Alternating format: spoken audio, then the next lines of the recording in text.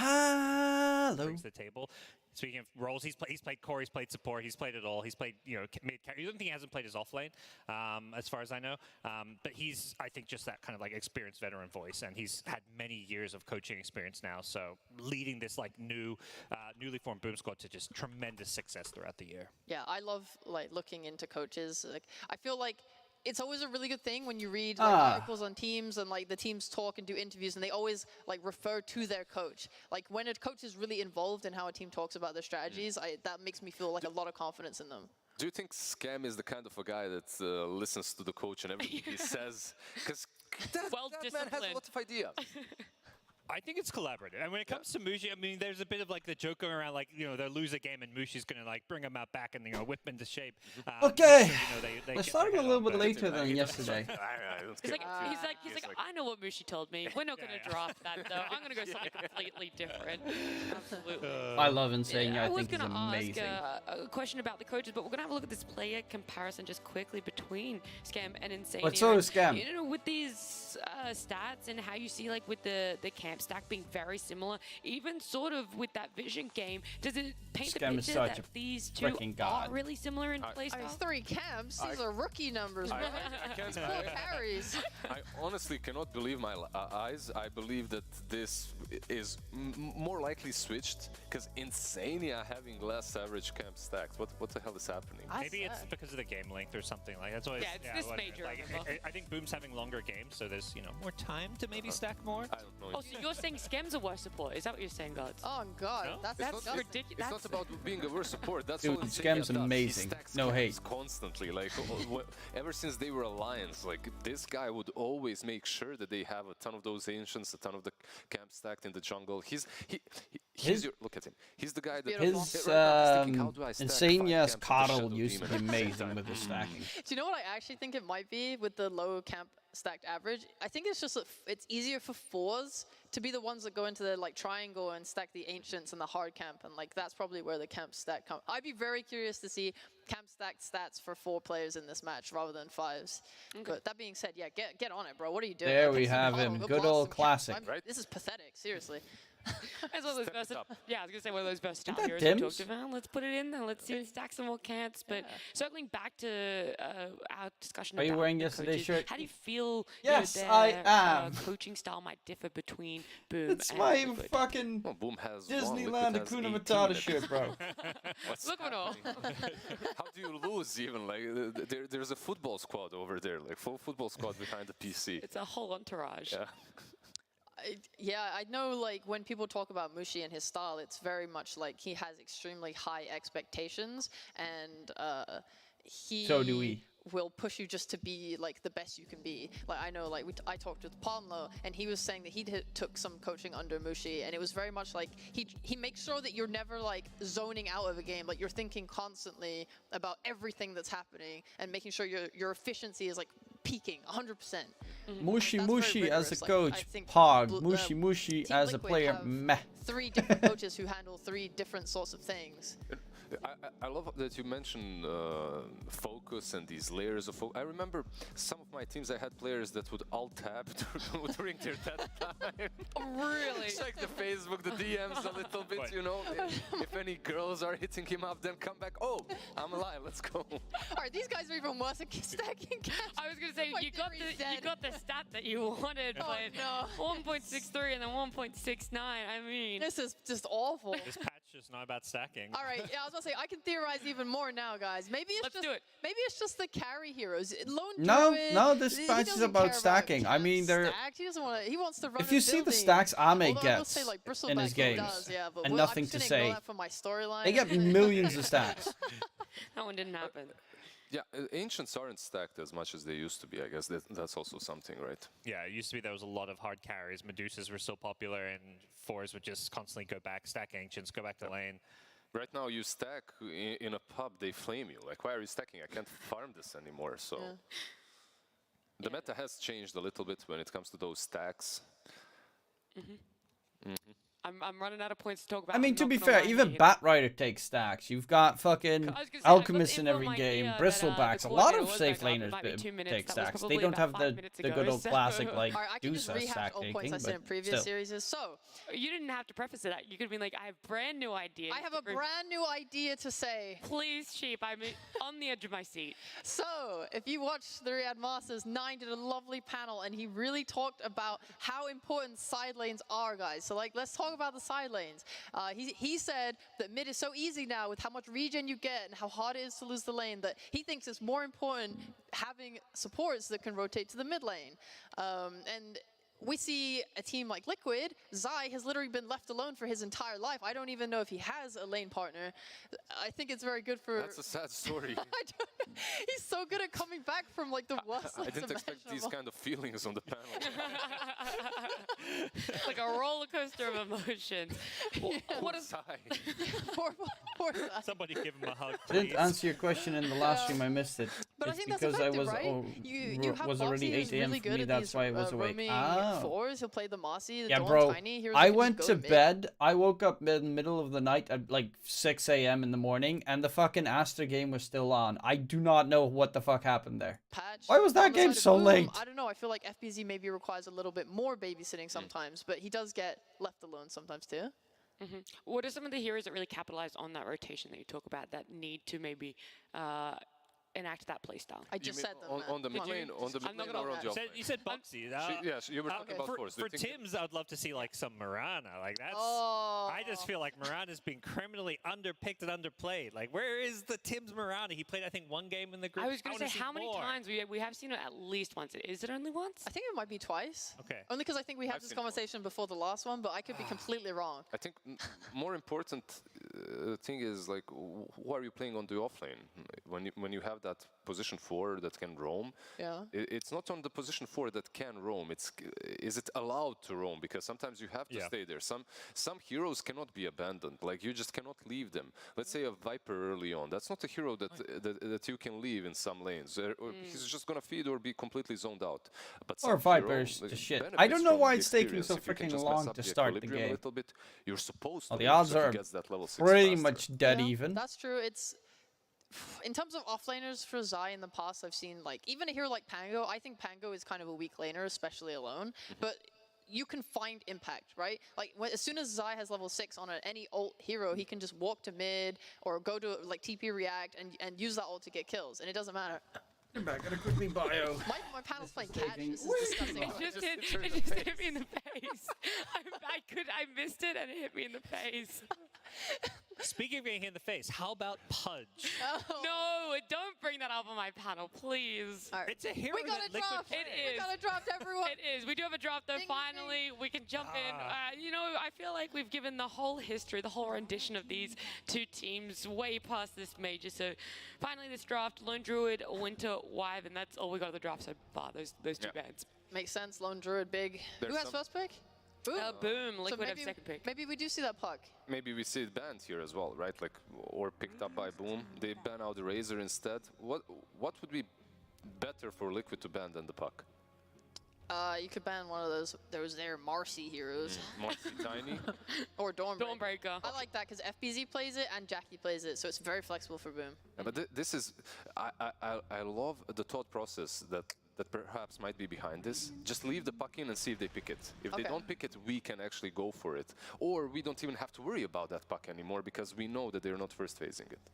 Yeah, I mean, they did take Tiny, which is like a preventative measure. I think a lot of teams are still very comfortable playing Puck into the Tiny, but still, Tiny's a great hero against Puck. You can put it mid, and you get that burst. It's very nice. Yeah, I think not just that as well, like Liquid have shown quite a lot of favoritism towards it too. They like picking it up in the first phase, so it's one of those things that preventative, but they also really like it too. This could be our Death Prophet Shaker. Yeah, there we go.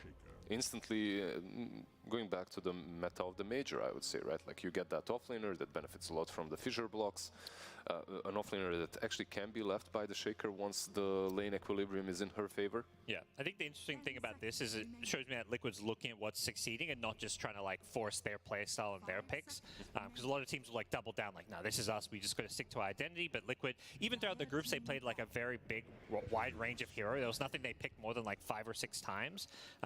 So they're willing to adjust and try stuff that's working for other teams. Yeah, is Earthshaker above 50% win rate yet? Anyone know? Anyone? He's climbing. If you give me 3 seconds, I will find out. Thank you, ma'am. Ever since Gods proclaimed it the worst hero in the history of Dota at the moment. It's been winning. Yeah, but you need 2 stats. Earthshaker's win rate and Earthshaker's win rate without Jin Q.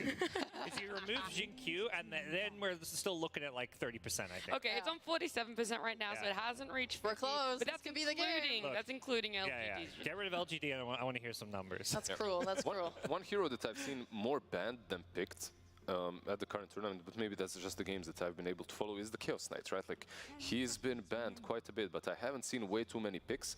However, I have seen every single player that's a position 1 at this tournament practicing it in pubs. Like, they love it. They think that the hero is obviously some flavor of the meta. Yeah, last Stockholm, he was also super popular too. And like Blitz said that Liquid didn't have that in their arsenal back then. So like going into this major, they wanted to expand their pools. And I like seeing that, like even now, this Shaker, it's not like been massively picked by them before now. I definitely like it a lot. Like if you get this Shaker and you play it in like a tiny way, like this is a big thing, right? In the past, Shaker, you buy the boots and you would do the wave dragging. And whilst that's still a thing, a way you can play, if you buy regen on the Shaker now, you can just go to lane, you do the double fissure block, the wave is back, and then you, on the first 2 waves, are actually quite strong. And you can trade with the heroes, especially with a DP who's also going to be strong, and just like trade. And that's like a very good timing for you in the lane. Yeah, I think you need to make sure that like wave stays in a safe place so you can get those early levels, because I think while Shaker can do that, I still think overall he's not a very strong laner. And that's something that I think for Boom, they're recognizing that that's why they picked Chaos Knight. This is a hero that can punish the lane, basically be a kill lane against a hero like Death Prophet Shaker, where, you know, these heroes just want to maybe play the lane more passively. So basically what you do with a Shaker in a lane such as that one, you're kind of in the trees, you're saving your fissure, you're never really using it aggressively. Yeah. The moment DP gets gone on, you use that fissure to break apart the fight, she siphons and runs away. So it's, as a save, sort of a safe laner, he's pretty good at the moment, but he doesn't really pressure the lane that much. However, a hero that does pressure the lanes quite a lot very early on that position 5 is Chen. And that's something that we have seen with the Death Prophet, with the Razor Shaker, Death Prophet Shaker, Viper Shaker. You get a lot of sustain from him as well. And sometimes Death Prophet, that's all she needs, right? She needs just a little bit of that save so that she can pop her Yule's BKB and ulti. Okay, there we go. Do you think there is a really good hero that can be paired with Earthshaker when we get to the later game, when it comes more to that team fight? Or does DP also have that covered?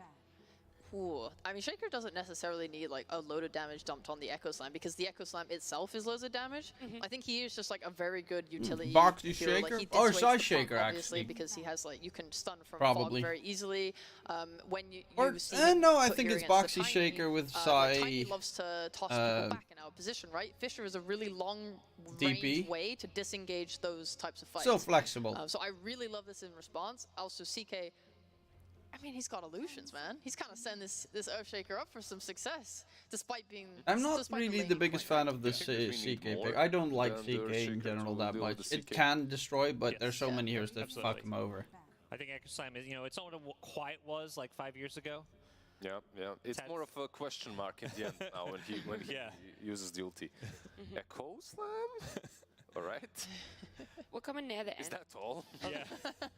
Coming near the end of this ban phase, and that puck is still in the pool. It's not really being looked at by either team right now. Do you think it is? I mean, puck has to be fully picked. ignored? It might go. Like, I think Mickey only played it 3 times, right? Yeah. So they're not. It's not like they're picking it every single game they can, but there is bans to consider too. Enchantress always solid. Enchantress, it's not necessarily the same way of playing. Like Enchantress is way less greedy at this point, even though it was reverse once upon a time. But I feel like she's a little bit of a better laner at the moment, at least. Yeah. I really love the ENG pick. I love it, because Viper and Chen. Oh, Boom is playing with Scam Chen, and we know Scam Chen is god tier. To provide vision on the map for Shaker to get those good initiations. But it is a lot of extra Echo Slam potential. About this matchup. Chen versus ENG. I feel like I'm back in, let's go, please. This is your time to shine, Lizard. No. Let's not go there. Overall, for Team Liquid, I feel like they just let this Viper plus Tiny go through. And Alchemist Boom got both of them plus the Chen. Yeah, Alchemist is actually really good against CK, because you can just like unstable concoction and it stuns up and damages all the CK illusions, plus you've got the evasion from the Radiance. They play out, like, I don't hate the Alchemist pick, but it's going to be a tough lane if this is safe lane out. I've seen a lot of games in which Alchemist is safe lane versus Viper go extremely poorly for him.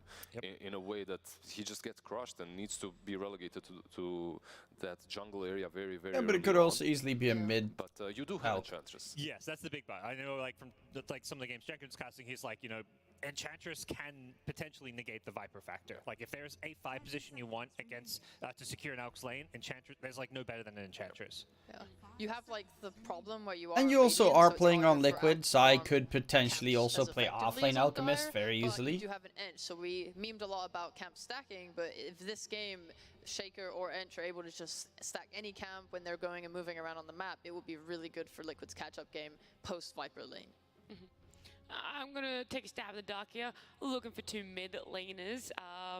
What do you guys feel is going to be best? Do we need some of that backline? Do we need someone a little bit more take? Like, what is each team missing for this mid laner that they have to fill? I think both teams are missing a puck. It is still there, right? Like, this kind of blows my mind, considering Liquid's one of their favorite pairings right now is that puck and that Enchantress. For Boom as well, getting a hero that can get across the fissure early on. What do you guys think? Nice. Both sides probably need a mid laner still left. Position 2. And again, yeah, Puck is probably your best bet. You need to think that way. You don't, but at the same time, those heroes are also good. Like all these playmakers that you mentioned usually have repositioning Yopaj is my idol, Ember's banned. Don't want to go that direction. Maybe are we going to see another Void versus Puck matchup? So kind of death ball around the Chen. Like, they like to what volume is too low? The in-game volume or the Maitake volume? Kind of like, you know, hit and run, playing, going on the back lines some more. I wouldn't mind that. The only problem for me would be perhaps if you're tanky, you lack something, right? And usually you lack damage. If you do go for those full tanky. Storm actually has a stupidly high win rate. Kunkka themselves actually. I feel like getting more damage on Boom perhaps would be a little better. I have seen Yopaj playing Invoker a fair few times this tournament, and I kind of like the idea of like a Quaswex Vessel Invoker running around just trying to beat out Liquid's timings, because right now I'm scared. BKB gonna come out on DP around like 15 minutes. Did Storm get played yesterday? BKB around 15 minutes. Earthshake is gonna try and get his Blink between 15 and 20 minutes, and when they have all these items, Boom are gonna struggle. They're very immobile as a team. So are you thinking like Parker is double down on that immobility and go for full snowball effect, or? Because that's one way of dealing with it. Like, I don't necessarily disagree with what Parker called out. It might be a little bit harder to execute, however. It is quite scary. Boom definitely have like damage mitigation with the Chen heal right now, so maybe if they just have something here that can re-engage really well when Liquid like okay, Boom need a bit of extra. Their pushing is already pretty good, but I think they need a little bit of extra push. I was about to say, what if we were going to see a Yopaj Tiny mid and they look for a 4? But they're going to go Tusk. Yeah. Potential with that Tusk there. And Liquid now. I mean, they really are banking on snowballing on Boom side. I think first you're scared against this Viper and Tusk, because if Tiny and Viper are difficult to lane against, I think they should make this a Zai off lane. Not any easier. Elk. Oh boy. Oh, last pick Timber. Yeah. Yeah, no, I'm gonna go Liquid. I think it's such a good Timber. Oh, that's such a good Timber game. Oh my Timber goodness. brings it. Like, that's a hero. It's a mid Timber as well? Oh, that I love it. And also, like, makes everything a lot more interesting as well. Like, probably one of the only okay, I dig it completely. Not only pressure the mid hero alone, what are the odds? What are the odds? He does not need these big rotations if they want to focus on their side lanes. Yeah, the problem, you don't have this opportunity of switching up the lanes and putting Viper against him. I don't think so, at least. Maybe there's a world in which you can even go Jackie off lane with the Tusk, with the Chen, Tiny safe lane, Viper mid, but I think the Viper's point Let's here see, is Liquid, to map 1, odds well, right? 1.76. So you don't really have that maneuverability. 1.7. How do you feel these lanes, how they're Liquid going to go, and how it's over going to transition to the later game where you game put 1.76. Ooh, I'm gonna still go think this Viper lane is strong. two I'm units slightly on that. towards Liquid. I think the way they set this draft up and got this last pick Timber plus the Edge being enough to secure Matu a good lane, and more importantly, it's Alki's going to catch him in the jungle. I'll give Liquid like 60-40 favorites on the draft. Oh, okay. Yeah, I would agree with that. I think like the timing on Liquid is too scary for Boom. I don't know how they're meant to deal with it. They need to crush their lanes so hard and then just like dominate the map space. Actually, Team Liquid's odds are 2.02. Sorry, my bad. If their lanes do go well, they could crush the game before Alchemist comes online. Yeah, they could just absolutely run away with it. But for now, we're going to run over to our casters. It is Lyrical and Trent. Thank you so much, Nat, and the wonderful panel. Trent, we got one of the most hyped games of all time. Winner goes to TI. One of these teams they absolutely have to win if they want to get in for the direct points. How you feeling? This is what you want with the DPC. Yes, yes. This is what we come to. Come to our lands, right? Get the big points, make it all the way. Hello? Win it. Just secure it right now. This That was a little bit scary. So a humongous series for both teams. And it's not just these teams either. It's all of those respective regions teams. I saw on there a lot of Southeast Asian teams. They don't want to play against Boom in those qualifiers. They want to get there on their own merits and have a couple more spots. Right now, it's Fnatic and Boom, the only ones. If they're both out, then there's no TI teams that are coming from C through the direct qualification of points. But let's get into this game number Wait, what? They're 1. not? As Liquid head out across the map, picking this last pick, Timbersaw. That makes no. Wait a minute. but a pretty devastating one against all these strength melee cores. Yeah, Boom had their options. Obviously, you can only go so far in the drafting phase when you don't have that final pick. And they started out with the Tiny, and in the end, they did decide to give that to Yopaj. And essentially what that says is that they really believed that the Tim's hero was going to be super important here, and they weren't very concerned about getting counterpicked in the mid lane on this Tiny. He was kind of at that point that was very likely to be the mid hero. And so they just put a lot of value into Tim's.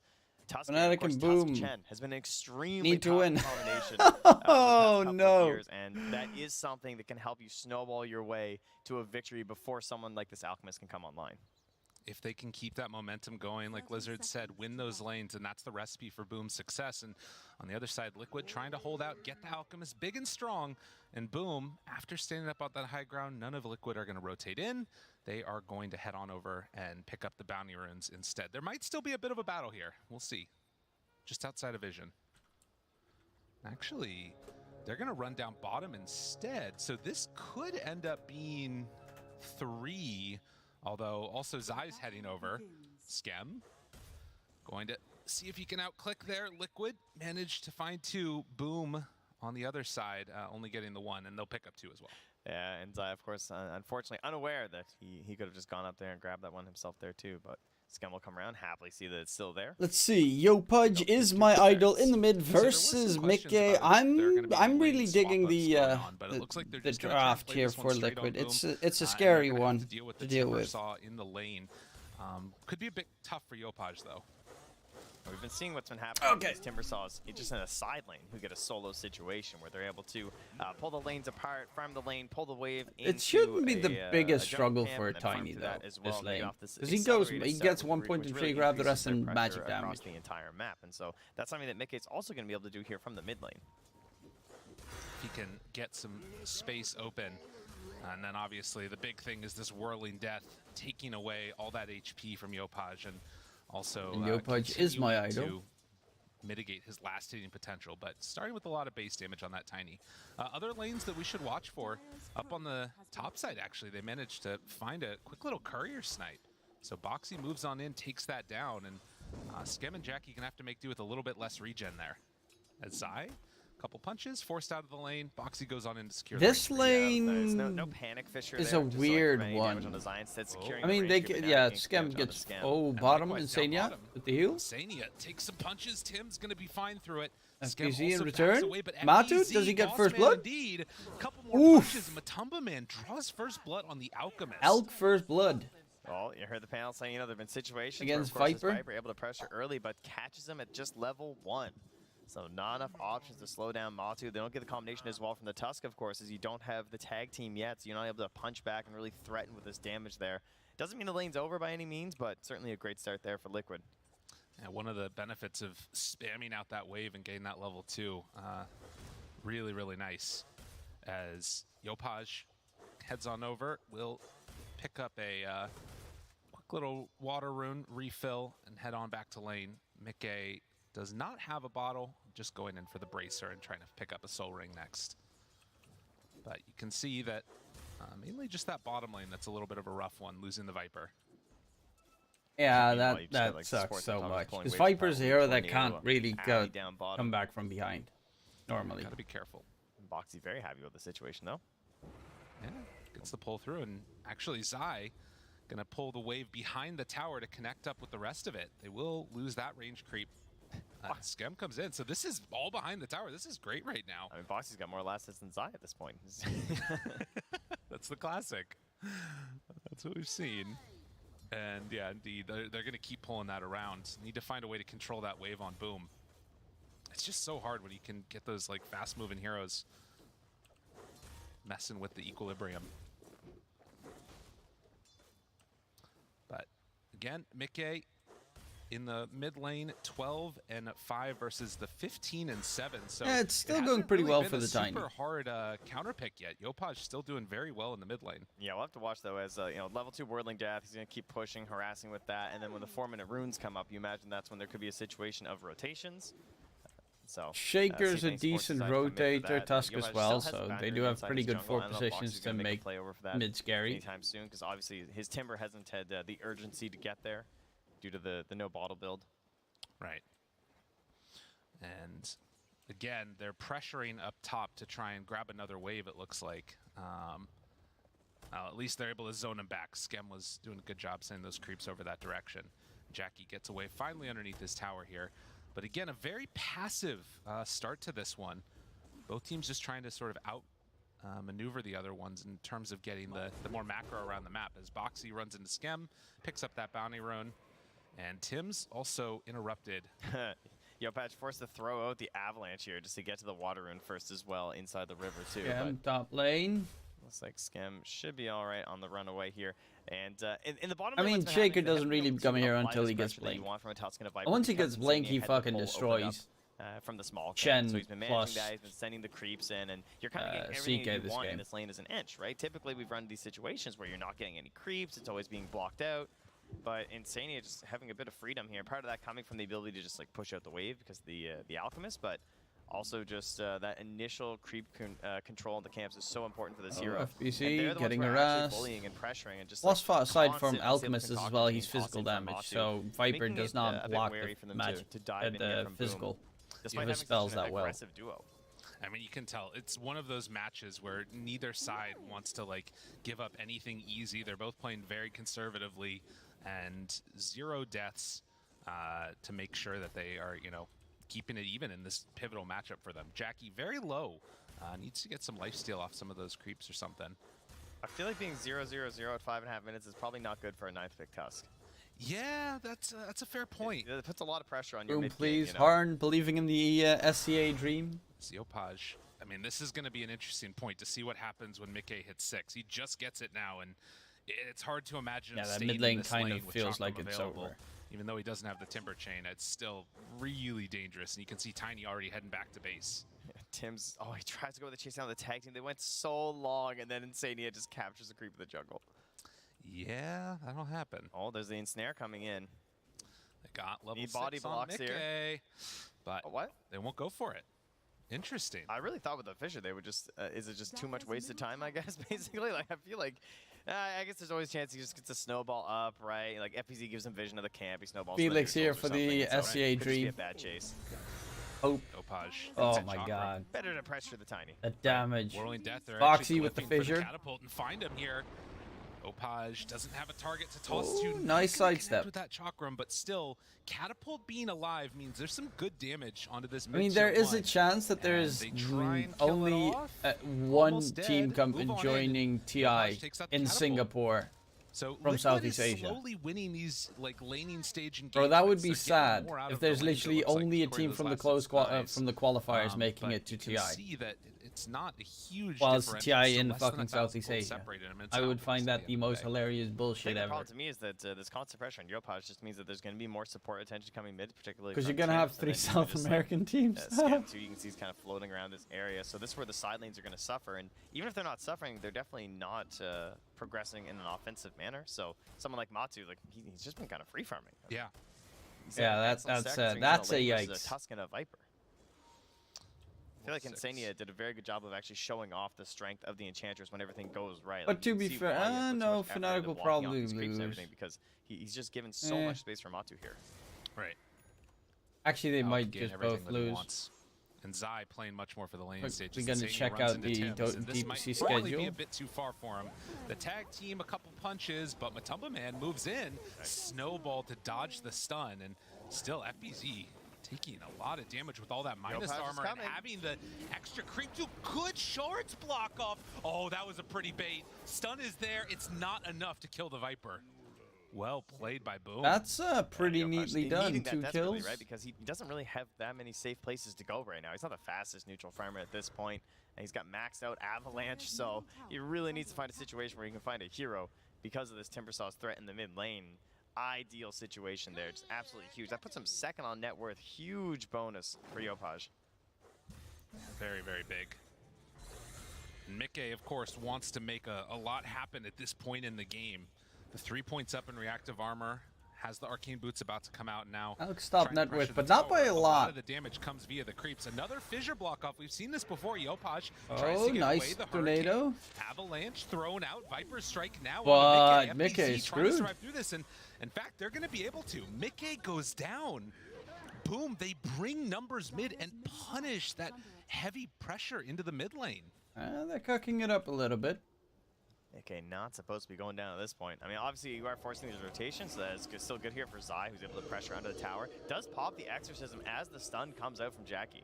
But a nice fissure block off, and Jackie in trouble. Jackie I don't think there's any way out of this one. Probably dead. As Zai very likely dead. 100% kill and is going to move to try and secure the tower. There is a glyph available. And Yopaj tipping top, Boxy is we'll find dead. Boxy, Avatos, couple more punches, they get the kill, glyph the tower. Boom, still protecting objectives. Be real careful there, Zai. Yopaj, he's been needing to catch this game because of his build, right? He's so reliant on getting these heroes that it's actually kind of ridiculous. He's finding 2 perfect moments there. Heads up play by Zai just to back out. With Tim's nearby and having a lot of lockdown, they even got the Ogre Bruiser, I think. They are not wanting to tempt fate. It sends Jackie's mid lane now. Gonna try and hold this down. It does provide. And currently Alchemist is just jungling, which he should do and should not be too problematic. Because it's an Alp. To spot these TPs and honestly, should not take too long until he gets his Radiance either. Depending on his item build, obviously. 4 heroes mid. They're gonna find the 10-minute rune. Unfortunately, just a regen though. Right. Not what you're hoping for. You're kind of hoping to make a smoke play, I'd imagine, with Yopaj right there. Well, you talked about the need that they had to get active. So just leaving some trash behind it. We'll pick up the shovel. The sort of pressure that was on this gaming gladiators movements could still qualify for TI. Himself active, get kills. So far, he's been able to do that. Kind of mirroring actually, they are very that we've seen from the Earthshaker. They're very likely going to make it to I'm TI. looking at this liquid draft. You've got Timbersaw, you've got Enchantress, you've got Death Prophet. Actually, and at 10 minutes, all the tier 1 tower is relatively healthy. It's a little bit scary. I mean, I guess they've got the Alk in their back pocket, but... Yeah, you might have a little bit more pressure in it. It seems like Boom just able to put these those sort points of like haven't been added just yet. Place, right? They're just kind of scary. Throwing down someone like this CK into the lane whenever necessary. Sania, have it, toss, couple more punches, very survivable, but in the end, they'll bring down Bambi, and Boom look to take that bottom tier 1, while FBZ makes the movement to mid, sets up to defend. So Liquid, while they have a lot of sustain, they have not been able to latch onto those objectives yet. How is this? Wait Okay, from he's got Tumbleman's Sacred Radiance, Relic which is done, just about pretty much. completed on the Relic. Yeah, we kind of have like 5 wall heroes, I guess, in this game, or 6 even, the sense of just like holding the tower and sort of requiring a lot of effort if you want to actually overtake in these situations. Pretty much like all the Tricor. Yeah, this is kind of scary for Matu. And they just kind of like sit there, camp a little bit, and once the numbers are too big, they he's actually doing a good job dragging it away towards his triangle, not the best where he's got vision. Obviously, takes a bit of time. Oh yeah. Knowing that under the tower he'll probably get creep wave jumped. over to his camp, and mid lane they're pressuring. Well, also in the jungle, Liquid is kind of chasing this CK out of there. He's forces him back. like he does not care. You know, he's like, yeah, this isn't that great for me, but my whole team is rotating mid. They're grabbing that tower. This is Chen coming online right now, farming in towards that mech. And again, if you do wait and get the Radiance timing, Liquid feel like they're going to be very strong at that point, but how much damage is going to be done around that moment? As well as who is Yopaj going to catch the start of these fights, right? Like, has that Blink Dagger. Every fight wants to open with an It's looking pretty still decent here for follow-up there as well Boom. from Tim, so you can kill pretty much anyone at the start. The supports are very farmed. Boxy spots Yopaj. Can't stop it, though. Tim's available, the punch, the shards, nothing done. Side TPs, he's alone. Oh, Mickey is coming in. Make a big move. Is it going to be a little bit of a dangerous one? Get some separation. Zai oh, gets Yopaj. Yopaj already dead. FPZ turns with the Viper Strike. Zai is done. Schem backs away from Mickey, but the Timber Saw will clean up. Creeps. And Matu is there to farm some creeps. As it's a trade of 2 for 2. And his Radiance is pretty much done. Block. I feel like they wanted to get the wall in, pretty but decent time. To do it. So Zai, although he was isolated and does end up dying for it, still to get the kill on Yopaj is really going to help slow down this pacing from Boom. But much like the Radiance being built up and this backup from Matu, there is a similar situation here from Jackie, who's just trying to farm into that secondary item of the Echo Saber and provide a little bit more threat in these team fights when he finally decides to join up. Well, and the big differential is, of course, like supports on Boom, getting a lot of farm, about 1,000. Yeah, that's the big problem here. here. The Earthshaker, but Shaker's not going to get his Alchemist, blink which now completed the at Radiance a decent time. pretty much top of the net worth and looking to get into the BKB next. But this he's still very vulnerable with no BKB. If they can connect. Matumba Man, does he scout out that they're there? No, they have the toss back. Do they have enough damage, though? They definitely will. As he's broken, they get the finish. Schem shows up with the mech for the save. Tim's trying to walk away. They have the snowball. FBZ and Zai still might be screwed. Just a little bit off the mark, and another round of the Avalanche, the toss back. They pull him in for the reality Big rift. smoke play. You lose the Tusk, but you take Alk and Death Prophet. Yeah, Zai getting the Yules delivered mid-engagement there, but like, not even getting a chance to they use do have an okay Roche on the side of Boom and that's as what well. we're talking about. Like, you think about this Tiny maybe not They able probably to should have killed the Roche during those kills that they so secured. even if they felt like maybe Yopaj would have a bit of a rougher time mid and wouldn't get that like super fast experience acceleration where you get the more damage by leveling up all your skills, getting the ulti, by having that extra bit of oomph on the Tusk, they can still get a big target like Matu. And I mean, it has been a really fabulous showing so far from Boom. They've recognized when Liquid is strong, dodged away from those fights, keeping that mid tower alive for so long. And I mean, Yopaj, right before he stepped into the action spray, gets the blink off, finds the Tumble Man. Not idle. Yeah, I mean, you need that toss back, right? Like, you needed that bonus damage there from Tims. There can't be any delay for that regen to kick in there. And Schem's mech really helping to solidify Liquid committing a bit too hard for this fight. Very, very clutch stuff. And another toss back. What a hero. Yeah. You know, those low cooldowns. Apparently Tiny's good. Tiny is very good. Who would have thought? What a beard not too on concerned. Matu. It's a little dance on. Still feeling like they're in a decent position. And Beard gaming for the win. And he's just doing Alk taunt. And yeah, you can see there's a little wall of wards here. That one behind the tier 1 still surviving all the way through there. We got another one in the jungle right there too. So Yopaj, he's hunting. But Liquid, they're not presenting themselves as a target yet. As everybody on the bottom side of the map, they've given up that Roche area to Boom. Although I don't think that they want to go in and take it anytime soon. Oh, look at that ward. They just popped on that smoke over the Dire Observer ward too. So yeah, they're playing really good vision game. I'm curious if Boxy opts for the shard on if he Boom's wants to try and side. hang all the way for the Blink Dagger. Right. It's a bit of a Their tough call Observer this wards game, is because I do spotted think the shard's so really much. valuable when you're playing with the Death Prophet as well as the Timber and the Alk, right? These should be long delayed fights. There's a lot of sustain and regen on his team, and so you do get the one-shot jump with the Echo They are gonna go roach. Yeah, they have a very solid roach lineup. Worth it if you're not gonna be able to farm to that blink dagger, and I do think he's gonna struggle to get there this game. This would be the moment when obviously a blink would be great, but I mean, there's nowhere near it. And like you said, could be a bit of a problem, particularly if Boom can take this Aegis and start translating that into more objectives around the map, shutting down the areas where Liquid can farm. They do manage to take that bottom tier 1 tower on Liquid, so opening up the map a little bit. All the tier 1s now dead in this game. But I mean, Box is just gonna pray for Matu's just getting really big though. It's this next round of neutrals comes in. I don't know where he's gonna get away. They do have 2 BKB piercing of abilities on Boom, and later 3 with the CK drag back. But certainly a precarious that position shaker for him, link is literally the moment for Liquid to make plays.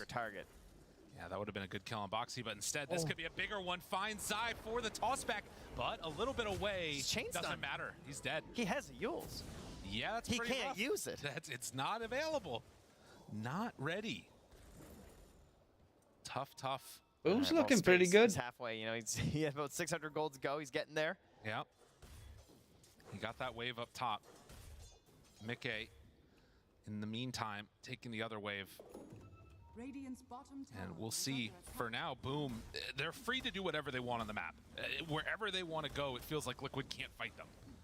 Yeah, and slowly it becomes this vacuum situation where all the gold gets kind of sucked up by Matu. And you see if you can get him into that next item past this BKB. Oh, that Alchemist is pretty big, but can Matu really manage to get the blink dagger done for Box? turn this game around? Matu's in there with the big burn. They're losing a lot of objectives. And, there will be some issues of control, of course, as they don't have that much to deal with the BKB at this point. You know, Tim's isn't really that scary. He can just sort of stun you down a bit, but Yopaj still heavily relying on the magic burst. There's a lot of heroes over exactly there. Exactly that. They would have been able to take down Yopaj anyways, to be honest. I'm a ghost. 200 gold away for Boxy. It's an outpost now for Boom. Big control 18 minutes into a game. And they have vision all over this area. They see everything that Matumba Man's doing.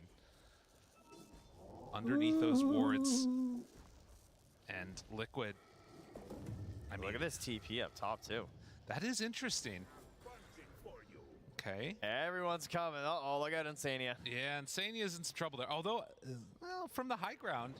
Oh, nice. Okay, I like it. The hurricane. I was like, he doesn't have a tumbler, so I was like, oh, there it is. The old bird's helping out. Gotta love those birds. Mickey getting away. Awesome. And Blink's done. Mickey needs a bunch of more items to be really effective. Got Timbersaw, Sanj, and Kaya. I mean, this is about as good a time as I see to make a fight happen, but I guess the other problem is the Aegis, so they kind of still have to wait it out a bit.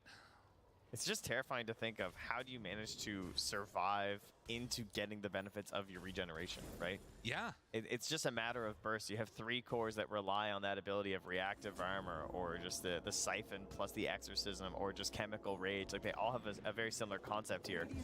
At the very least, we don't have any sort of like spear vessel or something. I really enjoy listening to the casters. I mean, the other thing that you could look at is the BKBs for Boom, right? Just completing that now on the CK. Also have it done on the Viper and Mickey. Mickey playing such a dangerous game. Nice vision block though. But he's got the BKB if they need it. Tim's ready with the snowball save. FBZ blink reveal. FBZ just gets blown up and dead. This is problematic. Now turn, look for Yopaj. Mickey right on him. My idol. And Yopaj also likely to fall. They just walked in and died. Yeah, Tim's was like 20 gold away from a blink. Oh, man. So not having that save option, and they just kind of slow rolled them a bit, right? They kind of whittle them down. We know how Boom want to play these fights. They want that big burst of damage at the very beginning. And so when you catch the Viper first, and they're able to just kind of slowly crawl their way into that fight, having some vision up on the high ground there too. Yeah. That was not perfect. A bad first engagement. You had the BKB on the Viper, just didn't want to pop it. And maybe a bit of greed there, but it ends up paying off for Liquid. Suddenly they find their feet in this match. Still, you can see Dota Plus win probability heavily favoring Boom, but that could have been one of those inflection points. We'll see if it ends up mattering as the game goes on here. It's trying to get towards the BKB. Find that. Yeah, there's certainly a chance we look back at this and say, oh, they lost their map control, you know, and then they had a really hard time getting it back, or maybe lose more heroes in the situation, because finally Liquid are just out there. You know, they're back. Boom had just kind of sheltered them back in, forced them to the worst parts of the map for farming, but they're able to get back out here now. But yeah, as I said, Mage Slayer, full timing BKB still there for Jackie. So even when he does lose this Aegis, it's not like he's gonna be frail by any means. No. Oh, DK True, No, Dickman, really? You're again alive again. I am, so sure dude. Well, I'm heading to bed. Tim, have fun watching the Major. Bye, Felix. Good night, my sexy devil. As the Aegis expires, they're running in towards Insania, but if they keep heading north, they might find some juicier targets. Ooh, they might find Matu's Hyperstone here if he buys it. Courier. Fly Courier. Tim's punch, yep. All right, they got the Hyperstone. Ooh! All load Sorb almost done on the Mickey, though. Timber. That's actually pretty big. He also is trying to get towards his next item. Lotus Orb going to be done in just a trip to the secret shop. Alk still maintaining that pretty substantial lead over the CK, which you would anticipate. And with the BKB done now, no Hyperstone yet. The question is, how do they start these fights? Who catches who? Are BKBs going to get off, or are people going to get bursted? I'm going to get off. Boom are reaching a point now where these fights are hard to initiate. Yeah. Like, they can start going into towers and maybe force a bad initiation from Liquid, but if they're at this point where they're trying to catch these heroes, we're going to have a 4-staff save from Insania, which, of course, when you're well coordinated, they can still make a humongous deal, especially when you're being pushed towards the end. She's got the Nature's Attendance going, and again, yeah, that load Sorb is a pretty nice. It's not like a super mega pickup, but it is pretty nice. They have their natural against the CK specifically. Power Reflect the stun is kind of huge. Earthshaker going to try and do. Jackie, Mickey goes into all of them. Oh, he's broken. Reactive armor stacks not where they need to be. He is gone. And now Insania is next. I don't really know why Zai's going in. Actually, the BKB of Yopaj is about to end as well. They have the Blink Echo. Still thinks that this is a decent fight for them as, well, Matumba Man pulled back in. He pops his BKB, tries to run away from Jackie. Yopaj throws out the Avalanche and gets a little bit of distance, and that might be enough to get him away. That's a weird fight. So the fights break down. There's some Broken Darkling. How you doing? Down. Yeah, and this is a situation where it just can't happen like that. I'm talking about the difficulties of the initiation where they really self-define that big toss back. Mickey tossed himself into Boom. Yeah. He did Tiny's job for him. That's right. Oh, they stuck around though. They waited and they lurked, and he got punished for being greedy. That was very well done. Liquid needed that. It feels like Yopaj was trying to bait something because he had Tim's coming over, and he's like, yeah, I'll find something. Yeah, Matu, kill the no Yopaj in this fight. Illusions. No. If they want to take it. He almost has his AC though. And Roche, 35 seconds until it's capable of respawning. This game, again, it straddled that line of, Yeah, the main difference is Boom has money on supports. With pretty big but the cores on Liquid are fairly farmed. We're getting to the point now where it really needs to make sure comes down to how that initiation starts. Yeah, I mean, we just have so much blink potential, right? We have the Tusk, the CK, and the Tiny looking for that big hop where they just get in there and blow you up. So if there's an Aegis on Liquid, that nullifies a lot of this net worth that they then spent. So America's favorite game in 24 seconds. 30. Okay, not even close. Oh my God. 3 minutes. All right, so it's a big timer for the Roche. And who is that going to benefit this situation? Well, I suppose it's probably Liquid, because time seems to be on their side. That's true. AC now done on the Alchemist. Is on my side. Alchemist needs to get the shard. To who has that vision? Liquid with a really good ward. Actually, he needs to get the second roast to get a free shard. Because the shard's actually really good. The map there. But I think it's under that lower pillar. Appreciated. Boom also getting down a ward themselves by a lot of players. I don't see it get built up as much as as I would have expected. Deward that one, it looks like. So we'll keep it for the moment. And Liquid, do they want to? Yeah, they scan. They know what's happening. Immediately head out of that triangle. Gonna leave it and head to their vision instead.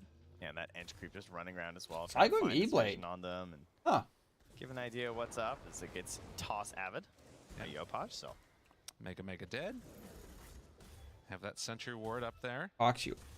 Wait, I'm being called. 1 sec. It's that weird moment where this would normally be where you'd want to take that fight and go immediately into the Roche pit.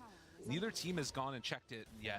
Boxy, yeah. I mean, he has the shard. He's holding here. This is a great spot to fight from Boxy. Walks into everybody, gets silenced, and just gonna die.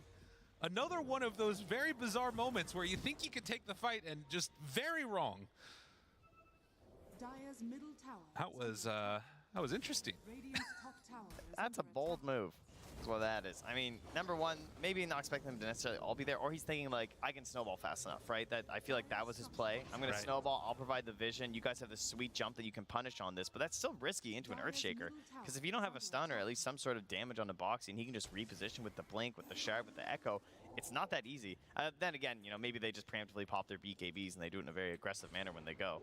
That's true too. He scam onto that D-ward so bad, he threw the sentry down, huh?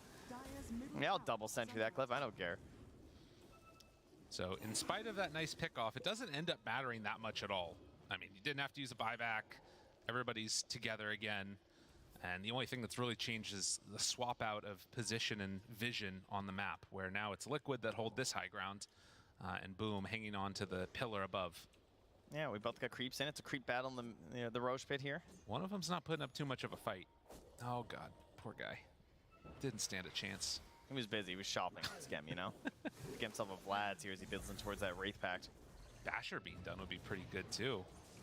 Has there been that much more progression, I feel like, out of Yopaj? Doesn't look like it. We did see the AC completed for the Hulk, and father-in-law. Still just that future BKB and father-in-law. Echo Saber. He was thought, you wanted to know about PSV versus Asmonako yesterday. Stun, kill off the Ench creep. That next round of neutrals. Be down here in a second. That was a good one. Yeah, you got him. Roche respawns, neither team confident to go on in. I mean, these matches, when going up one game in a 3-game series to determine who goes to TI, you can see just how careful, calculated, and like nobody wants to be the person that like, you know, goes in and loses Alchemist, everything. going Abyssal. Every one little bit too, right? You know, like Alex and like Boxy's level 11, almost 12. He's like, well, I can really use a couple more points in my skills right now. Yeah. Every little bit helps on Shaker, be it the ulti points or be it the points in Aftershock. I mean, with their shard, I'm sure you can make a case for the Aftershock. Smoke, they don't get Mickey in it. But Liquid, thinking this is their moment to head in. Killing off the Chen would be a pretty nice plus smoke at to the break. start of the fight. Gets a ward up on the high ground. Tim's left his courier there for so long intentionally for this exact situation, so he could spot when the smoke comes in. That courier's been there forever. That's a great play by Tim's. So he knows that they spent their smoke. They know that they're in the pit right now. But do they know that Roche is being taken? Need to send in some creeps. Oh, they can scout it out with the ice shards. He blinks for the D ward, Tim's. Oh, he tries to force staff him down. Insania's getting crazy. But they do have a snowball over to some creeps. And a little bit of a misplay. They thought that he was going over that direction. Oh, Yopaj misses the avalanche. He runs through. Things get a little bit wild. Bash? He's out. Realizing that was not the fight they thought it was going to be. Well, he gets a free exit, but the question is, can he get back in for a good spot in this fight now? The illusion bait was interesting. Yeah, they can. We got the mech. They have so much jump. See this on Boom's side. Acid spray down, breaking any blink daggers that could come out. Boom, they need to find another way to get in. The Chakram, it's blocking their path. Dude, the Chakram is right there, ready to go. Jackie, BKB walks in for the stun. A bash now on the top of man. The shorts keep Fins for the steal. Finish this off. Do they have a way in? Yopaj with the combo, but Boxy. Oh, Boxy saving grace. Yopaj in trouble. He goes down. Liquid, they managed to win that fight, getting the Aegis on the Alk. Oh, who got the shard? Stop from Boxy. And that was the cost of spending that BKB early. Didn't have it when he really needed it, jumping in to try and grab that Aegis.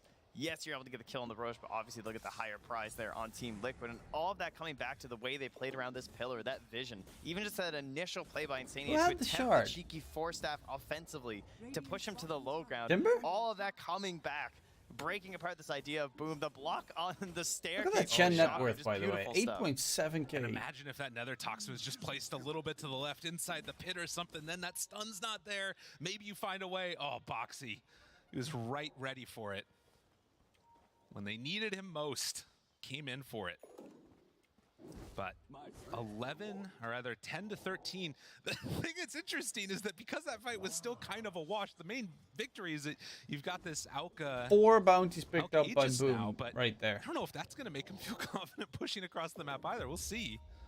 To me, it just comes down to the question of like, how confident are Boom now? Like, yeah. Do they feel like they can actually approach more of these tier 2s or even a tier 3 at that point now that they're up to this Wraith Pact? It comes down to Yopaj having to put himself in this role of the support. Like in this situation, this is where you want the Fortnite because you want to be a bit riskier, much like he had to like BKB TP out. That's the cost of doing these tossbacks. Yeah, it gets really hard to make those getting fights be perfect. pretty scary and hairy. You get Yules. Like, look at this vision on the high ground. You're going to get a pre-Yules from Zai if you go in on here. So great D ward there. Very important right now. And Tim's like, that's his courier, right? Yeah. You know, this is why a lot of support players love playing these heroes that can actually get that vision with their skills on the high ground. But sometimes you just got to throw down sentries and bring your courier along for the ride. I feel like there's like a Pavlovian response where people just have to hit a courier if they see it running by. You know, so he's going to bait that out at some point. But AC done on FBZ. Yeah, he's going for the Scotty next, which is going to be huge. One up. That's actually, honestly, that's the only moment where I think there's value in a Viper late game, when he gets Scotty. For FBZ, he feels that pressure to be that other right clicker, that other hero that can, you know, make the difference with Jackie. It's certainly the best thing he can do in a game like this versus a DP, a Timber, and an Alchemist. Like the Scotties, we know what their heroes do, right? You're trying to beat out this regen. Meanwhile, Jackie's like, what if I just regen? You know, what if I spy a heart? How about that? Is that going to work out for us? He's a strong boy. All right, well, Yopaj not as risky potentially by using the Shadow Blade here. Radiant Vision, they actually don't have any sentries here. This is a big reveal. But finds one. Mickey toss back onto FBZ. But the BKB response. Don't know if he spotted that when they tossed him back. FBZ will have the Viper strike. Jackie blows up Insania. Did not stand a chance. Turns for another 2-second stun. Mickey. They bring down Mickey. Instead, they focus down on Zai. Has to back out. FBZ in some trouble. The bash is there, but Matubman not trying to go for the full commit. Trying to run away. Playing so many different fights at the same time. He gets controlled. Chen getting a lot of regen in, but does not have the help of his team. Matumbaman BKB's about to end. Tim's thinking about turning to him. With the tier 2 tower already dead, I don't know if Boom can take this fight anymore. Oh, they want to chase. They got Blink on CK. They got Blink on Tusk. Viper has these range damage. They want to go in. 5-second stun. Still have the Aegis. Couple more punches is gone. No Aegis. Turned on his eye now. Snowball. Jackie beating into him. But Moxie moves on in. Is it not enough though? They turn. FBZ still surviving. So Matu's dropping. Survivability on this Viper. But he has chemical rage. And Tim's runs on in silence. FBZ down low, and he's in trouble as they bring him down for the finish. Tim's now turns. Mickey back in. Alk dies. Jackie in this long extended fight. The heart regen. And Mickey is out of mana. He's got a couple more punches. Tim's wants to walk back through this. He's out of mana. 2v3, but Insania's far away and not really going to provide that much help. Jackie low. This is such a slow death if he even dies, to be fair. Snowball. Ready to come in. They do have the Chen nearby. Scam gets there for the mech. It's enough for the save. Both of the creep heroes are back. They have the Vlad Sword. The turn Insania just dies again. Was hoping something else would go on, but Tim's there with the BKB. They're winning the fight. Mickey falls. In the extended and Jackie fight, just Chen, does not die. Tim's just lurking through the tree line throughout all of this, that vision, helping them out through so much of this engagement, allowing him to play nice and safe. He started out the fight by also kiting Matu up at the top near the tier 2 tower while the rest of his allies were focusing down some of these other two phantasms in a team fight. Holy. Throughout so much of this from Jackie too. Just Insania, I think, played about 2 seconds of that fight between 2 lives. It was rough. Help is the call from him, and he needs it. Oh, geez. 34 minutes in, and very little separating the two teams, but you find these pickoffs. Down bottom, Boxy goes down, Yopaj connects. Yeah, they can knock on the high ground. That is a pricey death here, and yeah, part of that replay. I mean, you can just see, honestly, the story of this fight is just total chaos, right? It's so broken out there in the bottom lane. That's where you're up in the bottom picture. That's where you saw that Tim's like, he secured so much of Matu's time, and he spent so much of that fight in 20% HP or less, and he did so much for the team because of that. Gotta potentially get back into the real game here, as they do have buybacks on 2 heroes, but you don't want to have to use it. Matu pops the BKB. Rax going down. 3k gold. Okay. But, I mean, they're not willing Now you don't to have BKB for the fight. It's so close. How much damage can Boom get while they're waiting? They've already taken 1 melee. Do they stick around for another, or do they back out? Gotta watch out for that big Echo Slam. He's got it ready. Boxy TPing in, wants to find his target, but will he be able to? They already have the breakdown. Oh, that save. He won't have a stun if he goes in. FBZ turned upon. They have the BKB. They do have the Echo still on Boxy, waiting for the BKB to end. Zai tries to burn down a little bit more on these heroes, but they can't find a target. FBZ low. Fissure connects onto 2. Pretty good. And they're going to find at least those 2. And they're backing out of there. TP out from the tiny. Jackie just trying. God, this game. Sink there. They're trying to get like it's going. I still have no idea who's going to win. At this point, but the BKBs are all up there from Liquid. They do defend their high ground. This game very back and forth, But Boom strike the first big economic damage, the big creep wave damage, getting that mid melee racks down. They still have a ward up on that high ground because the tower was taken, which is inside the base, but it seems unlikely to just go for another, like, run down another lane with all of Liquid alive. Yeah, much like losing Boxy last time with a couple heroes dead. We'll see if Zai. Zai, broken, toss back, stun. Oh, but the Yules, he gets away. Zai was wondering if they were going to go for the full chain stun, but doesn't get it. Still going for that outpost. Right. Back to taking this outpost here. Okay, thank you very much. Neutral's about to come up again as well here. Look at that next round. It's such a scary game for both these teams. Initiation. They could engage now if they wanted to. Overwhelming blink. There's no EXO yet for Zai, if I'm not mistaken. That's one issue that we saw from Jack with the heart. They're trying to like chew through this guy, so maybe that extra bit of burst at the beginning. Matu, does he have good eggs to give? He has really good axes to give. The CK necessarily, but trying to catch. Like if he gets a free ags on Timbersaw, that's such a frick load of damage. Hand of God not there, so missing. Oh, this is big. They're gonna find Zai again. Runs right into him. Stun, BKB. Zai, Yule Scepter, tries to get out. Can he escape? But nice silence, BKB used. Good stun onto the Tusk. Boxy joking together with the rest of the team. A good. But Jackie does so much damage with those illusions up. FBZ right on top of him. Where do they go next? A couple more bits of control. Matu has no mana. This Viper is doing so much work. Standing tall in front of all of them. He's left alone. The wrap through, yeah, he's eventually going to fall. And Roche just respawned? Goes down, but they got the buyback. It did. Out of Zai. It was almost an instant Roche too. It's back up. That is huge. Liquid, do they check? Oh, they might not check. They don't realize that it's up. Ah, this would have been the moment. It could have been. No, Zai gets in there. Zai's going for it. He's got the brain. He checks.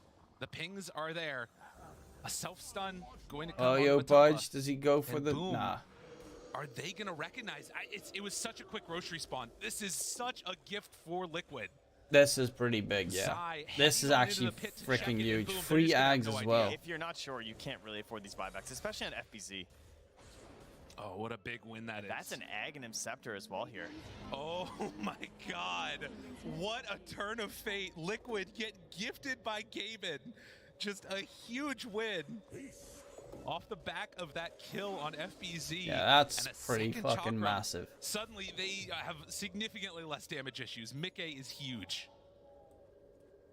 They must have given him the shard too, huh? I think so. Unless it was Jack who got the other one. I'm not even sure at this point, but it's a bit chaotic on that first Roche. So, not many shards this game. A little unusual. Only 3 across the board. True. Yeah, only a couple of them there. And how much does this change things?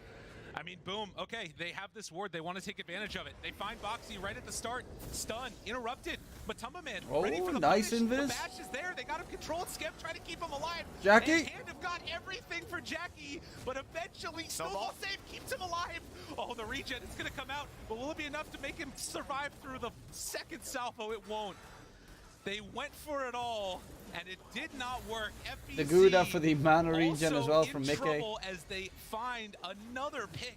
And boom, they felt their moment. They thought they could do it. But man, I'll say Blastrig is really freaking good against CK. Yeah, I definitely understand the idea though. Like he feels the need to go for these plays because of the itemization that they have here with this Bloodthorn. Like he's gone. They have to find the solitary confinement to just kill any of these heroes on Liquid. You know? The fact that Mickey got a free axe is kind of massive. Like the damage increase that you gain from double chakram is insane. Yeah. Like it was so close. Yeah. Unreal. 5,000 gold lead already after that fight, and now even further ahead. And boom, it wasn't going to work. Yeah, I mean, they took the mid racks at least, right? So they've gotten that. That's true. But not able to get any further pressure after that. And now coming down to the tier 2 in the mid lane. Might get a rack FBZ is so severely under level. He's level 19 and Zai's 23. On Chen. Buyback status, he is 1,400 gold away on the CK. They will use the glyph, Liquid glyph themselves. Oh no, they still hold theirs. Tim's is slowly approaching from the back here. Of course, these fights, they've been picking him off at the start. It's made the they don't have Boxy there, so they have to still be careful. Yopaj, Abba, toss back into the base. Pops the BKB. Matumba Man wants to get away. Boom, still going to try and chase this. Tims has the control. Where's the snowball afterwards? The BKB is there. Oh, Matu's in trouble. He has his own BKB. Nice silence. At least the first salvo of this. Jackie pulls him back in, but surviving not long enough. They take down Matumba Man. Echo off the mark. They don't have nearly enough damage. Liquid, they're in pretty deep. Tims walking away. Zai gets the finish. Chases. They buy back. Mickey hoping to escape.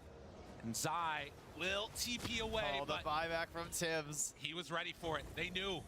Yopaj still trying to chase Boxy, keeping him under control. Mickey hoping to get out of here, but do they have the avalanche? The tree toss? The chakram? Oh, to break it. How can you blink versus 2 chakrams? It's impossible.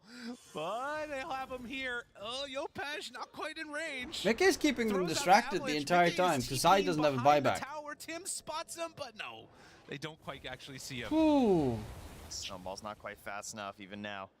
But they're going to force out the buyback. They find the way they need to play these and so Zai doesn't have a buyback. So important that save is no Echo Slam either. This is actually pretty a huge timing for them to turn it around. It really matters. That earlier buyback from Zai, he doesn't have it. That's why they gave him the Aegis. Another 3 minutes, and that is a heavy punish. They only have 4 heroes here. How much can Boom get? They know that this is their time. Although, Kenji Tims over to the side. Yopaj tries to toss him away. That keeps him alive. Pretty big commitment. Jackie. Mickey. Turn, he's dead. Mickey didn't stand a chance. And he has to buy back. This is Danger Town. Liquid could lose the game right here if they're not careful. And Boom want to get as much objectives as they can. FPZ's right up front. Still has the BKB. Nice. Yeah, they still don't have Zai. As Yopaj is hunting as well. Looking. Has Silver Edge. Has Blink. One more toss back. That's all they need. Matumba Man goes down. This game is over. They're gonna get Mega. BKBs, though. This game's over. And Liquid, they're not gonna tempt fate. Or are they? Whoa. Matumba Man, BKB. Gotta be a little bit more careful. Zai needs to be alive for them to take fight. Jump in, Mickey. He goes down. That could be it. Boxy tries to interrupt this, and Mickey, he gets out. He survives. Matumba Man low, broken. Couple more punches down low. And oh no, that is game. Boom, they survived through the madness. Damn. Set their sights now on the tier 4 towers. They actually don't have a creep wave. Wait, the buyback from Edge. They gotta get this back in here. It's still 2 minutes without Matumba Man, but Zai is back up with Mickey. No Can they get anything done is the big question, though. This creep wave in here, though, right? It's true. I mean, the couriers are flying out. They toss. Insania gets the 4 staff out. Boom.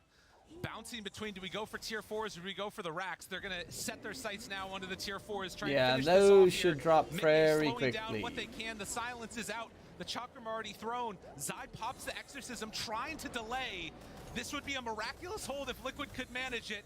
Zai, BKB runs in. Tims right on top. Zai dropping low though, Mickey. I don't know if it's gonna be enough, doesn't get his spells Zai off in time, and yeah, that's game. Seconds gone, and I think Boom have locked this one away as everybody's dead. GG. Damn. Boom strike first blood.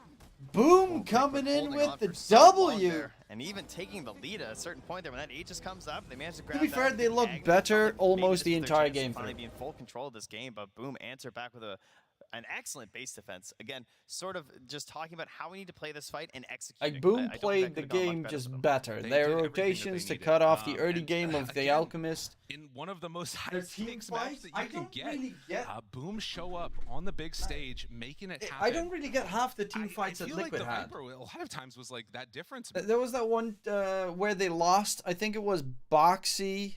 No, they lost Mickey and Insania towards the Dire tier 3 Dire triangle, like at the start of the fight, and then the Zai pops his Exo with BKB and charges in. Like that stuff I don't get.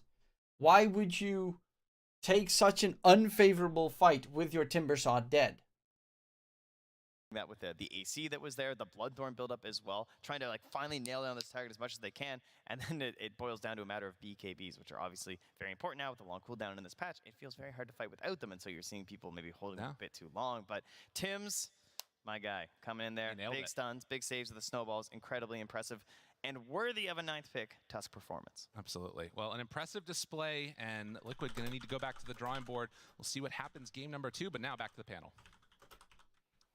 That's right. It was an absolutely crazy game here in game 1, and Boom coming away with that victory. Before we jumped into this game, though, my lovely panel, you guys talked about how it was going to be very decided based on these lanes, how these teams could transition out of it. And so obviously, how did these lanes go? Did the matchups happen how you expected? Well, bot was much better than I thought for Liquid's side. Like, this was a lane they were meant to lose pretty hard, and I think Matumba Man actually got first blood onto the Viper, which shouldn't happen. This was a really Liquid, bad did this really nice 2 sentries play. They blocked the small camp and the medium camp on the high ground jungle area, which meant that, like, this Chen was just really struggling to access early creeps. Don't underestimate the power of Alchemist, like right now in the laning stage. I feel that the hero without Grievous, Greed is quite potent, right? Like you go Acid Spray, you get a level or 2 in the stun and it can work. Plus the Enchantress is there, so it kind of ties up into what you just said, Sheep, right? Like it can get kind of nasty for the Viper early on, but for me, later is where the Viper truly did shine. It didn't matter, like you can't... It was just... I honestly think that Liquid threw this game so hard out the window. It was insane. Like they fucked up half the game. Yeah, Tank Breaker, while being like the tank himself, he was always positioning himself in the far forward of these fights. All the engagements they took were just half-hearted. Like, you know, they lost great when he's playing these a player in their team before the fight started every single time. Insania got blown up, then they start a fight. They lose Mickey immediately, then they start a fight. Like, that's not really how you play Dota. You don't go into an engagement with 4v5 if you do not have like insanely strong ultis like a fucking black hole or some shit. So involved. Yeah, that's a really good point, because if you look at their whole draft, it's meant to be involved. Every single one of them is meant to be constantly fighting, the way they itemized as well. This isn't your CK with a Midas and I don't know, like into another farming item and then sometimes in the future I'm gonna fight. No, they realized we are playing into an Alchemist. The only way we will win this game is if we're all farmed, evenly distributed across the game, and if we're all fighting together, like they're supporting each other. And they had a lot of sustain as well coming from the Chen, support from the teams that rescues someone like a CK so many times so that he can heal up a little bit with a hard pop that Harmlet. Yeah. Overall, I really think that Boom Esports executed their draft very well. You talked about that, they hit their timings, they itemized well, but there was that 30-minute Roche fight that really didn't go in the way of Boom. That was probably one of the turning points or the moments that I honestly shaky. Probably should have placed a bet on Boom during the game after I saw how bad they were executing those engagements. Set up and position well. Because this was kind of just whack. Honestly, it was whack. They just played whack. Why the only 2 teams from EU got invites?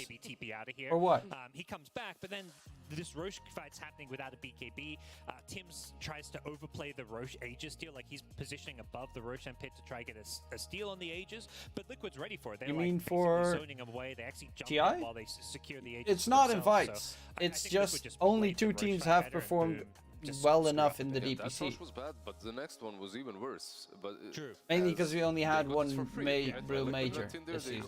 Got the Aegis Cheese and the Aghanim Scepter for Timber, which and it could still be 3 because Gaming Gladiators still have a chance to make it to the major, if I'm not mistaken. What the difference between these 2 drafts are and how Boom played, because even with that gift from God Gaben himself, Liquid were unable EU's to hardest region. Not break really. the side of, as we saw, yeah, well, you know, like Liquid sucking ass, Tundra sucking ass this tournament. Do you guys think it was? OG pretty okay, but for the most part, EU's been looking very bad this season. Well. Oh, I really liked like its ability to disable Alk during, you know, these BKBs are short and yeah, but Nigma played Division 2, so you can't really put them anywhere. Secret played terrible this season. It's so good. Alliance did not win a single game in Division 1. So, you know, like the cores were it makes zero sense. I did not know that you were streaming. Hey, Sapaziki. Yeah, I am. I am going to quickly have a bio break and probably. Do you think that's also why it was a little bit difficult for Liquid to push that high ground per se when they had that advantage, when they had Aegis? I feel like they have the advantage, but the advantage is mostly on the Alchemist and a little bit on the Timber. And everyone else is kind of there. Meanwhile, on the side of Boom, you have multiple heroes that are evenly farmed, that are that are able to run around your backlines, kill off your supports, and then deal with the Alchemist later on. Perhaps that was their biggest issue when it came to actually utilizing the advantage that Josh usually gives. Yeah, and with an Aegis, they don't have like the heroes that actually go high ground. Like you're pushing into a Tiny who can toss people back, and it also just isn't like a, you know, you've got Timbersaw, you have got Deathrock, but by that point every single fight felt like Zai was just getting blown up from full to zero, so they just didn't really have the heroes that felt like that could break the base in the late game once Boom had all this farm on 3 cores. Well, that is the conclusion of Game 1. We're going to jump to a break, and Game 2 between Liquid and Boom will happen shortly soon.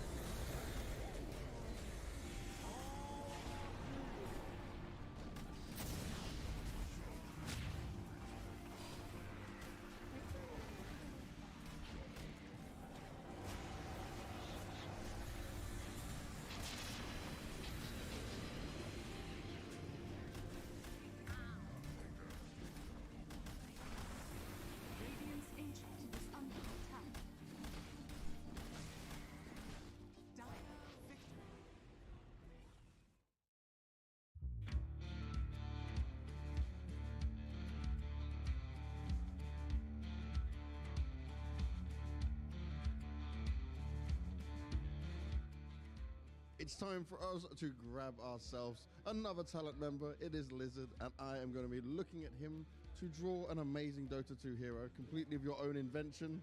Lizard, are you ready for the challenge? I don't know.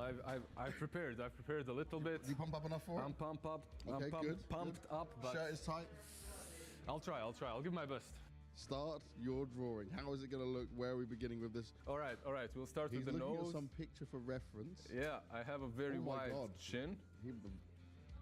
The nose looks like something else. I will be honest. I will be. That's the head. It's very bad though. Huh? Did I tell you that I'm really good at drawing? No, you didn't tell me you're really good at drawing, but just like, oh my god.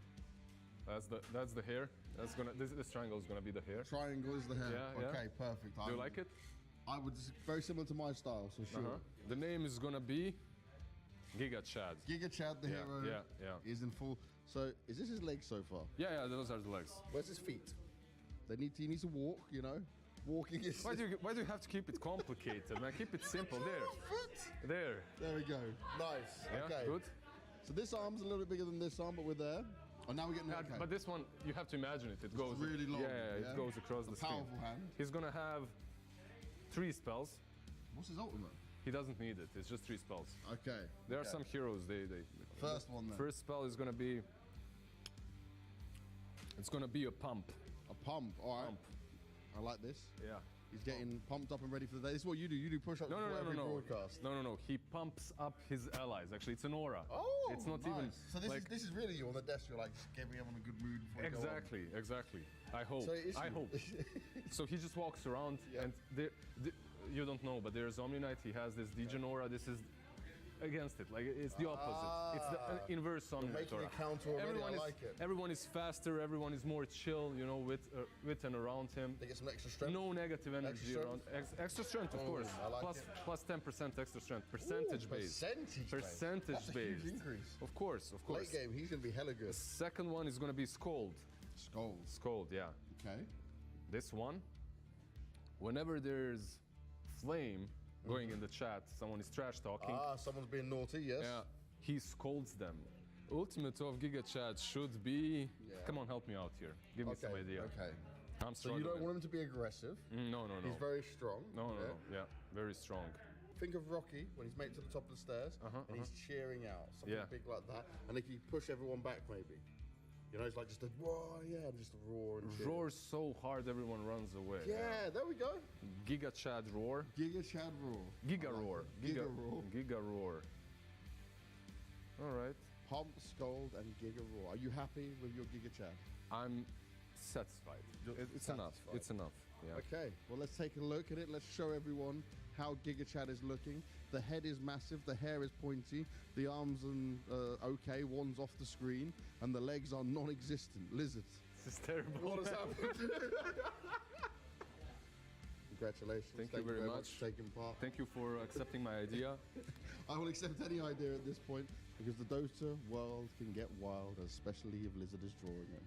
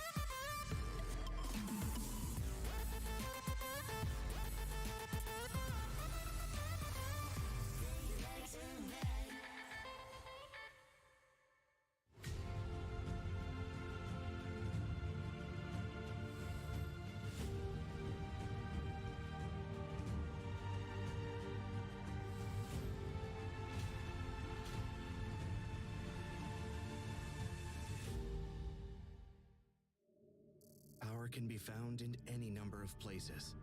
Scientists will tell you that it comes in newtons.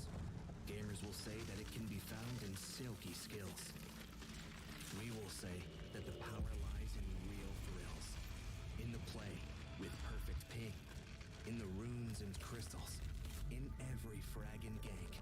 In your personal winnings. Lock and load for PGL Arlington. Hey, buddy! I said good day, sir! I hope you all enjoyed that content piece during the break as much as I did, because before we jump into talking about Game 2, round of applause. Lizard, amazing artwork. My man. man, can I come in? Oh, wait. You were about to steal my line. I didn't steal it, though. I didn't say it. It's fine. No, you say it. No, go ahead. I was going to say, can I commission a piece of art from you after this? Yeah, sure. Yeah? Yeah, I'm available. Hit me up. All right, I'll let you know what my hero idea is. I don't know why I accepted to do that. It was great. I did really like it. But I do want to talk about Liquid Boom game number 2. It is an elimination series, so one of these guys will be knocked out of the major after this one. In game 1, we did have a post-game breakdown of it already, but something else that I realized is Liquid kind of missed a lot of their timings, a lot of their power spikes, and I want to know how that's going to affect them coming into game 2 and how are they going to refocus to make sure it doesn't happen again.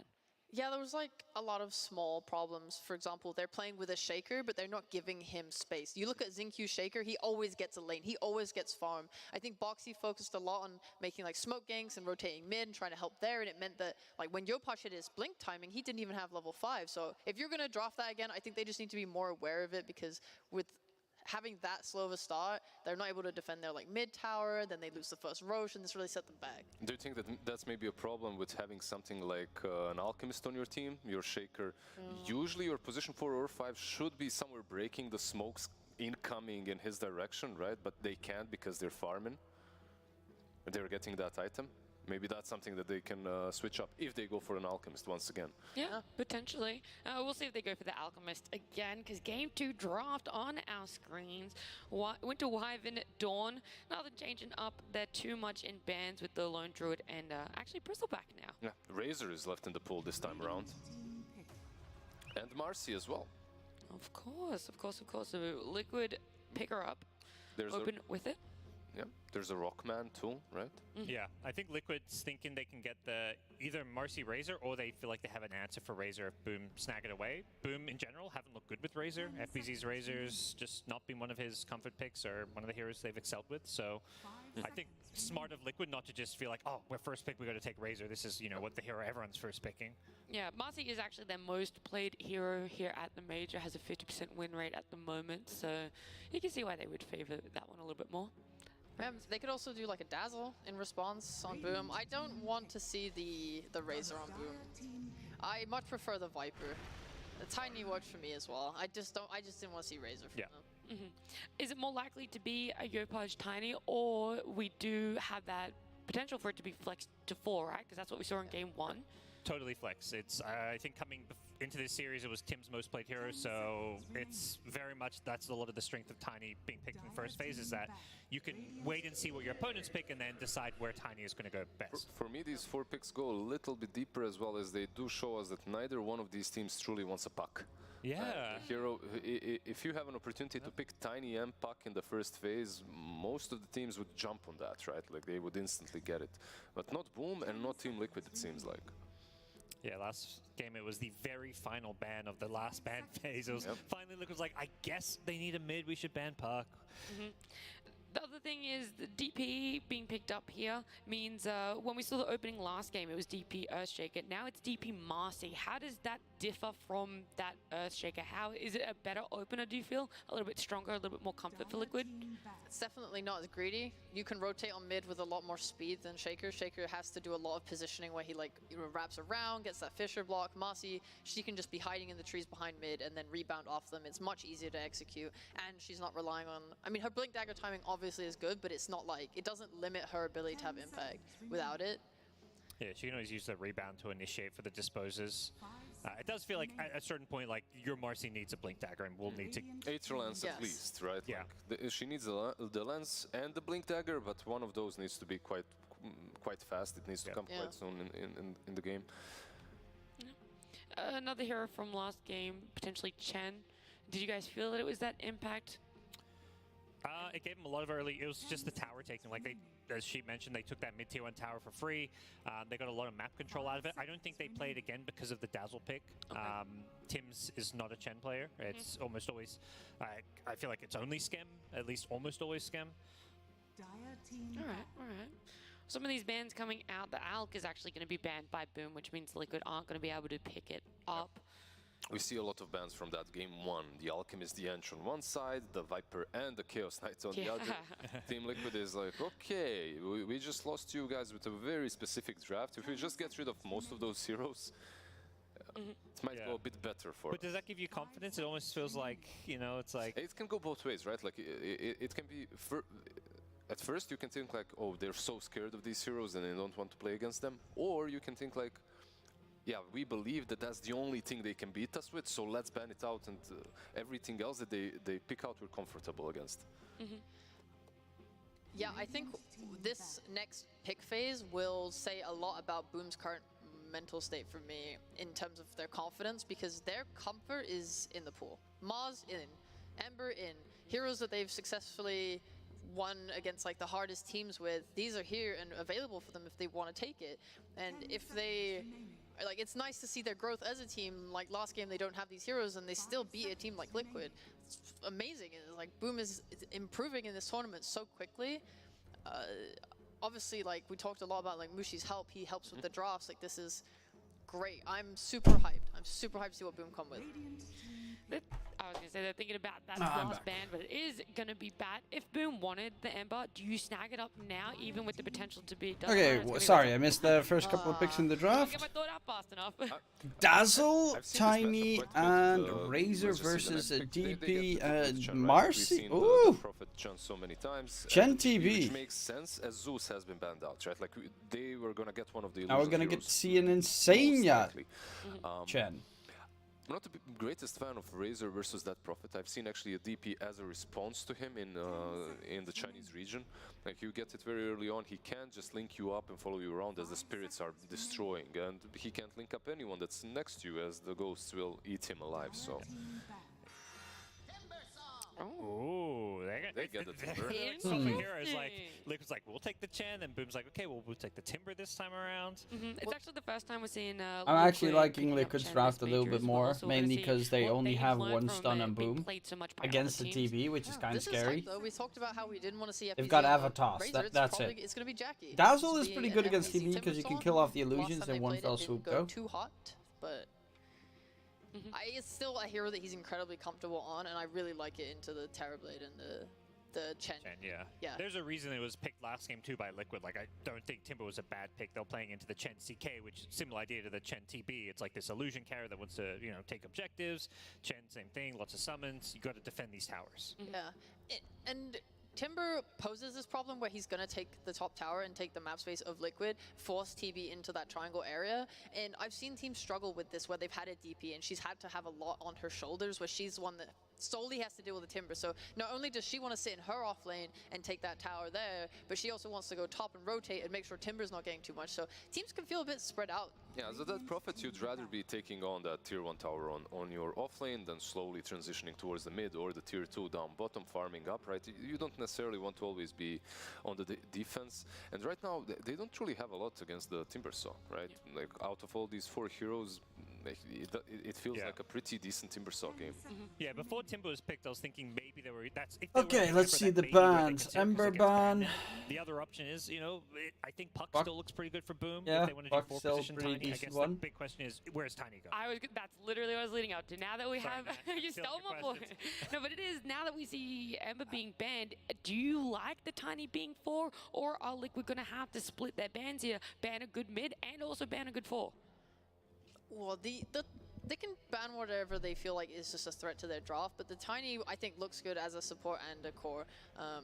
Like, if Yopaj gets it again, we saw he instantly got his blink and started making moves on the map. Like, Yopaj played pretty decent on the Tiny last game. Poses a massive problem for but I do agree with what they said on the panel, that Timber, it's like super hard to deal I'd with. prefer to have a Tiny as a hero that is kind of a throwaway for position, where you jump in, you get the toss back, and if you die, you die. With the Timber. Boom's gonna have overall last pick, right? So Liquid are gonna have to try and assume here. Hey, sup, SMG. That Tiny is gonna go. You watched that previous game of Boom versus Liquid? Basis, no matter where they end up flexing this Tiny. Feels like they need a team fighting mid. Like they have almost no team fight, like they have the Marcy to initiate with, but that's kind of item dependent. At least they later played on like the game. shit So on Liquid, didn't they? That brings a bit of team fight. Like that's why I think Pengo's getting banned by Boom. I actually can't believe they lost that game. I think if you pick Puck, it's Boom will probably just do mid tiny against you, which is playable. Yeah, that's the problem for Liquid, because there's 3 heroes that you might face against on that mid lane. It could be the Tiny, it could be the Razor, it could even be the Timber, right? And it could be the last pick. And it could be the last pick. There's exactly. 3 and a mystery. So you need a playmaker, you need something that will help you against the Timber Saw, something that can take him down in that mid game, but at the same time you have to worry about, if I'm melee, Razor might just completely dominate me. Same goes for Timber. If I'm something like a Puck, perhaps Tiny will they definitely had, Liquid had so many chances to not fuck up, but they did stuff like they lost Mickey, slightly disadvantaged. It's not honestly that and they lost Mickey and Insania at the Dyer's tier 3 like triangle area immediately, and then they wanted to go for a fight when they already lost 2 of their heroes, one being the pretty much best team fighter that they had in the Timbersaw. It seems like they could just go the standard Void Spirit. Spirit. For Liquid? Sorry, yeah, for Liquid. Yep. Yeah. Yeah, they pick it up. It wasn't banned at all, and they get a lost phase. It feels like I'm really digging Liquid's draft here with the Puck pickup. Like you guys said, with that Tiny there. So probably Tiny mid then, though, right? Yeah, I think they can do Tiny mid and then pick a 4 with some added disables, like Tim's likes to play Shadow Shaman type heroes, for example. That's an option. Otherwise, I just don't think there's like any obvious mid that, like, the DK is a playable mid, but it's not really what you want Yopaj on in such a big series. Liquid from up to so watch some funny carry coming out from Boom and Rex TB completely like kill or something. You get a lot of magic burst from him. You get Jackie. lift disable. Could be nice. I like strength heroes. But it does give them some, like, they lane suck push. against TB. So you two are mainly focusing on countering and catching out this Puck, right? Like, as that's something that they are lacking a little bit on the side of Boom. They go with the Void Spirit instead. Yeah, no, I'm gonna go with Liquid this hero's game been 2. suffering so hard this tournament against Puck. I don't like this matchup, but. So apart from that mid matchup, though, having all of the draft completed, seeing both sides 100% now, do you think Liquid are going to be able to have the chance to bring it back? I like Liquid's draft looks pretty good. Liquid's way, actually. Like, I completely agree with Sheep. I don't think that Void Spirit without any combination like Void plus Sky is that amazing against the Void Spirit is not great against Puck, but Void Spirit is very good against TB because you do a lot of magic damage in the early game. Long enough for him to get the Skadi +1 item and dominate the game. All right, so you feel like Liquid have timings that they can hit a little bit more accurately in game 2? Pretty much. Gods?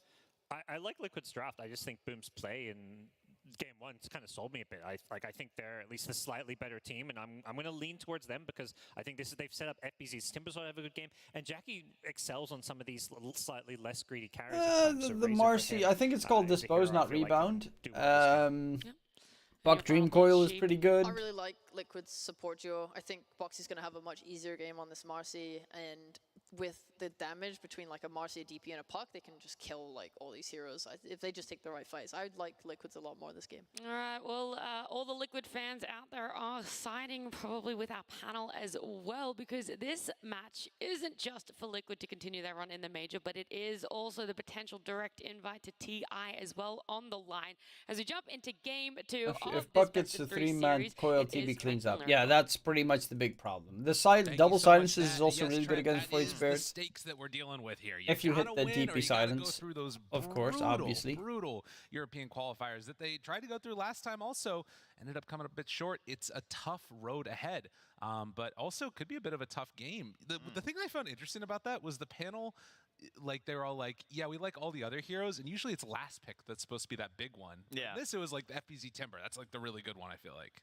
Yeah, Timber obviously set up for a pretty decent game, I'd say, at this point. And, I mean, Boomer tried to defy the meta. They just left that puck in there. They said, like, we took the Tiny. Oftentimes, teams would still leave the puck in, and then eventually either would be banned by the team that perhaps, like, saw the Tiny. It was like, okay, we don't want them to get, like, puck Tiny. But then sometimes even the team that takes Tiny in that second phase, they just ban puck anyway. Because they're like, I still don't want to deal with this hero. It's so frustrating. It's very annoying. You can't catch it. You're back, got a toke. It seems good luck with the token. And then they pick Void Spirit, who has been struggling versus Puck. Sure, the lane might go okay, but you just get coiled once and coiled twice. It's like you're a little rattlesnake with coils all over, and then you die. Yeah, that's right. Rattlesnakes do die a lot. It's Texas. Unbelievable. It all comes back around to that. It truly does. No, it's true though. I think that you know, the puck has proven to be the better hero throughout a lot of this. But for me, I'm wondering if this Yopaj Void Spirit might just be enough. You know, if that's enough to get them over the hump. They now have this tiny, so they can sort of play the dual forms of initiations with tossbacks or Yopaj going in, and then you've got those. There are definitely a lot of tools that they have at their disposal, which are very good this game. And Matumba Man, it's going to be a tough game for him. This has traditionally been the counter. Timbersaw facing off against Terrorblade for a really long time, and you've got one of the best Timber players in the world playing it on FBZ. This is the original hero that he became known for. Like Dazzle, Shard is amazing against TB, Void Spirit's pretty good against TB. The first pick team. Honestly, they have a lot of damage to deal with and they get TB. instantly timbered, and it's like, oof. Yeah. I feel like that's, you know, as either of those heroes, it's kind of the last hero you want to see. Well, this is a good start. Liquid managed to find the 3 bounty runes. The other thing that we should mention about the Liquid side, though, is you talked about how good that puck is against the Void Spirit. Also, you mentioned this during the draft, a way to hunt the Dazzle, something that we've seen be imperative. Dazzle has looked so good. Maposhka's plays on it the other day were really good. And Maposhka and PGL both really showing off yesterday, right? It kind of felt like the last couple series yesterday got decided by Dazzle. It was just so insane with the Grave. And in this game, combined up again here with a little bit of versus Mickey. Let's see. They did mention that Mickey barely plays puck. A little boost from the Grave that gets you back up there. Dazzle. Just like that. Yep. Dazzle. It's more a little bit of upper voice. It's not Dazzle. It's more like Dazzle. Well, you have homework when you get back. Just some more Dazzle games. Exactly. Dazzle. All right, I'm done. Matumba Man gonna chase down Tim's a little bit, and that was a penitence, if I'm not mistaken. Yeah, penitence with the Terrorblade meta, kind of scary. Get some good deeps in. And now you need to get a lot of value out of this. The early lane is the part of this matchup where it feels like you have the most potential for the Terrorblade, and FBZ already starting with that armor has to get it built up, hides away before Matumba Man heads on back to last hitting here. So some interesting things to watch for is Tim's trading hits with Insania, but Tim's taking some heavy damage. A couple more punches, the pendants, but the Metamorphosis wears out. Good timing. Let's get away. Yeah, keeping an eye on that duration being left there. That gave a lot of space to FBZ. Like, you see how he plays the lane, right? Because like he only has tree, so they know that they're not going to get tossed over or something like that. But instead, he's splitting their attention like that, and that lets FBZ get up to the wave before he's level 3. Because typically you have to wait for 2 points reactive. Skem turns onto Zai, who's going to go down first. Boxy draws first blood. Zai will fall, and maybe Boxy can't quite catch up to Jackie and find the touch if he just has one more creep. 1 for 1, but first blood. He could have gotten the rebound back. And yeah, Boxy, that's a great start for a Mercy, though. Getting to level 2 and getting that first blood. Still getting clipped by Jackies. They play the wave. That's when the hero becomes a little bit scary. As he hits him with that big plasma field. As you can see up top here, Tim still trying to play intercept on the Matumba Man, and Insania will keep throwing those penances out as Yopaj makes the rotation over, finds the bottle, refill, and Mickey gives him a couple of punches along the way. This is where we're going to start to looking towards particularly the next bounty runes, and then the 4-minute water runes is like, what kind of assistance are you going to get in these situations? Because FBZ is level almost level 3, so he can get a little bit more isolation time up here. You can kind of like leave him alone as Tim's. You can make these rotations because there's not that much a Chen and a Terrorblade should be able to do, right? You should be able to Timber Chain away from most situations once he's level 4, and even then with just the regen, you can kind of walk a lot of this off. So I'm expecting some plays towards that mid lane because we know how much both of these heroes rely on these bottles. Right.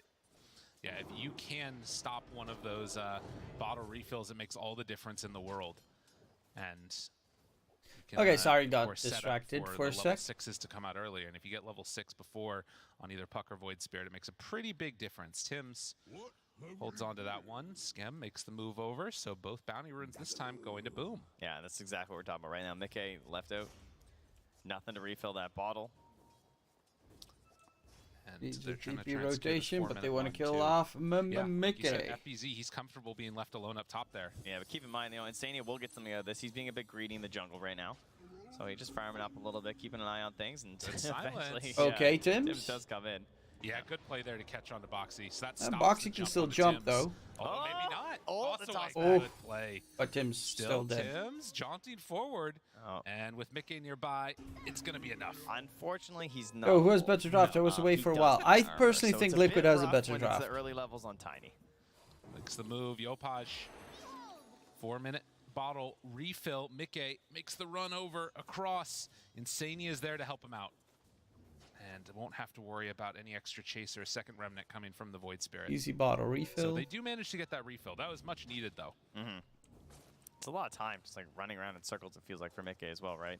But gets back for the next range creep, so hits it with the orb, gets the level, and meanwhile up top here, you can see that even during the meta time here, like Tim's only level 2, does get the pull off, so very important to try and help out this lane for FBZ. Draw. Yeah, I think Matu needs to head to the jungle soon. At the same time, like meta's still if up, FBZ hits 6, Matu's dead. Getting low down bottom.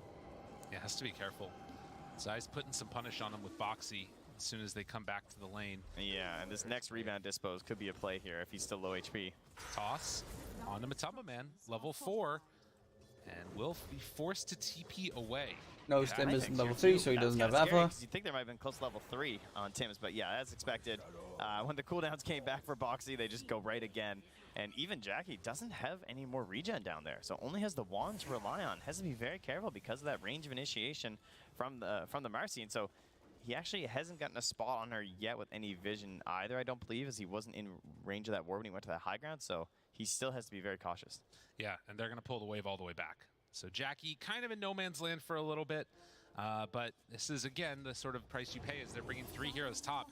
Jumps onto Mickey, not going to be able to connect on the Remnant. That could have been a kill. Yeah, that's the level 6 play, right?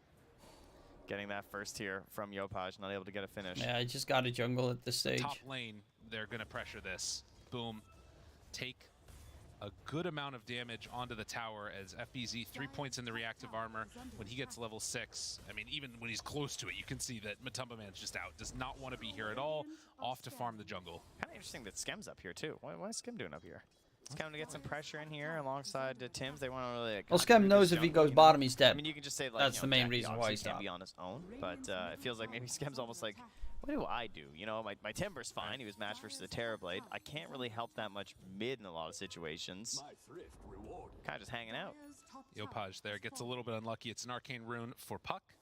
So some coil plays could come in the next few minutes here. And that top tower does go down. So it frees up Boom's support. Problem is, if he misses the 8th Remnant, Zai's going to get out. All the way bottom. And even if you get the 8th Remnant, if he gets a Spirit Siphon off in time, Zai will be just fine. Show himself on the lane. It's coming a little bit late, and yeah, Yopaj, he's already TPing back home. So as soon as he shows there, Zai should feel comfortable coming out from the tree line. Some good plays. Easy peasy. Zai is struggling in terms of last hitting. Then again, he is playing against a Razor, and Razor's like very little stack animation, is the Timbersaw projectile speed is 10 times better. Terrorblade had to head out. I thought you were clueless about co-streaming. Tower taken out, the classic play. What do you mean clueless about co-streaming? Timbersaw versus Terrorblade, always zoning him right back to the jungle. Again, Terrorblade. I was not allowed to co-stream, but I got they allowed me to co-stream. Full commitment in the bottom lane. They're going to pop that Exorcism. Zai reprising his role here on the Death Prophet. Didn't have a great game last match, I would say. So that was a plus against this. They bring FBZ all the way bottom. Mickey's there with Boxy, but boom, they've got numbers.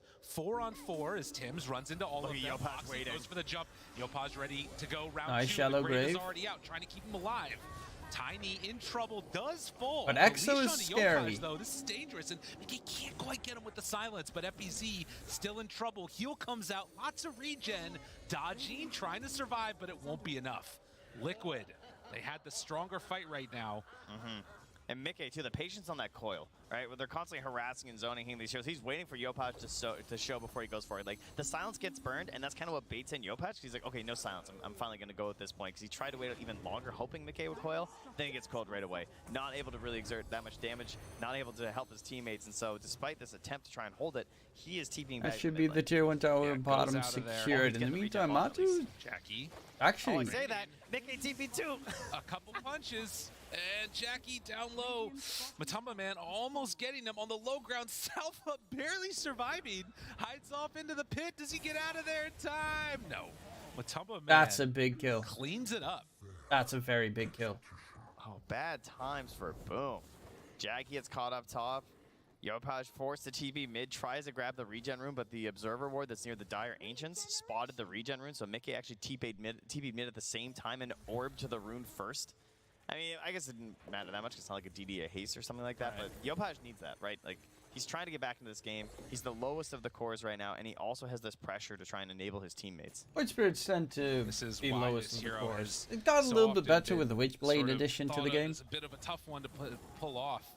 And teams were playing with it a lot recently and have kind of started to veer away from it, but you know. But I mean, it still has its moments. Yeah. See, I thought you wouldn't stream because of 50 minutes delay. I originally wasn't planning to stream because of that, Ziggy, but I can now watch the Twitch stream, so there's like only a 5-second delay. But Puck, it's a tough which for me works wonders. We've learned that. Even though it's more of like listening to what the casters are saying, just relaxing. I don't have to try hard myself, which is actually pretty amazing. It hasn't just been completely shut down by the Timber. It's what needs to happen, but it's still going to be a ways.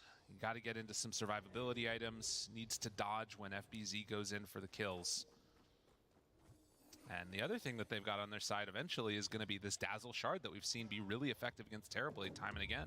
Hey, welcome back, SMG. How did the token go? Didn't really get much opportunity to actually pressure with the poison like you'd like to on this hero. And then he's in a situation as well where there's two supports that struggle to make good smoke ganks and plays right now. He's playing the Dazzle, and they have Tim's on the pretty good on the Tiny rather. Got that 700 he needs a little bit of time. Like he was very low level. He just got to level 5, hoping to get the Tome out there.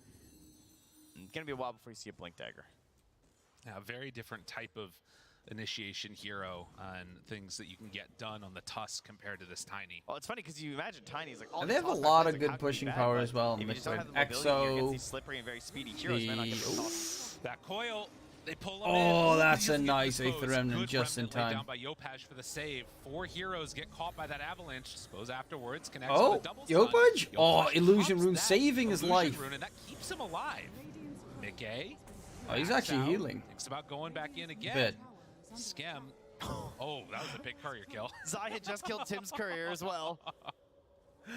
But actually kind of pussy today didn't go hard at all. Have a lot of work to do, so I got a protocol to do it during map breaks. Did a few pull-ups, some push-ups, meditated though. Nice. I'll probably go to the gym tomorrow. I weigh 93 kilos, and that is just way too much. That is just levels of fat I should not have. Very solid play then. Of course, with the Hood, can still tank up quite a bit of this current damage here from Liquid, as in the earlier parts of this game, it's almost all magical. Unless you get caught in Exorcism or something. Exactly. That's going to be the main differential, but likewise, it's going to be a while before Matumba Man really comes online. Trying to build into the Yasha told you before, just start dropping and doing some push-ups. No. Treads, all the good stuff. I'd say last game was kind of similar for Liquid, where things started really good. Like game was kind of even. They had I need to schedule gym time specifically. There was a similar state where Jackie was very on his own, and he was just spending a lot of time farming up his first couple items. And in this game, I like being weak. Weak is my level. On the side of Liquid, there's my not grade, a whole lot that threatens my personal the downside will be, of course, that like it's hard to pressure fully into a TB because they might not be able to stop them from getting off the meta until they get into something like the Blink Dagger on the Tiny or the Agnum Scepter onto Yopaj. So that's probably going to be a while. And so it can be difficult when you have this sort of sustained and consistent damage to the fight that Razor provides versus someone like the TB who's going to have that save button of just sundering. Plus in combination with the Hand of God and a mech that's done. They need to have that like full lockdown type of scenario, and that requires you finding those remnants on these, you know, not the illusions, not the rest of them. There's not that like Hex yet or something else to get the full burst. And seeing Jackie there, they know they could go. Mickey's got the Witchblade. To take, and instead, does Liquid get set up to push have it as well? Tower and finally claim it. Send in the little creeps. Send in the illusions, and with no glyph, this will be the tier 1 tower dead. And Mickey with a DD and a Witchblade. Puck's best item these days. Yeah, it's really good. Actually, I think that was Yopaj going Yule. The Stormcrafter, so none of the little flying harpies yet. Might see some of those in a bit. Would have been more worried to see Darkseer than Void Spirit. Darkseer would have actually been a really solid pick. Not gonna lie. Spirit Vessel, so no charges currently. But, would have made it a little bit rougher in terms of the laning, because that means that they'd have bottom lane. Some more pressure. Pop the Exorcism. Timber mid. 13 minutes here too. I guess. Exorcism into meta. FBZ, they're right on top of an illusion. They see him immediately. Well, he pops meta. They're committing. This is a big commitment, but it's tier 2 tower. This Jackie! is huge. Jackie, you want to come play some Dota? Or no, you're just going to farm BKB? All right, then we're taking this. Oh, easy tier 2 tower. This is a Chen game right here. A good one. Oh, that's a big coil, making double damage as well. Themselves a quick little jump now onto Yopaj. Oh, gets away though. Barely able to escape. The Dazzle not so lucky. Schem with the saving play. They retreat. But they got what they came for. Tier 2 tower down. Costs Exo and Metamorphosis, but you'll take that. Yeah, it's expensive, but it's well worth it at this point. You just want to go back and return to farming for Matu, try and hold the rest of this map. And Jackie's still not having his BKB 14 minutes they're waiting in. on this BKB from Jackie. That will present its own list of issues here for Liquid. Even though his farm isn't that bad, it's actually pretty good, but still a bit away. But 500 gold, he needs a farm right you kind of need it for any fights. Even with it, like TB hurts like a mother trucker, but you'll at least survive the puck. Well, the smoke up here now. If he was paying attention, his creep did just run through that smoke, but obviously you'd have to be like looking at the creep at the same time, and looks like he might not have been. And Sania in some trouble as they get the quick jump. And having Sania gets blown up, Coil, silence. a couple seconds here. Wait a minute, wait a minute. Connect, they're actually going in. Schem blown up. That orb. Beautiful orb. What an angle. How does he get two? The coil. Oh, Mickey, God mode. They find him. There's no Exo. But the damage might be enough. Yo, Mickey? Dude, he keeps running. Apparently, Puck is a good hero. I don't know if we knew about this. Oh, my lord. Just one by one. Jackie tries to get away, tries to escape, but the BKB isn't there. You know, Chakram slow. Ooh, he bought the recipe. Now he's done.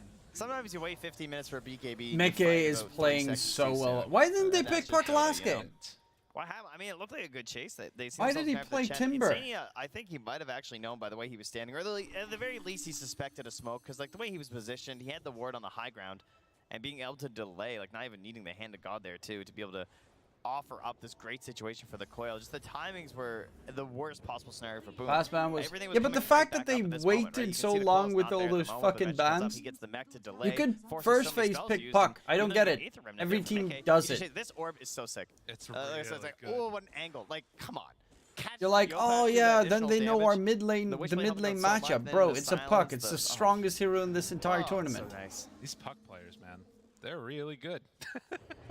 They make this hero just look insane. And if it wasn't good enough already, then it tossed back the Razor trying to TP. I mean, I get that it's banned, but it wasn't banned in the first two phases. Now for Liquid as they come back with a vengeance here in game 2.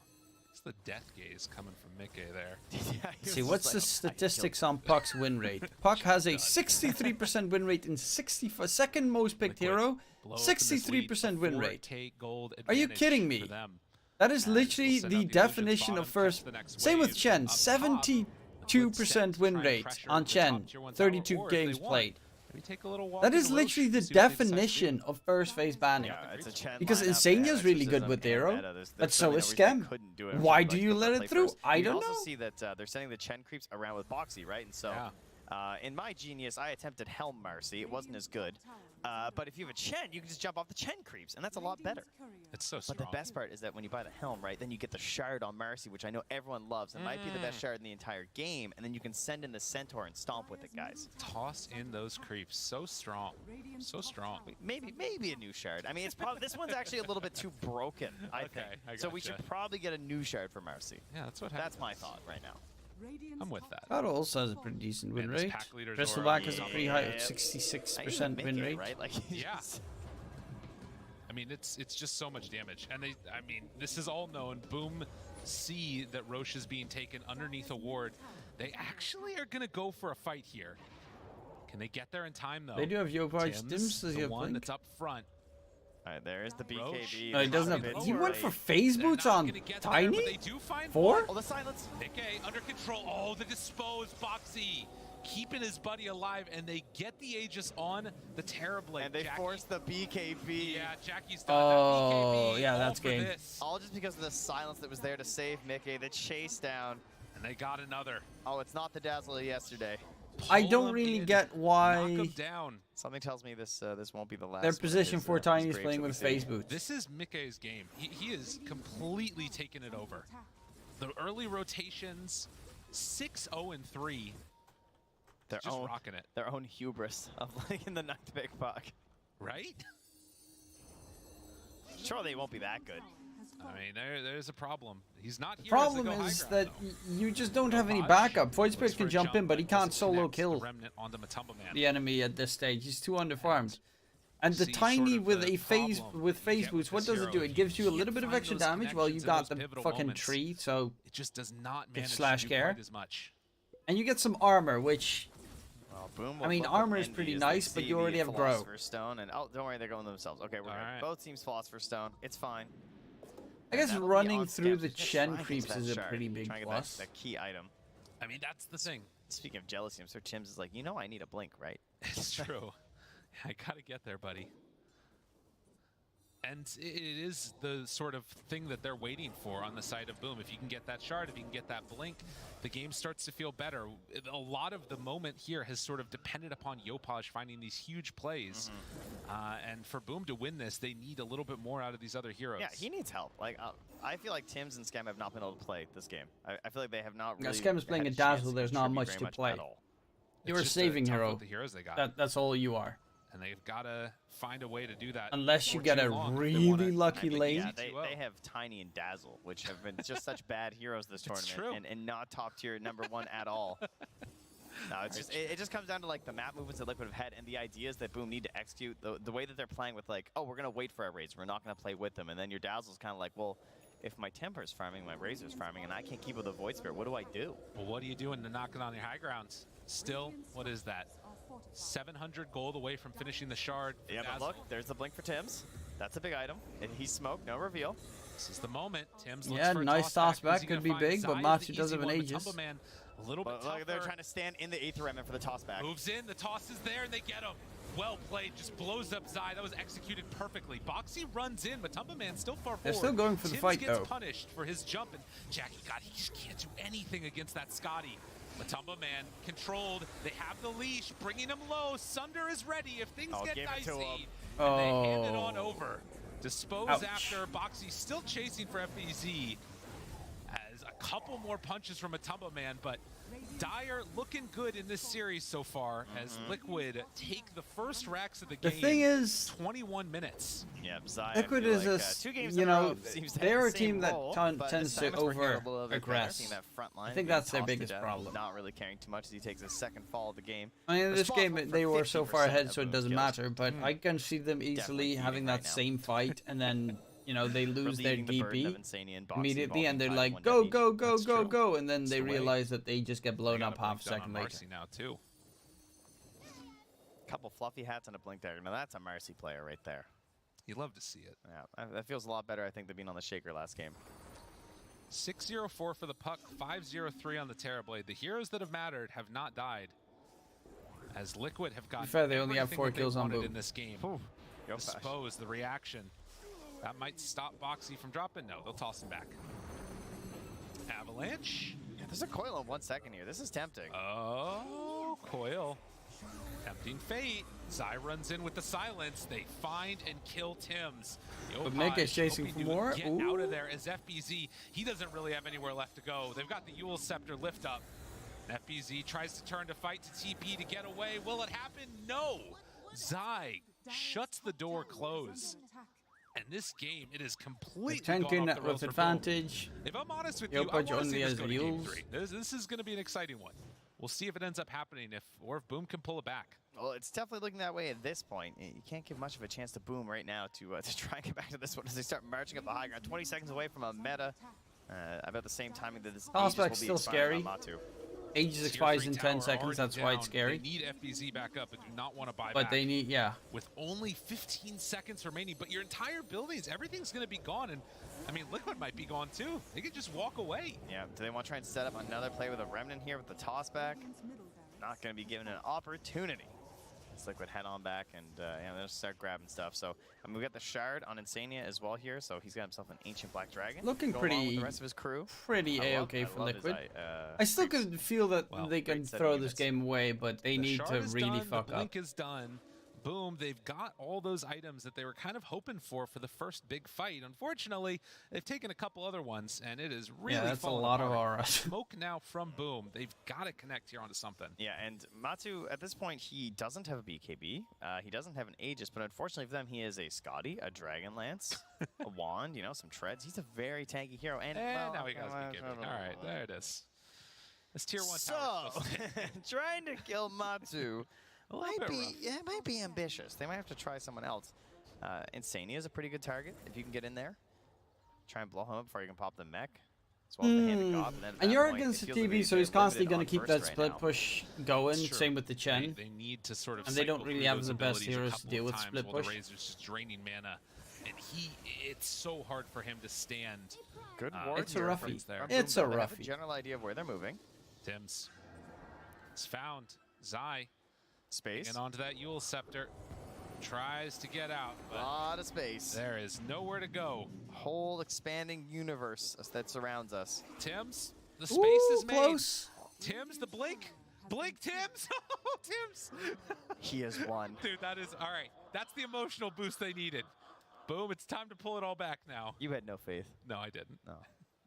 That was pretty, that was pretty impressive. Nicely done, though. Tims makes it happen. But TB is, now. Everyone got like one more neutral camp. Yeah, all right, thanks, Tims. Manta or SNY? I think SNY. And they'll lose the tier 2, of course, but will Liquid could push Hurricane. or will they wait? It could respawn in a minute, but of course, that could be a full 4 minutes. I didn't check what he bought. Now, until Roche is actually there, so if I'm Liquid, I'm feeling fairly confident at this point. All right, we got the setup again, though. The 8th Remnant's there. Tibbs is looking for the blink. Who wants to come stand there? There is a question. How many times have we seen teams throw a lead like this? All right, here it comes. There's the toss into the Remnant. Toss, they got him. Controlled. Can they burst? Oh, Boxy with the save. save. Came out. Matumbo Not Man, too BKB turns to fight. Control onto Yopaj. Will he get away? They have the Grave already there. Controlling Boxy. Tries to assimilate out. Skem Dead does not have buyback in. Mickey. He kills Yopaj. No buyback on any of these heroes. And with the tier 3 tower glyph that's off, game. It is going to be mega creeps at least, if not more. They tick into the gold right now for Yopaj, and it looks like Liquid might have enough in this series. Mickey even finds the Tiny in the back line. As they pull him back in, Tiny buys back. They buy back on Yopaj, hoping to make something happen. But everybody is dying. They got megas and forced to buys back, and Liquid will buy back on 4 heroes. Insania, the only one in vision. Tims looks for the toss back. Another disperse, nice. Boxy there for the save. And they might just all die immediately afterwards Maybe again. Chasing a bit too far here, we will see. But boom, they're making They do have Shallow Grave.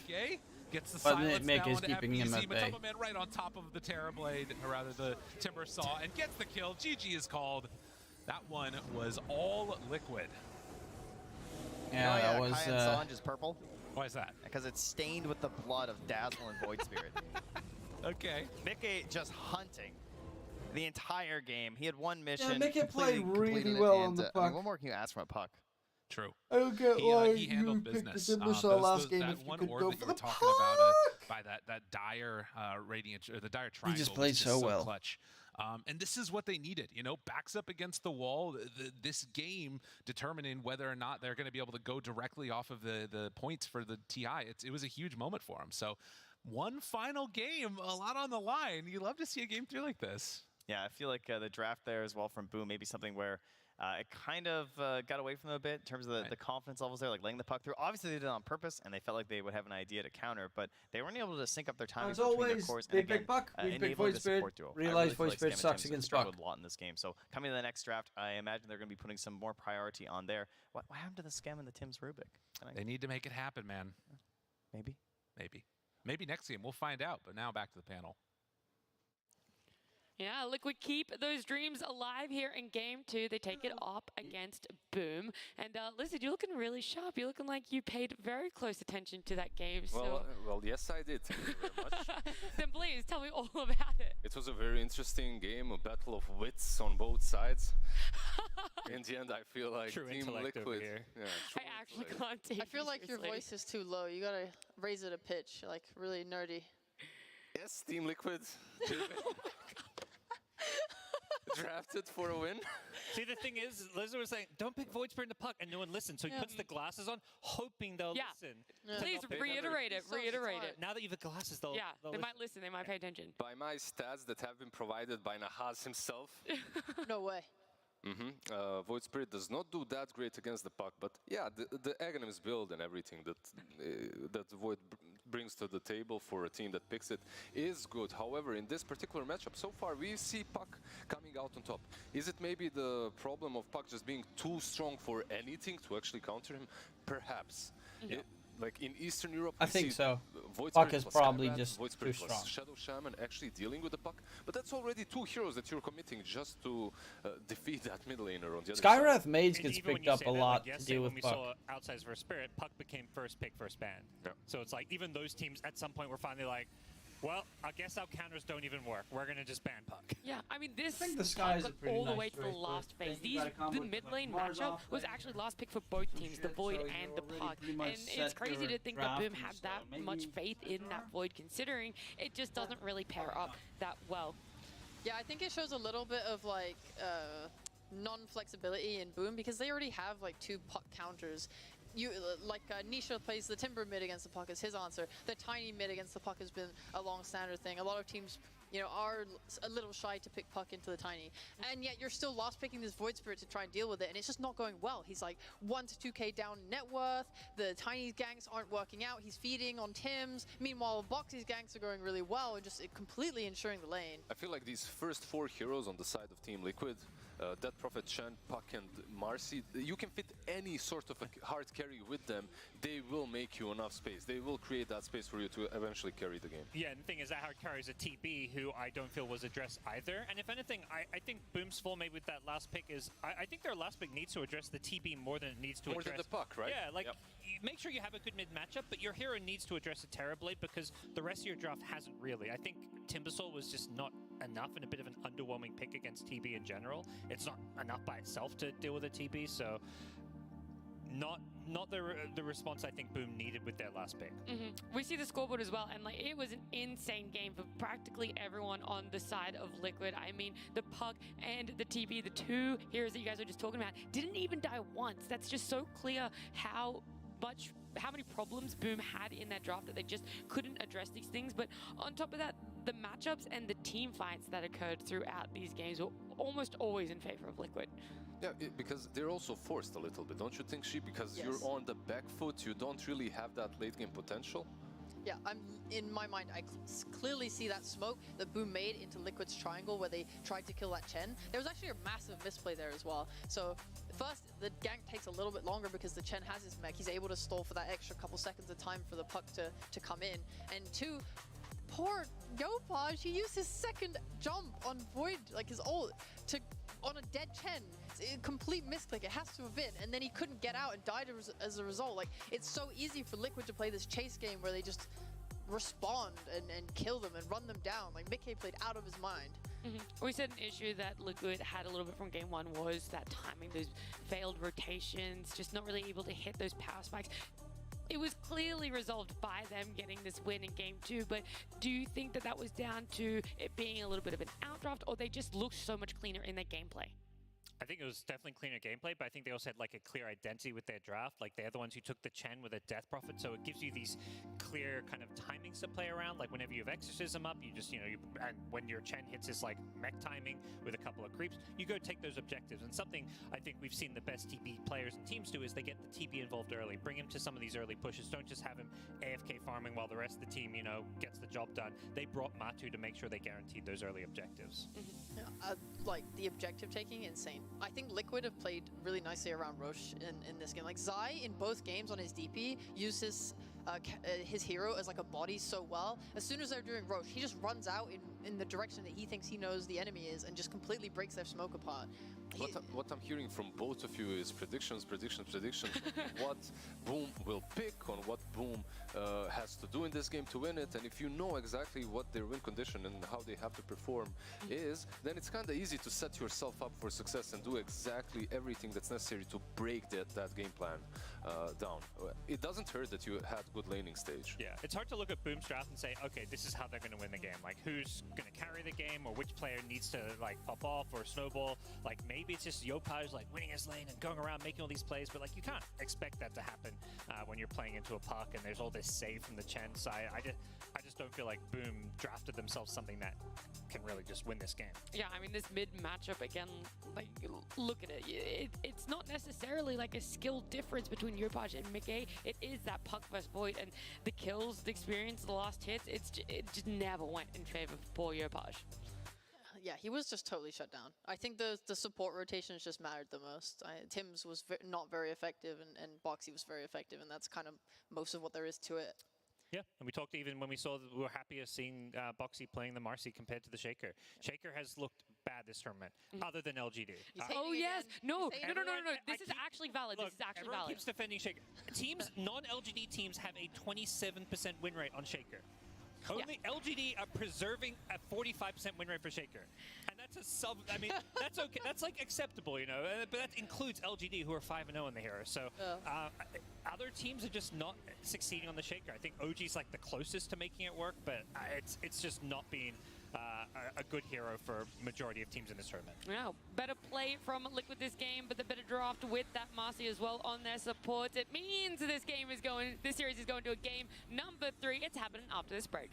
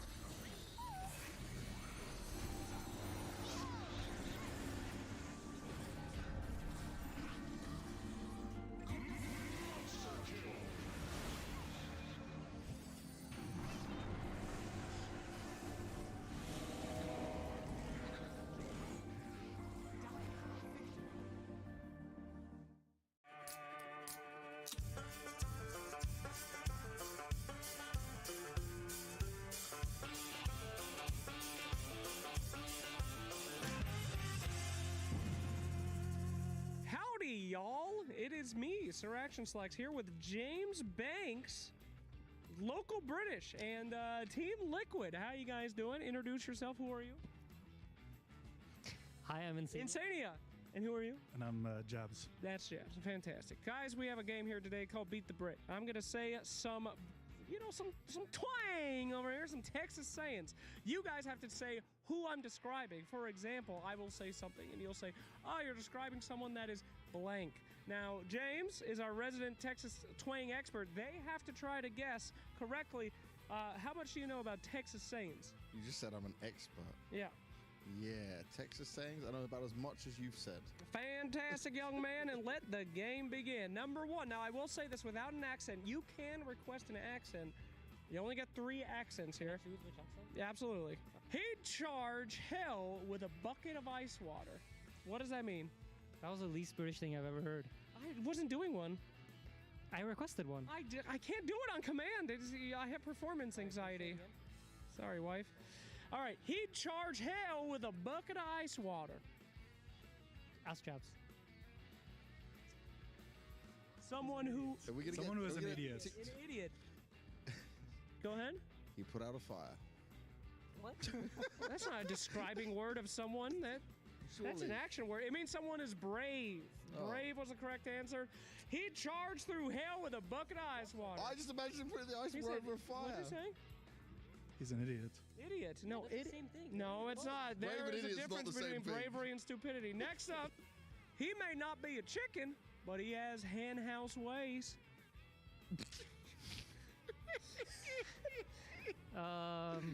Yeah. Next. Maybe he's popular with the ladies. Okay. Confident? No, quite the opposite. Timid. Timid was the correct answer, so no points on that one. That's okay. All right, I got a different one. This one should be easy. Okay. This one is like a one-legged man in an ass-kicking competition. What? I'm genuinely trying. I mean, when you read these out, I feel like I'm stupid. So maybe it's that. Okay. I think he's useless. Useless, okay? Think about it. You're the expert. Think about I'm it. no expert at this. All right. If it was Cockney rhyming slang, would be good. This is very hard. One-legged man. Come on now. Broken? All right, no. The correct answer was busy. Very busy. How does that work? Very busy, No my way. friend. All right, so this will be our last one. I feel lower than a gopher hole. You're depressed. Lower than a gopher hole. I don't even know what you said. Okay, great. Sad. Sad. Oh, okay, that is true. It is sad. Congratulations. That's a tie, which means we'll have to go to a tiebreaker. Tiebreaker, dude. Tiebreaker. Why is there a tie? All right, here we go. Why is there a tie? That boy, like a... How did you get a point? I just said depressed. Depressed is not sad. It's the same, essentially the same. Depressed is like James. really bad. James. I'm not saying they're the same in like a medical sense, but in the game sense, I feel like it's the same. Oh, okay. I'll let you have that one. You know, you have Thank to you. cheat your way to a victory. Thank It's you. fine. All right, now. What am I trying to say when I say, now we've howdied, but we ain't never shook? I feel like that's inappropriate. Okay? What? But we never shook. It's something inappropriate. You, I think so too. okay. Are you thinking what I'm thinking? Could you say it? Looking at the camera? What do you think, Jobs? Yeah, me too, actually. I'm a virgin. I don't know. Okay, great. That's unnecessary information. The local Brit.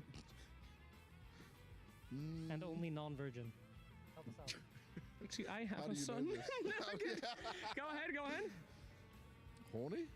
No, it is not that. It is simply a greeting. You know, when you say howdy, like, hey, I've howdied at you, but I've never actually met you. You know? It sounded very sexual. Okay, that's be not honest. necessary You went with to the bring up. sexual All way. right, Yeah, I don't want to end on that one. So last So the one. tiebreaker's still going. Tiebreaker part 2. I like Which one? That one? Yeah. He got a hitch in his get along. It is what?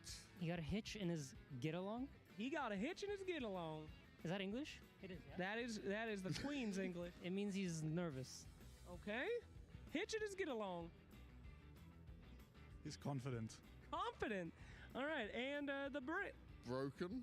Well, the correct answer was sick. He's not feeling well. He's got a hitch in the Broken get sick? along. If you get depressed, sad. How about we settle this with an arm wrestling match between Banks and Mike? Fantastic. All right, put it on right there, Banks. Beat the Brit arm wrestling match. Here we go. Have you seen this guy's arms? Get in there. Do it right Poor now. Jabs. I'll put him onto it. Let's go. All right. Arm wrestling competition. That's a real Texas in here. All right, here we go. Move the cameras. And Banks, if you win, I'll never forgive you. And we can jeer I'm with only here for one event. the microphone by reading off Texas idioms at the end. Is there any cheerful ones? There are cheerful ones for sure. Here we let's go. 3, 2, 1, go! Oh man, that boy's brave as the first man who ate an oyster. He's double backboned. Holy moly, going on! That boy's doing a land office business. He's yellow as mustard, but without the bite. Please win already, please. Just Get him, Jobs. Hey, fantastic. That content piece went exactly how we thought it would. Thanks for watching. Well done.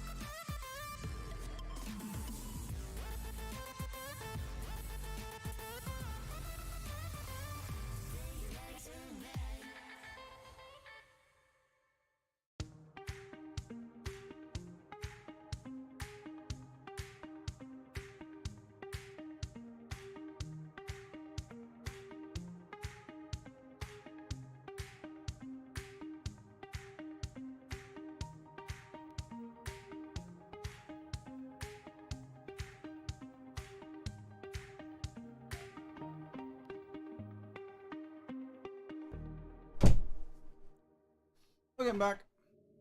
Power can be found in any number of places. Scientists will tell you that it comes in newtons. Gamers will say that it can be found in silky skills. We will say that the power lies in real thrills. In the play, with perfect ping. In the runes and crystals. In every frag and gank. In your personal... In every frag and gank. Lock and load for PGL Arlington.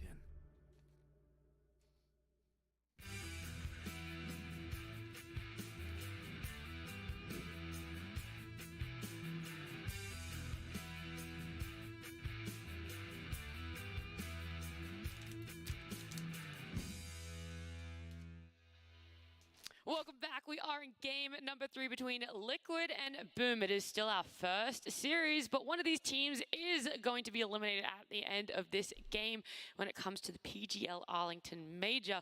But guys, I do know there is a draft, so we'll quickly I think Lizard's talk such a about this. freaking good panelist. Puck. It's insane. It's always getting through to the last phase, whether it be a ban or a pick. Why do you feel that neither of these teams are placing importance on it that every other team feels that they are?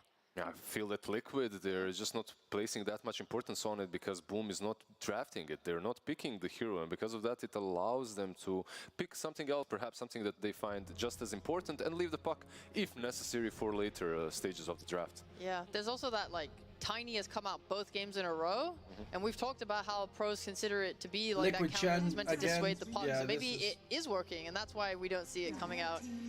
Very true. They got over that fear last God, game. And they showed that really Tiny's not that great, especially when he's on support.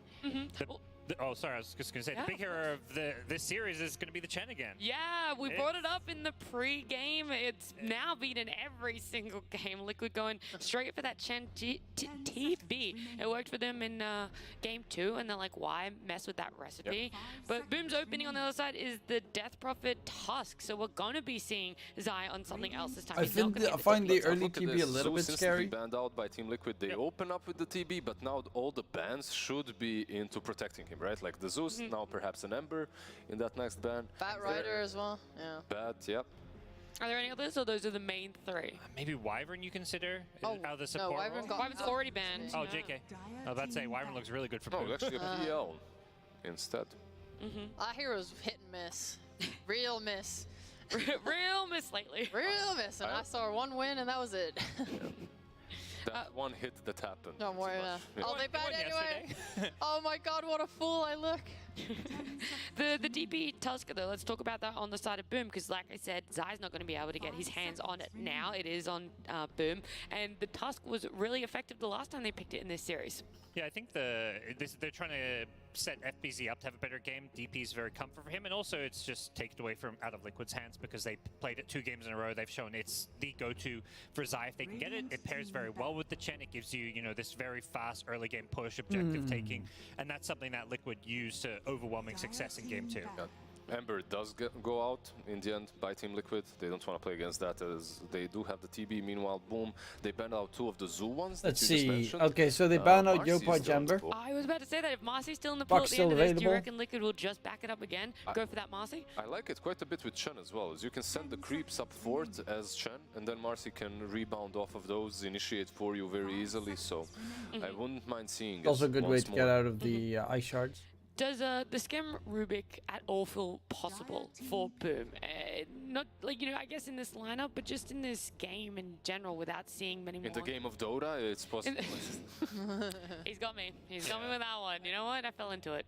It's magic damage, but I still don't love it against the Chen. It just feels like you still It's kind of shit right now because you don't have any good spells to steal. I'd be much more keen for a Snapfire. Still on board with that. Yeah, that's the only thing they lack with the Snap is they don't have that like AoE control that they usually pair it with, like the FBZ Mars. I could see. Oh no, Puck's gone. Puck's actually gone. I'm so happy. Snapfire Void? Yeah, Snapfire. I know. No.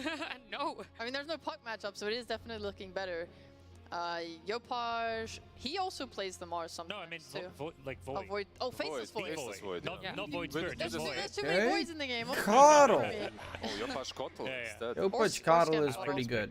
Or Scam, yeah, but it brings a ton of magic especially damage against early on TB. versus the TB. I And do Chen. like it overall versus the Chen as well. So yes, I would love to see it on that mid lane position. Yeah, it seems like a better answer than the Timber. Like last game they responded with that. This game they've likely picked their offlaner, so I think Coddle just makes sense here. And it's Are they gonna go for Mickey Bats or some shit? You know, quintessential playstyle where he's flashy playmaking. Problem is that they picked up TB. If they didn't pick up TB, they could go out mid and win the game. His first ever professional Coddle game, the last time it was played in this group stage, and it was shaky. I'll be real. Like he seemed not comfortable on Coddle the way he is with other heroes. His net worth was far lower than someone like 9, and it was only later on that he really started to shine on the hero.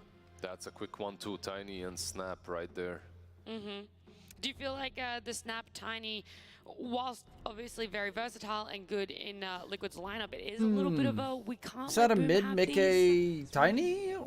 It could be a little bit, right? It could be stealing the Snap away from them. A lot of magic damage versus TB always comes in handy in those earlier stages they have a of cookie the game. out of the Plus, you can kill him off a distance. He doesn't even get the chance to use his Sunder. But I'm wondering, which one of these two do you think is the core? Is it the Tiny?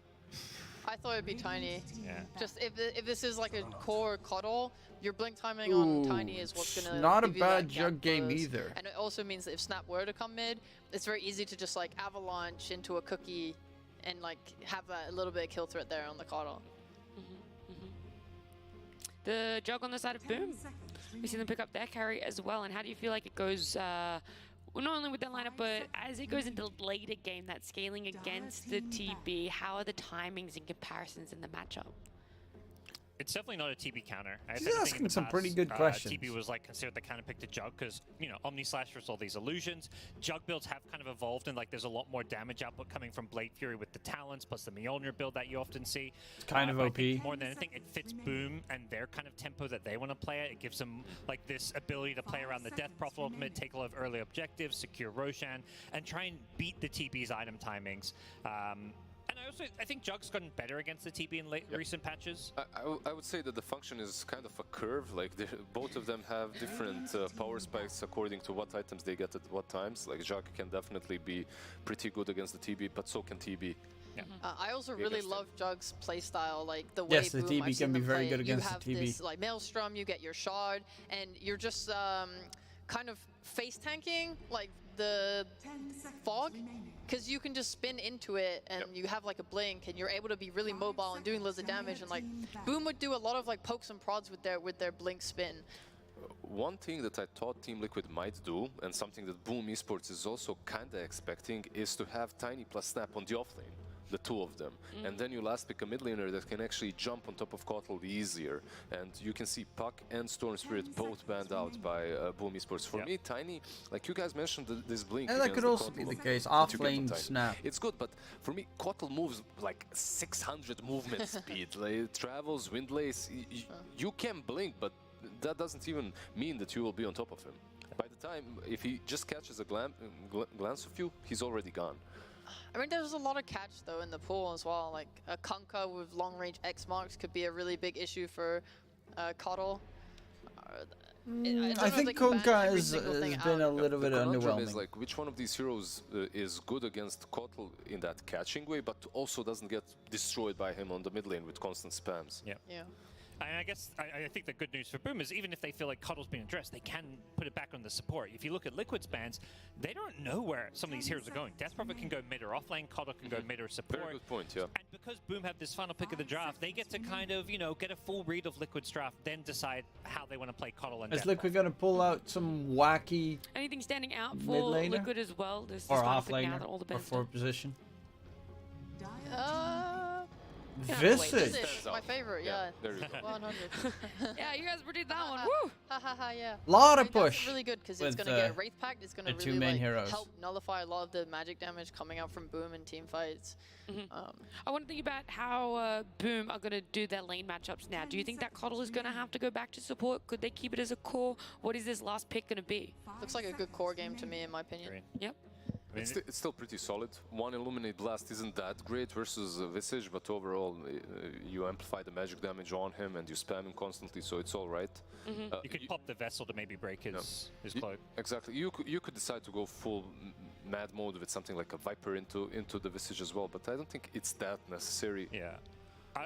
It does feel weird, like last picking a support here, but at least that's what looks like could fit their draft. Like just get some kind of AoE magic damage, like Jakiro type hero. Enchantress. Okay. They're looking to win the lane, I think, or at least contest the lane, because Visage is a very strong laner. Hard to play into, so. Was thinking of going for Boom, but that ENG feels a little bit too really hard weak. to deal with because Jug's like spin is on way too long of a cooldown. But what So I'm gonna go with the trifecta. He has no disengage. He has no way to get out. It's so scary. I was going to say, they're taking their time with where this Snap and this Tiny are going to go, but Mickey picks it up. So now we know where that Tiny is. It's the Tiny up against Coddle. Are you liking this mid matchup a little bit more? How's it going to play out into the late game? What the fuck are these odds? The mid lane, like many mid laners have said, it's not that difficult for either one of these two to find enough farm. There's a ton of region. Where this game is made or broken for Team Liquid is on the offlane for me. Zai needs to have a really good game, but not only him, his teammates need to go and help him as soon as the laning stage is kind of I like the draft a lot from Liquid, but not 1.37 odds. As soon as possible.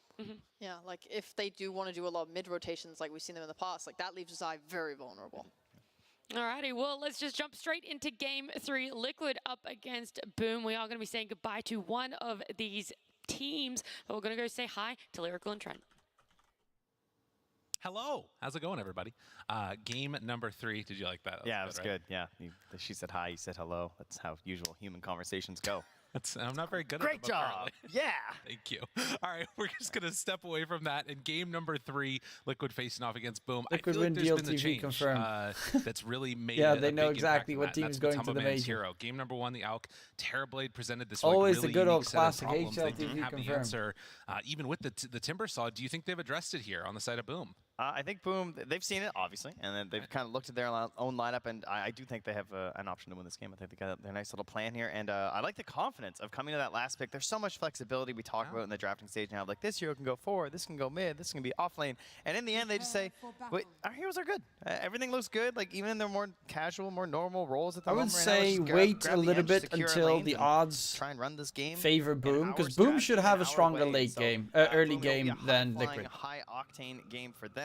Whereas Liquid, they definitely have some of the earlier timings that you're going to be looking for. Like, Mickey's going to be on the Tiny, so he's a very kill-hungry mid-hero. And then Zai on this Visage looking to get into that level 6, and then probably heading towards that Wraith Pact. Once you get that, you open up so much more around the whole rest of the map. That ward placed down kind of interesting to spot some movements there by Boom. Curious what that's going to be towards. Maybe they want to try and find the Chen if he's hanging out up on that side, or just see if any camps are blocked or what have you. But regardless, I think Dota is easy when you we don't also fire watch darts for in in this South is American Juggernaut. Chinese I feel Division like 2. I've Bro, seen too many of these I heroes recently, predicted, although they're all over the place in pubs. you know, pro matches, together they with the seem to scenery, slide away predicted from them a like bit more, and almost this all could the be an fucking SA interesting Division 2 pickup. matches Still correctly. pretty decent win rate, and one of the heroes with 71% win rate on Dire. Wow. Yeah, I feel like. But yeah, China's whack. DPC, there was sort of this idea of like, oh, Jug, he's kind of losing some games, doesn't feel that good. But then the group stage, I feel like I saw a lot of good Jug games. He was getting bandoed a lot in that second phase, but now coming into it when it all matters, and they have their own fate in their own hands. This is what Jaggy wants. And they do it. Shards block Mickey. He didn't even think about the stairs. Mickey, Tony, Mickey, Tony. You hold that a second longer. Juggernaut is a scary hero, though. Get a nice little strap around there. The odds are 1.61. And again, if Liquid win, they are qualified to TI directly off of points. Boom still have an avenue to go, even if they manage to lose this one. And on the other side, if Boom win, then they're qualified, and Liquid are just out of contention. And off to the qualifiers. So not where you want to be is down bottom here. They're trying to get a little bit of early wrap around here, potential. Conjure Image, but into the lane we go. And of course, first point Divine Favor, first point Conjure Image, not a very scary lane. And again here, we're going to have Tim's on the I don't think it's worth it that hero with was these obviously odds. Pretty amazing in game number 1. Had some great saves. But the lane with the Viper didn't go that well. They weren't able to really shut down Matu on the Alchemist. So this time with the Death Prophet, another range hero combination that you tend to do very well with, they're going to be hoping to send him to the jungle nice and early here once more. if they can make that work, and that's going to be the big thing. They're already pulling the wave back behind the tower. Tims will connect this up with the creep wave, and nobody over to, as of yet, interrupt that, as they did do a nice little job connecting the wave and messing around with it there. Zai already forced Skem to use 1 round of the Nature's Attendants, while Boxy is contesting for this 1 range creep, or just a regular creep actually. Top lane should be not too problematic here. I feel like Boxing because they have a lot of regen between the Juggernaut and the earlier last year, Enchantress in the top lane. Hitting level 2, definitely some damage potential once they get there, right? You're gonna have Cookie as well as the Scatter Blast, Soul Assumption, Grave Chill, whatever they want to do for that big nuke potential. Something that Skem does have to be at least a little bit concerned about. But currently Skem has 1 mission, and that is to get this camp unblocked. And look at Jackie in combination there, ensuring that there won't be a body block there. So they're definitely going to get the spawn on the small camp. And potentially even a stack as well. Yes, indeed. Lots of creeps to work with here for Boom. Yeah, you like to see that. And the double healing spells that are being used in this lane too. Yeah, that's going to be annoying. Skem is going to have a lot of shit to push into and then have an opportunity there to get a pull off. We'll see if that actually works out for them or not. In the mid lane, very much a farm fest. So far, though, more denies. Sai is really struggling in these games with getting last hits in the laning stage. Able to sidestep the blast there, but Yopaj very much going to be all about the farm in this one, and maybe heading off to the jungle to get some stacks up.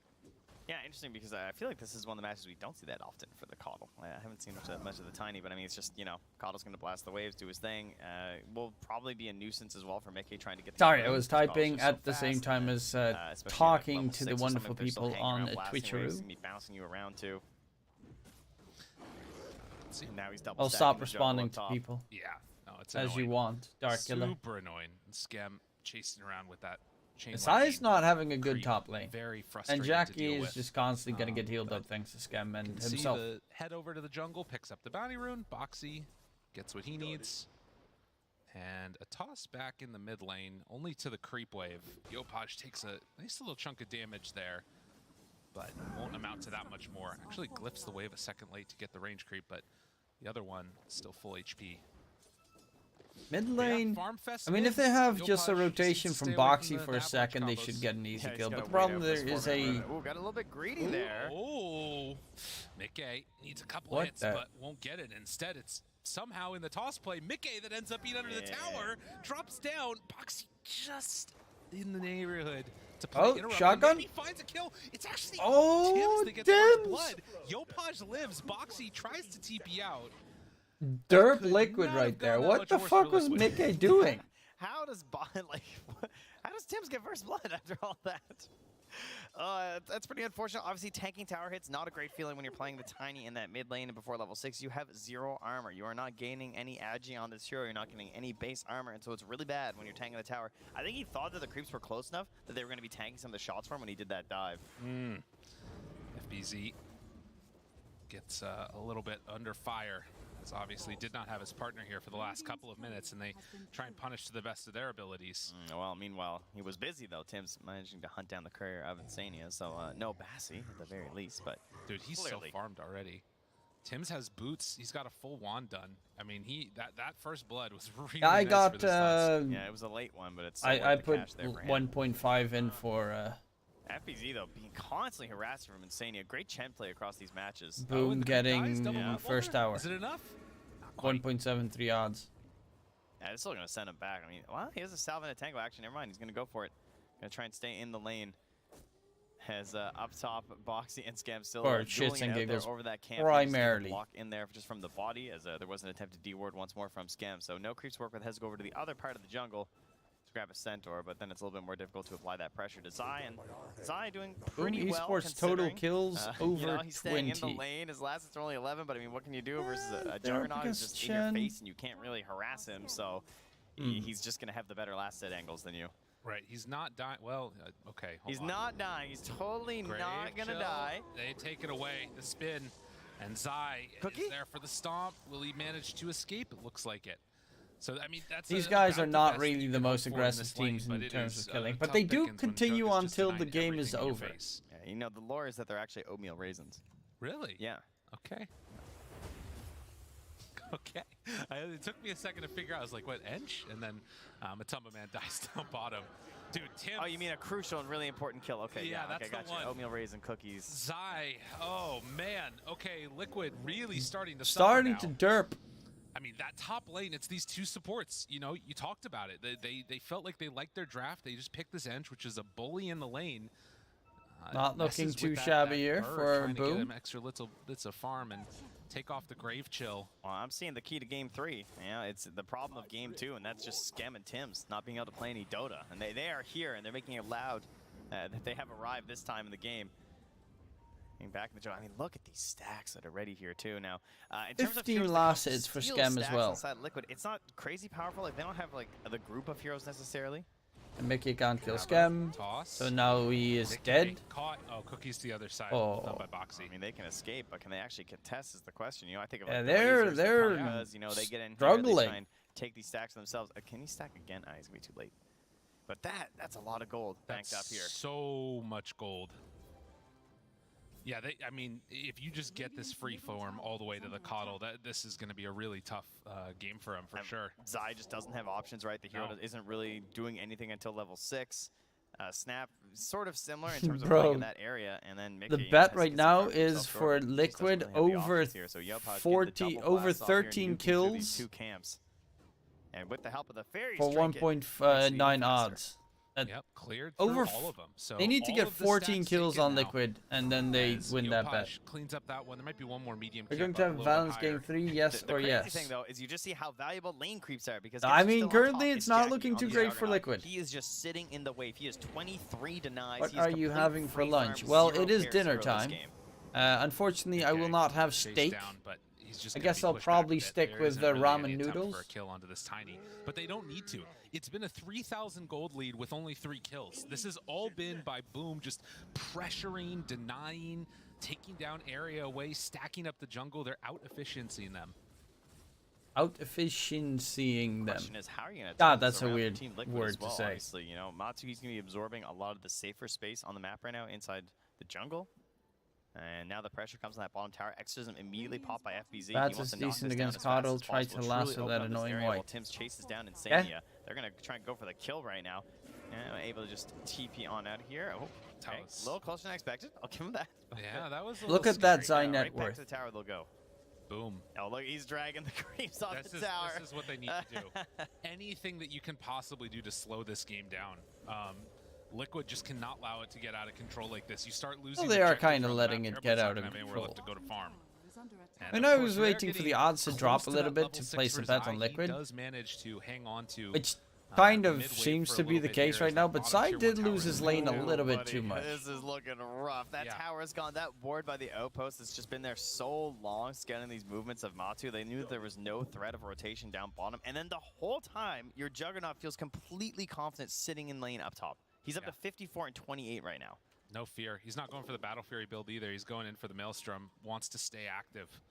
Wants to get the stuff done. Now, there is a level 6 I here went for a little Zai, bit for so Liquid. Potential for some smoke plays, some tossbacks into stone forms. It really feels like Boxy's the one who needs that level 6 next. So desperately waiting for that tome, because no matter how far behind you are, with a Snapfire on your team, you can pretty much kill anyone with the kisses if you have the stun. That's true. And Zai's there with the stuns with the birds. That's going to be their avenue to make this happen. But need a little bit longer before they kind of just need pretty much Tiny to do shit. Real bad. And maybe they can make some beauty happen.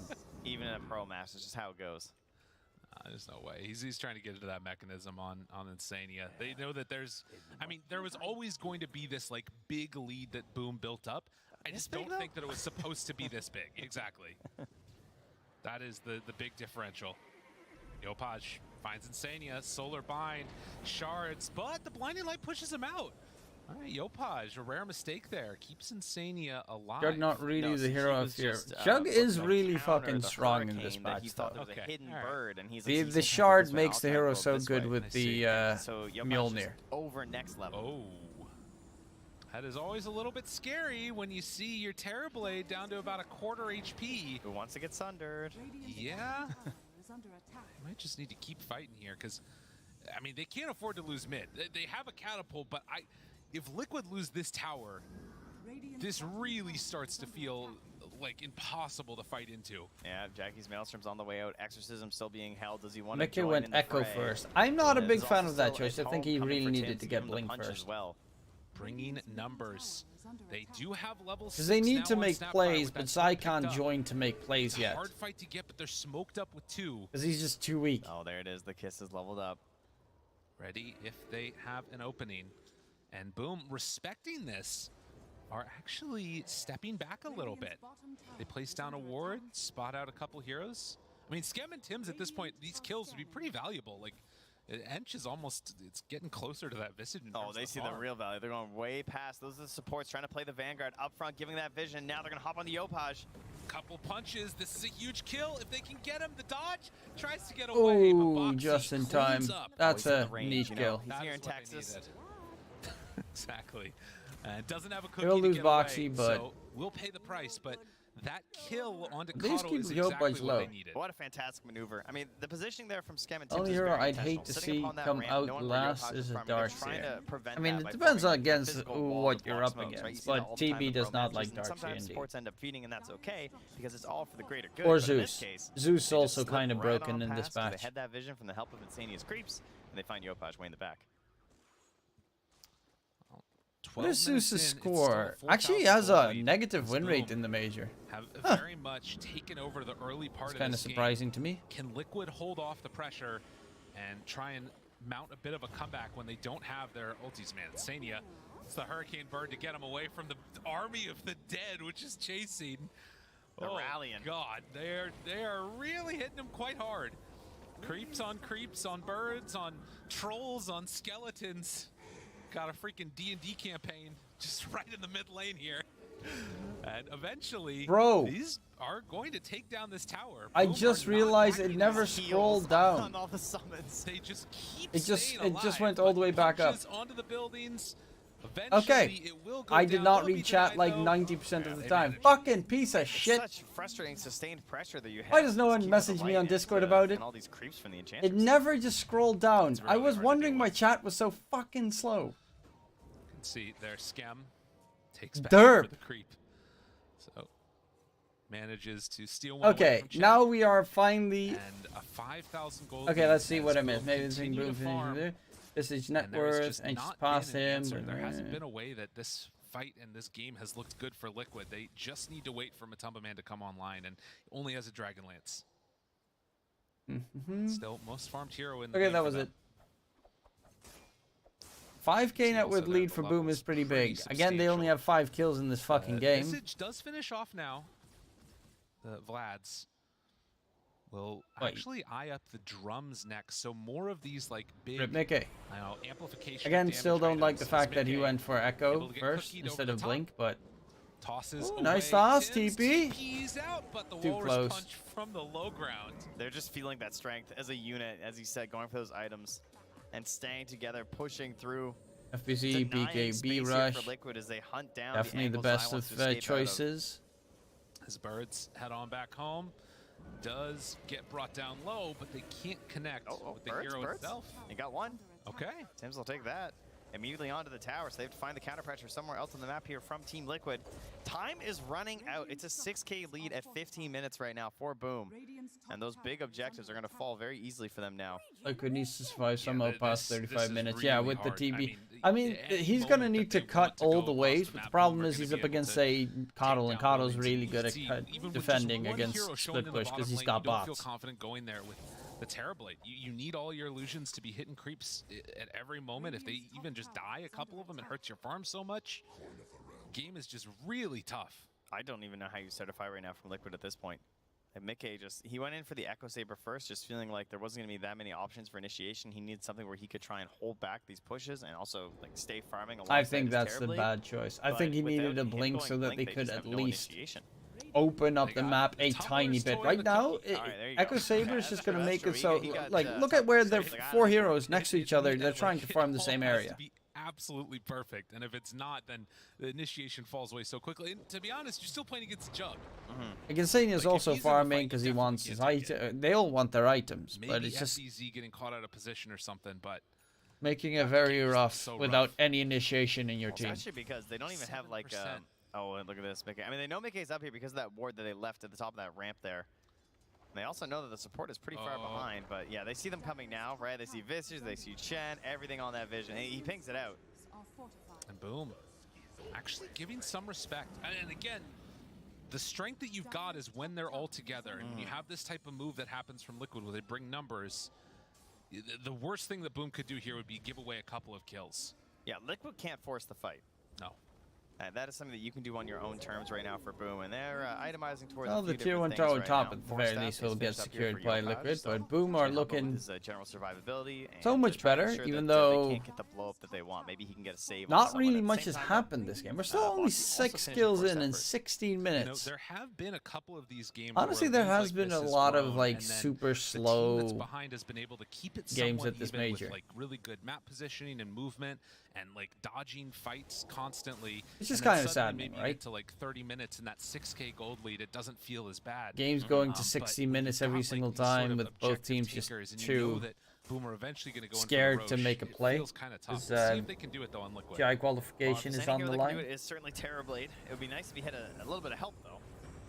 His help. Oh man, that pushback with the solar vine is so much damage. Zai just not looking like a core at all. Yeah, there are of course exceptions, but there's no way out. And so many games of just both teams being terrified of doing anything have been played. Dead. Gank the hero, kill his friends. Or one-sided stomps by Liquid in game primarily LGD. Mickey is farming fairly fast though, considering the situation and considering how much space is being taken up by his Terrorblade. I mean, he's moving to some dangerous areas, but he knows he has to. He's got to find this Blink Dagger so they have any hope of just getting pickoffs and trying to put Boom a little bit off their plan. You know, stop them from grouping up if you can get that first grab. They've been able to keep their tier 2 towers alive 6-1. Low kill score is definitely favoring Liquid right now. You do not want the kills to start racking up because it's not going to be Liquid that are killing people. TB ain't that far behind, but he's going for a BKB, which is okay, but Walrus Punch works against it. Omni Slash still works against it. Exorcism available, but they're going to try and you kind of need Scotty so bad this game, it's unreal, because they have End Shield, they have Juggernaut heal, they have DP heal, and they've got Coddle heal. They've got 4 healing heroes on the side of Boom. So you are desperately in need of a Scotty. It's like the ultimate item to make anything happen. Good damage. They get the kill on the Roche. They won't. So Jackie picks up the Aegis and Boxy not able to get the snipe. But because he's going BKB, Scotty's going to be built up, you know, he denies it with the juggler at 30 minutes. Which is probably the moment that you've already lost your base. Played down bottom there, I mean, that's probably the timing for the second age. I think they can win by the second Aegis. And on Boom. If they don't fuck up. If they just take out all the outer towers with this Aegis, keep them forced in their base, and get that little bit of extra farm going so that you're 13k ahead at 30 minutes. That's a really good. You know? Like it does have Blink. Nice carry score. Liquid, do they want to fight now? FEZ soaring, that's kind of cool. They have the Blink. He's going to Lotus. They feel like they need to make something happen. Gets Sunder, I guess. Though, remember. This is a tough kill. I don't know, really tough kill. Fight. They're smoked up though. They feel like they have to do something. There is no Coddle here. This could be the one big window. Coddle has bops. Scan is going to connect again, and boom, they're just so clean with their movements. Not taking chances. So not having Coddle there means fucking jack shit. Don't want to lose your chance at the TI direct qualification and Skem. McKay tries to find him. That's a great grab. That's a good kill. That's what they needed. Every single kill matters right now for Liquid, and most importantly, they're about to get the Wraith Pact as well for Zai. So this is where Visage really starts to feel like this force that you look for, and the reason why the hero wins so many games. Because, like, let's look over the numbers and the damage here from Boom. If the fight, gets, like one hero gets picked off, their damage isn't that great necessarily. They don't really have the best frontliners, because Juggernaut is sort of a frontliner, but at the same time, he kind of dances around a little bit. True. You have this big damage coming from the TB. There will be eventually the big damage from the Tiny and the Visage to match as well. And I feel like the late game scaling, that this could be something that Liquid could delay for. Right. For Boom. With advance is still at a 7k mark, though. It is like find a target, big, blow them up at which the is start, a problem. or just obviously, allow Coddle heals to rain down, and you eventually outscale them. But it's doable. Particularly kill that Terrorblade. The tower goes Boxy, down. smoke gets broken, spots it out. Spotted. And goes towards Psy, which is a scary jump to make. However, Tims might be fucked. Gonna be fine. And yeah, just look at that. Tims gets ran down. Hand of God is still here. They could look for more. Skem tries to back away. Kisses round 2. Catches up with the ENG, slowly whittling them down. The silence is out. They have Metamorphosis if they want to turn this fight. Oh, so close. Survive through it. Mickey takes a big Illuminate blast through the side of him. They're still Hand of God. BKB, a couple more punches. FBZ taking a heap of damage, but again, just barely staying alive. So 2 heroes incredibly low right now. Oh, this is so unlucky for Liquid. But, I mean, it does get a little bit sketchy. You could have gotten so much more there. That is so unlucky. Boom a little bit nervous. Oh yeah. Don't you think? Again, if he has Scotty there, you know, you have they destroy that fight. Feel how much of the map you're controlling, but you miss out on this initial grab onto one of these 2 heroes between the now there's no Exo, so there's no reason to. Well, Exo is on cooldown, but so is Meta. Survived on an Ench and a Death Prophet. But they won the fight though. Well, without Meta, there's just no fight available. No kisses and nothing else. Wow. Really thought he was going to die from a blink. For Liquid. Liquid, they got that 1 kill on the Tusk. They're keeping so I would still say that they steady, at least. Technically won the fight, but it's still not. Which is the big thing that you'd be worried about for Liquid. I'm not even sure if you can say winning that, call that winning the fight. They should be able to clean up these outposts on the bottom side of the map if they want. While Jackie continues to accelerate and farm. Tim's there to back him up, and they're just going to try and keep closing in the map onto Liquid. Yeah, getting around and securing the space around these tier 2s is fairly simple, but heading towards the high ground can still be a bit scary versus a Tiny, as I'm sure we all know. This will force back the TPs. How much do they want to stay around here? And I'd be careful getting close as Ench with the Tiny being in the game. They have a 4-staff on Boxy, they so do like, this. The Tiny could potentially blink it looked like they could win a fight. To safety. Oh no, definitely. There was definitely plenty of threat in those engagements. Before people come back, such damage on tier 3 tower, that's a big win. So a bit risky, but the risk pays off. Walrus punch on the Boxy. 4-staff to the other side of the shards, and the birds go down again. And the lack of Manta as well there from Matus, like Solar Bind just sort of ruins him unless he wants to pop BKB. It's a full-on commitment to the fight at that point. I don't think they have familiars for 90.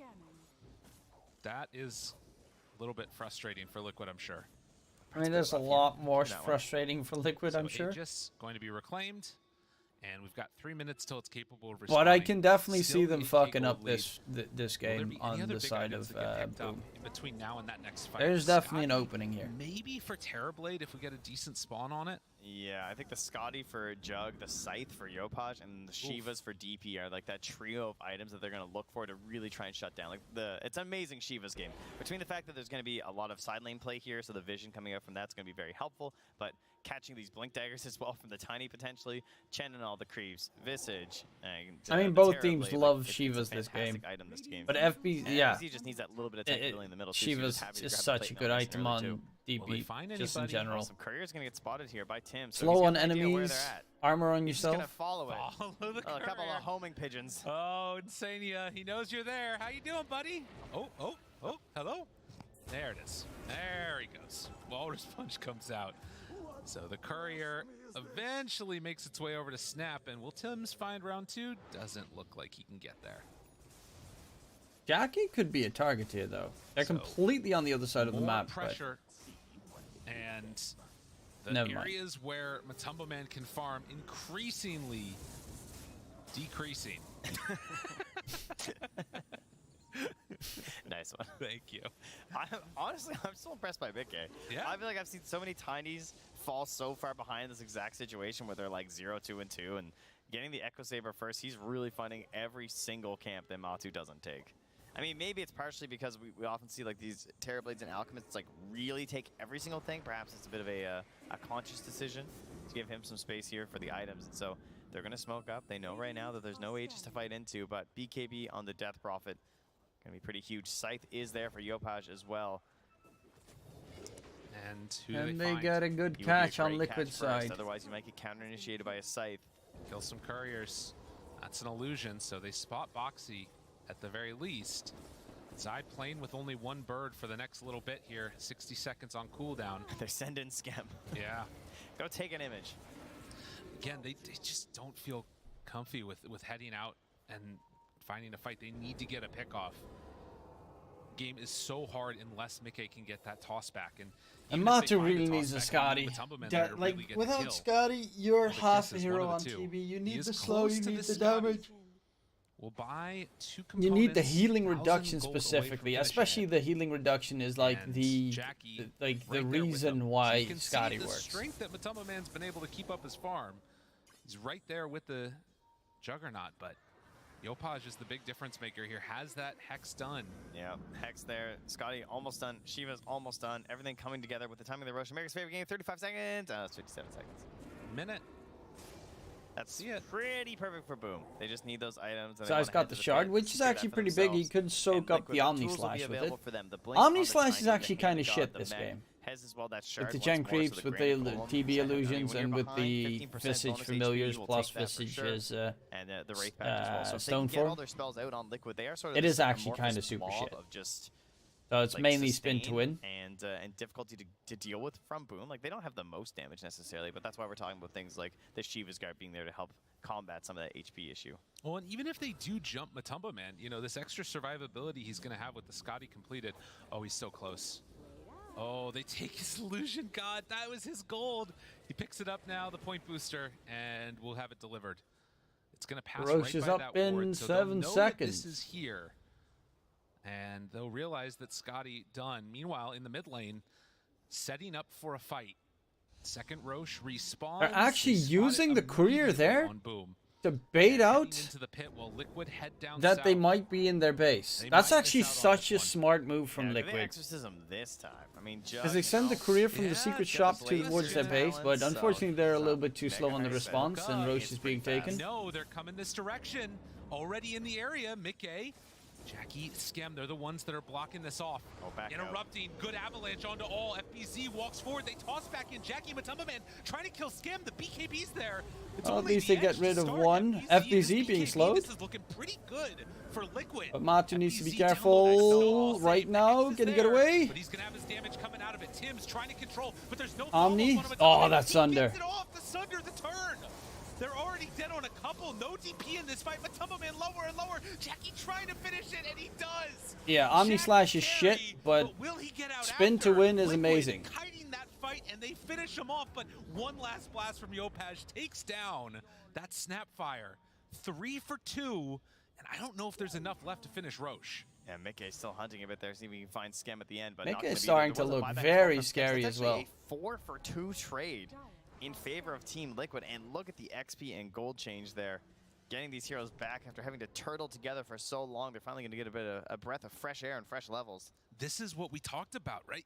You get to this like 30-minute mark, and you're able to Liquid play this about as well as you could, not losing that net worth lead, not letting it expand, and suddenly it starts to matter less. But they need their ultis. They can't go for another round right now. Matumba Man's still dead for 5 seconds. Zai gets caught, tries to play a little bit of interrupt, but Yopaj just spamming out this damage from the back. Mickey is back though. It's there for the heal, but it's not enough. They're going in.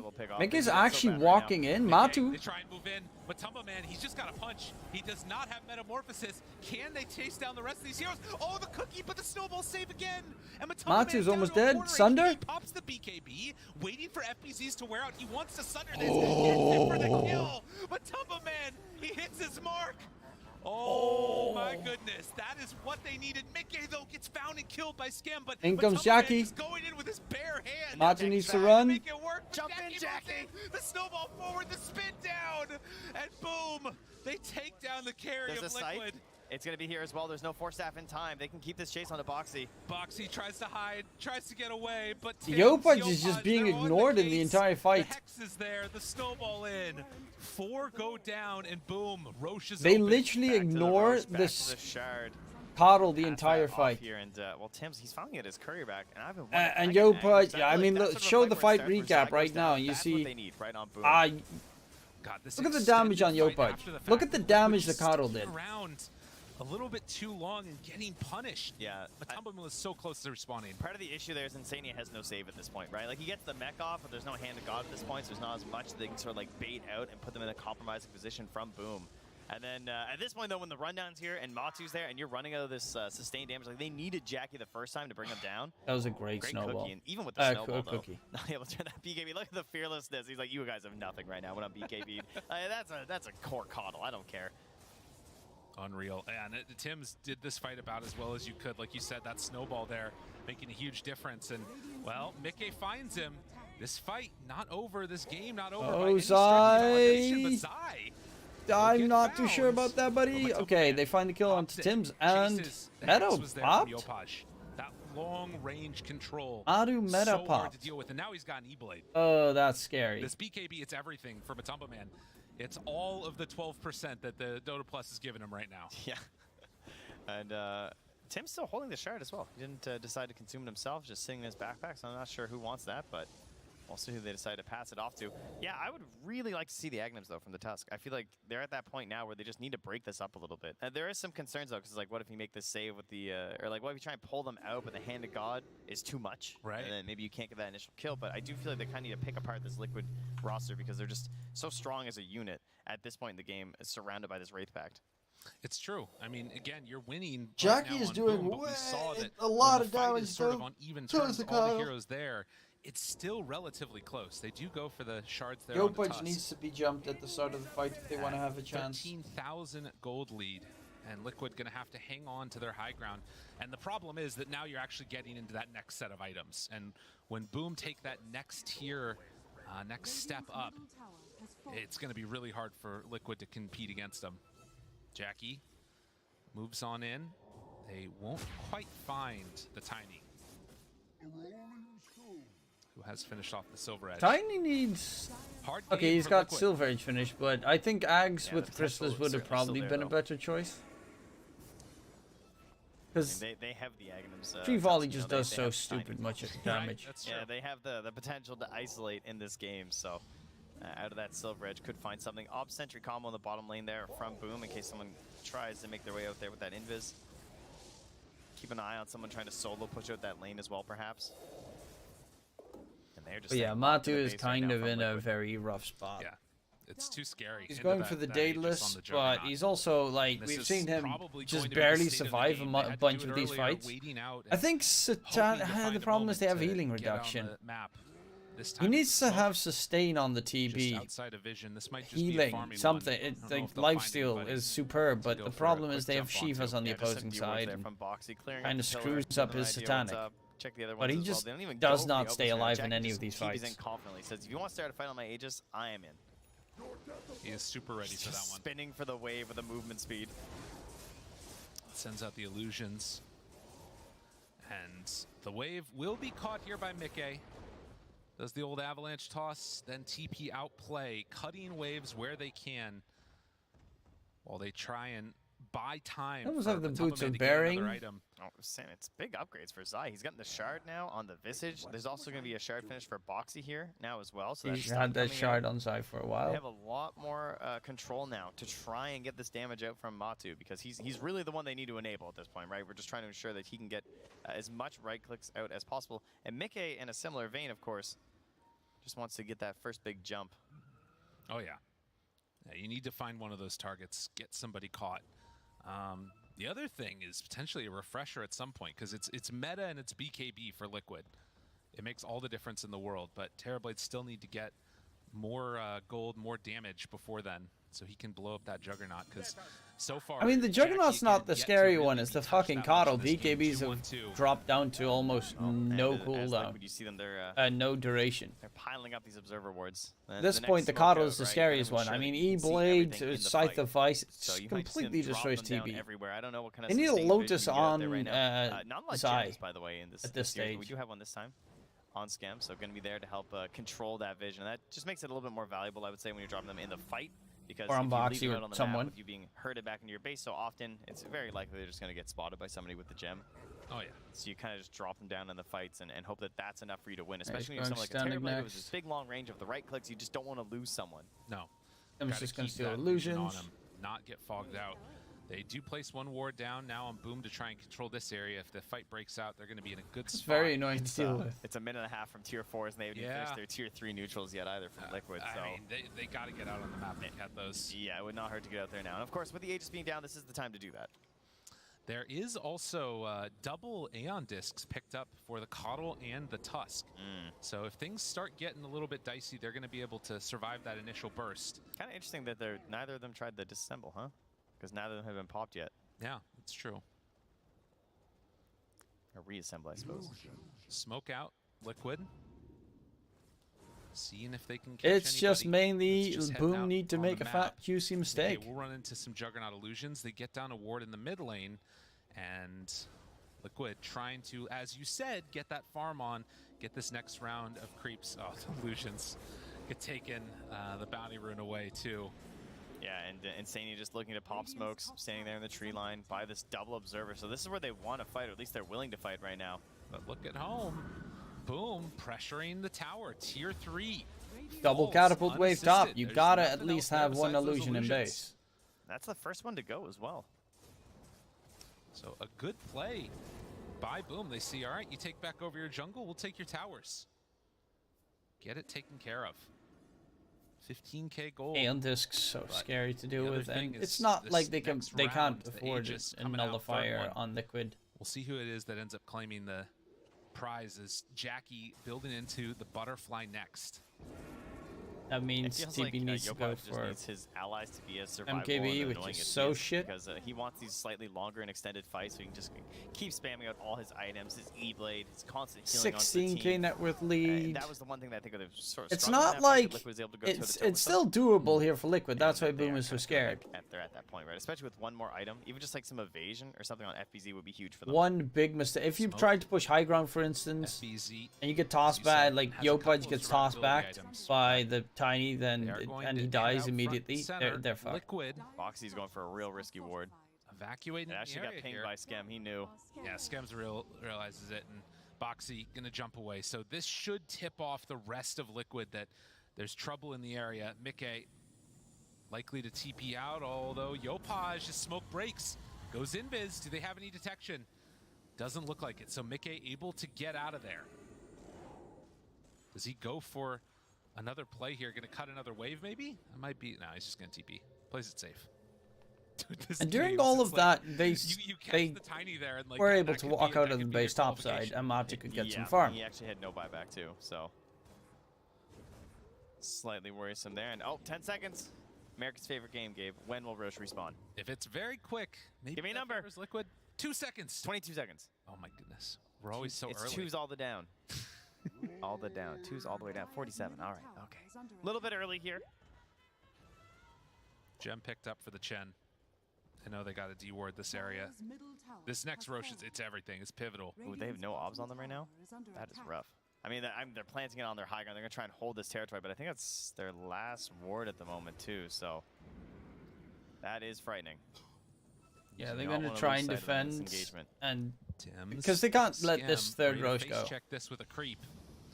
The Glimmer after, the toss back. They get their Tusk, but there's the Aeon Disc proc. The Hex already out onto Terrorblade.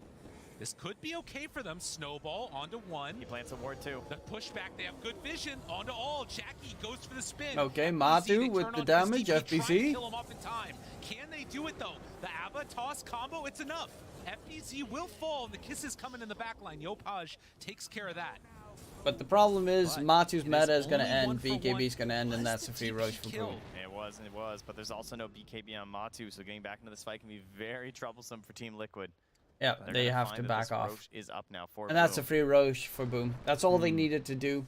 And Bait out the meta. That's hard. I and feel like, BKB yeah, no and DP, fight's maybe over. there's a little bit of worry there, but there's going to be this window where Exorcism's down and DP has respawned. Oh, there's also not going to be a meta too, so there's perhaps an idea here from Boom. Instead, though, they're kind of examining the mid lane here, pushing this out. Don't want to give anything for free to Liquid in terms of Okay, a vision little and bit knowledge of the scared, I map. guess. And now they steal a Conjure image. They head in towards the pit with the illusions. Yeah, they see Not it's gonna ready. opt for it yet. Wait for DP to be back up, and then they can go if they want. Liquid. The story remains the same. Push outside lanes, try and buy time. Now it's just going to be a free Ags, and free Ags is just... A couple of times they found it, but they can't extend that fight and take down that's the rest so of fucking huge. It's this such a power spike. Done. Probably Swift Slash for Jackie. They're all there. I mean, Jackie's probably the best one, but I'm down for Tim's. Actually, I think Yopaj is the best one. See if he takes it. I mean, he's kind of owned the series. Will of the Wisp is so fucking amazing. It's like a 30-second cooldown. Not quick enough. Yeah, they're just faster clickers. That's all it is. Well, a lead that has been growing more and more is further now into the favor of I'm not really the biggest fan of the Juggernaut getting the Ags, because I think Swift Slash is not that good in this game, specifically. Their hope's not up yet. They know. There's a danger. Always a danger. Things could turn around. Zai losing birds in this bottom lane. Has to go for the resummon back on home.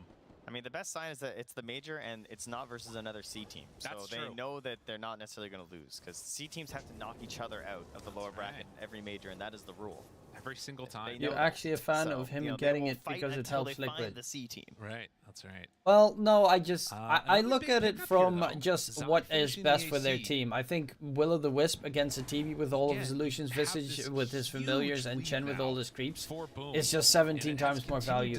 Yes, Snapfire can one-shot it almost, but it means he needs to put himself in a position to kill it. Could be going under. It's also, like, particularly for Matsu, right? He just has zero concerns about this Coddle as long as he's BKB'd for the most part, right? He can just kind of ignore him. And there is the potential for the save. And by the way, I love this. The Aghanims. I feel like we're seeing the Aghanims a little bit, particularly from the Roche when it gets given to the Coddle, but it looks so strong every time I see it. It is so fucking strong. You know, we kind of moved away from it a little bit, and it has its own issues versus Terribly, but I think even the last time we saw it was versus a TB, and it still feels very difficult to play versus. They're getting all the items right now.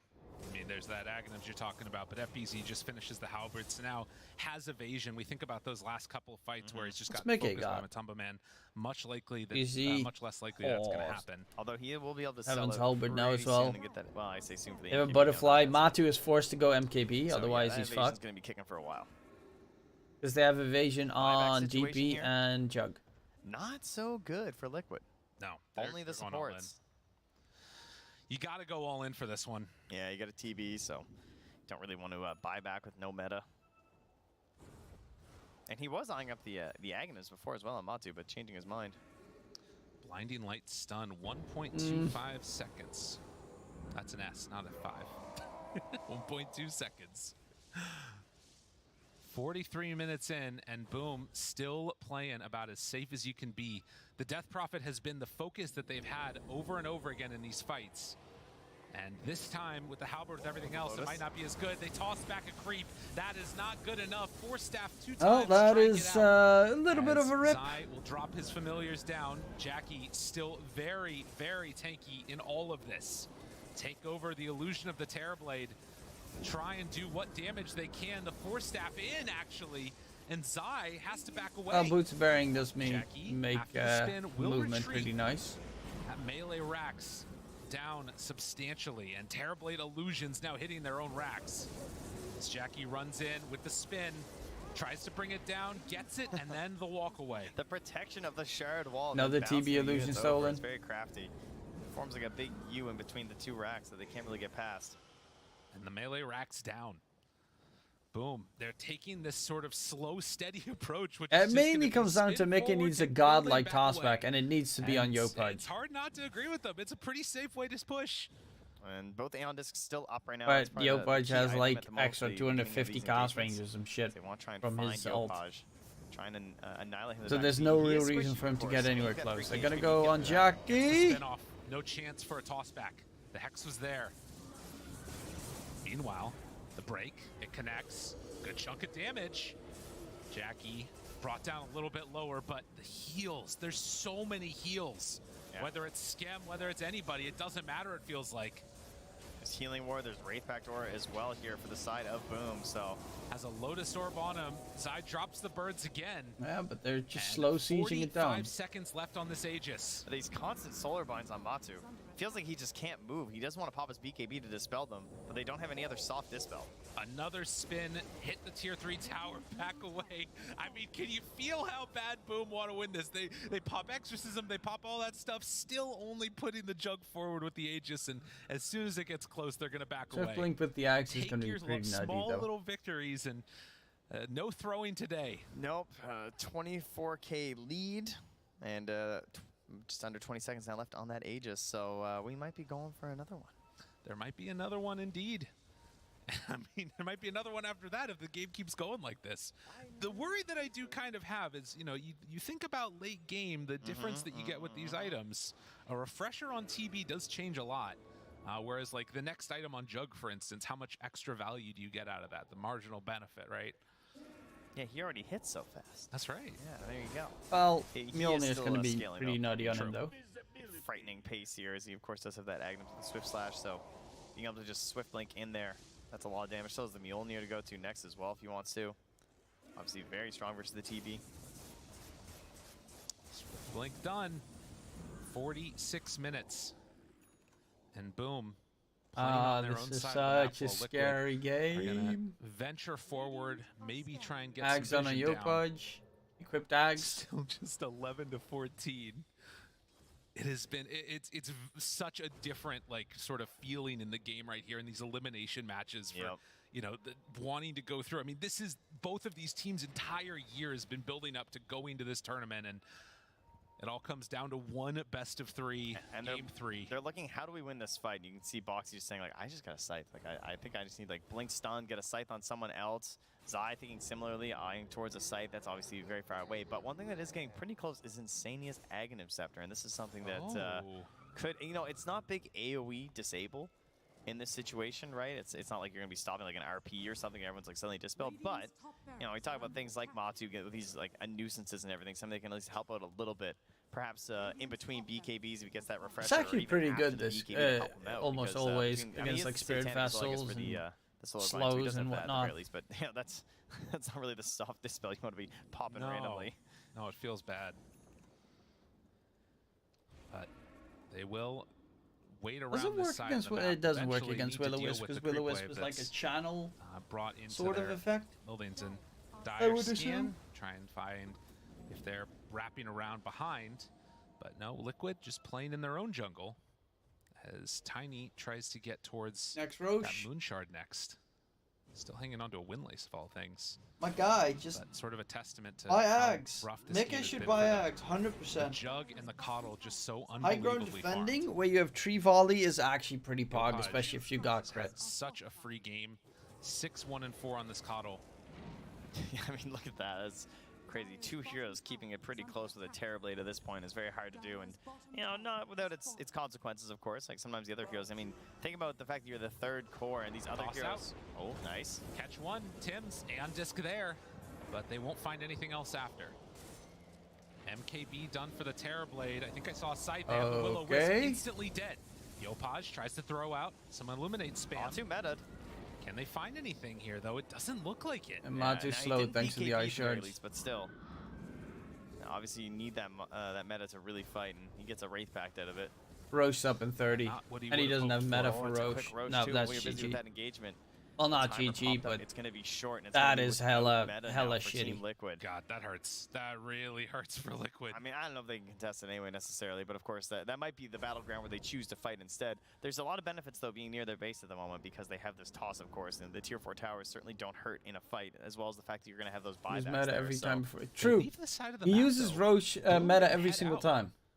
And Matu's going to catch this wave here. He's almost at the refresher. Imagine he sends the birds in right now from Zai too. Zai found the Roche that got them in a really good position in one of the previous games. Could be another way to make it work. Ench is going to send the courier in. That does not work anymore. Just hanging out. Oh, you know, maybe they kill the courier. That's true. Fair enough. Dagon now by the Coddle. So the Zap Bagel is one shots illusions, so it's pretty good against TB. Have that as well as buyback for Yopaj. But also only in general, 400 gold surplus at 4,000 gold by the way. Yeah, he's pretty big. Crazy. I'm just keeping my eyes on this refresher. I think Octarine would probably have been my the better choice, but And Liquid, yeah. are they going to be able Refresher to get shard means double EXO, free ags for DP. The birds go by. Actually, probably for Tim's on the Tusk. See this going down. Yeah, they spot him with Schem. Can't quite connect in time, and Roche, another one, will be claimed by Boom. Refresher. Oh yes, the Aghanim Scepter for the kick. It's time. It's dangerous. And there's a DD bottom. It doesn't get better than this for Boom. Put the TB in a really rough spot. Once again towards that Aether Lens as well to help extend the usefulness of it too. Nicely done by Matumba Man. Oh yeah, it was a good play. I mean, one Omni Slash with a DD from Jug, and that could be the end of the game just right there. It might be without the DD, to be honest. Yeah, between that and the Swift Slash as well, just a tough guy to lock down here, and they're going to move higher. Very they confidently. need that refresher shard. Revealed from Boxy. Stun, force that in. Do they have anything after? Doesn't look like it. Jackie still can't do it. Doesn't care. Not concerned. Tim's with the kick out. They found and him. The Hex and Matu is the Sunder, where is it? He needs not dead yet. Oh! Gets the Sunder off. Tim's dropping low. Tim's turned upon Jackie, trying to focus. Can they kill him off in time? Okay, this is not looking too bad. The right clicks, the forward, the cookie. They missed though. They missed the cookie. Now turns, has to force that out, but it's not never mind. Jackie just does too much damage. In the end. But the buyback is there from Terrorblade. But he doesn't have meta. Tim's just keeps on finding targets. This and make his Scepter was exactly what nom they nom needed. nom. Does have buyback. That's game. And they're gonna need it from this Tiny if they want to stop this pressure coming from Boom. Oh, the smoke up as well from the other heroes in the back. Remember though, this is a Terrorblade now who doesn't have meta. Doesn't have He enough. Can't afford a refresher with that buyback as well. Tough to really do much in these fights. And Boom, they can sense blood in the water. They're not even worried anymore. Jackie no longer going for the spin hit. He's just hitting right away.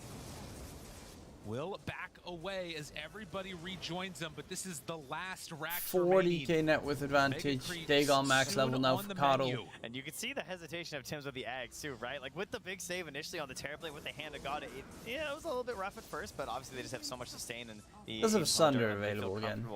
With a support buyback in that situation. So Tim's again ready to hunt here with another kick if someone presents themselves. Liquid, they're staying in this one till the bitter end. One last building. Can Boom close this out cleanly? Mickey spotted out in the trees. He's and there it is. Yep, Mickey spotted. Mickey in trouble. There's no save.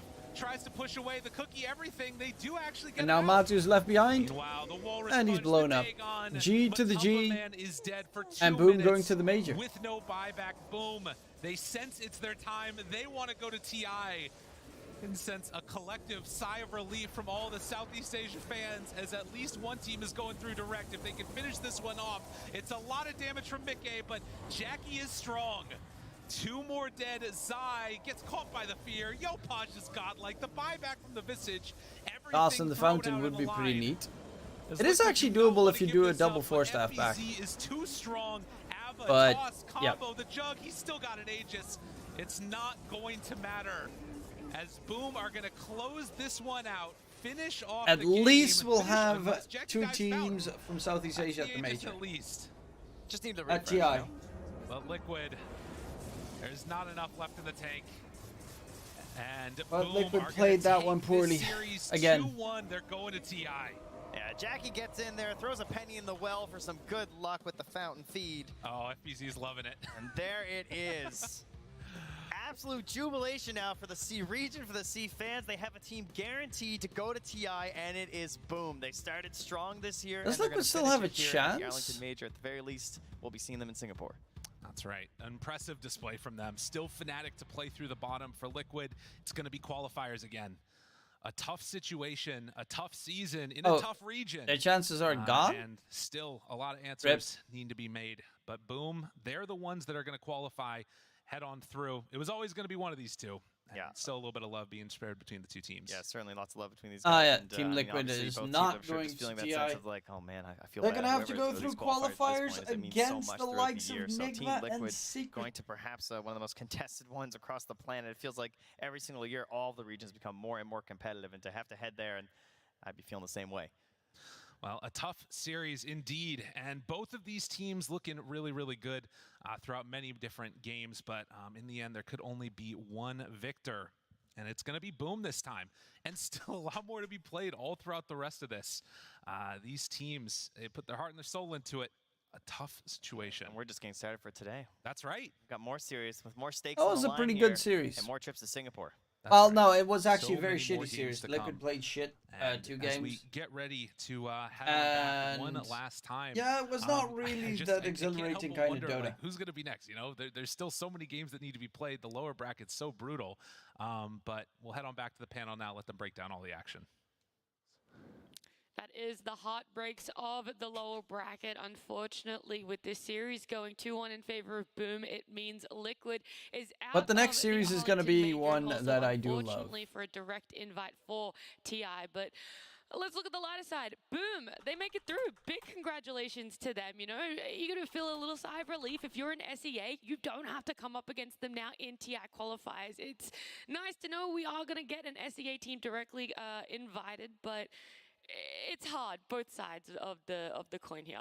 Dude, I'm devastated for Liquid, but like it cannot be overstated how good Boom played that last game. Yeah. Like in a region like C where everything's known for being so chaotic, they were disciplined to the absolute max. Do you feel it was disciplined because they knew how much this game meant, or maybe they've just cleaned up a little bit in their playstyle? I would say they were disciplined not only in this game, but throughout the last 2 years. All of these players, there's a reason why Boom pretty much decided and picked all of them up. They were the flavor of the region, and they're just proving it here. I think discipline plus a ton of talent actually coming from SCA region at the moment, and then you add in another really good coach, an experienced coach, and you get yourself an SCA team qualified to TI. Before I let you guys break down the game 3, we are going to jump to this stage because we do have a very nice winners interview with Banks. Oh yes, that's right. I've managed to grab Scam once again, and you've made it to TI. You've eliminated Liquid here, but I got to ask you on this game 3, were you feeling the pressure a bit there, mate? Yeah, I think we feel a bit pressure, but yeah, we still did it. You still did it, and you did it in style as well. But you've now qualified for TI. I want to see if that kind of feeling, right, that you've qualified for TI, that pressure's gone away. Do you think you'll play better throughout the rest of the major? Not really, because we are still not so stable. But if we stabilize our performance, I think we can still play better than this one. And that's certainly what it's all about. Now, I do want to ask, when it comes to this major, what kind of roadblocks, what struggles have you guys had, and how have you been overcoming them? It's really different here compared to the regional only, because the team is really good here.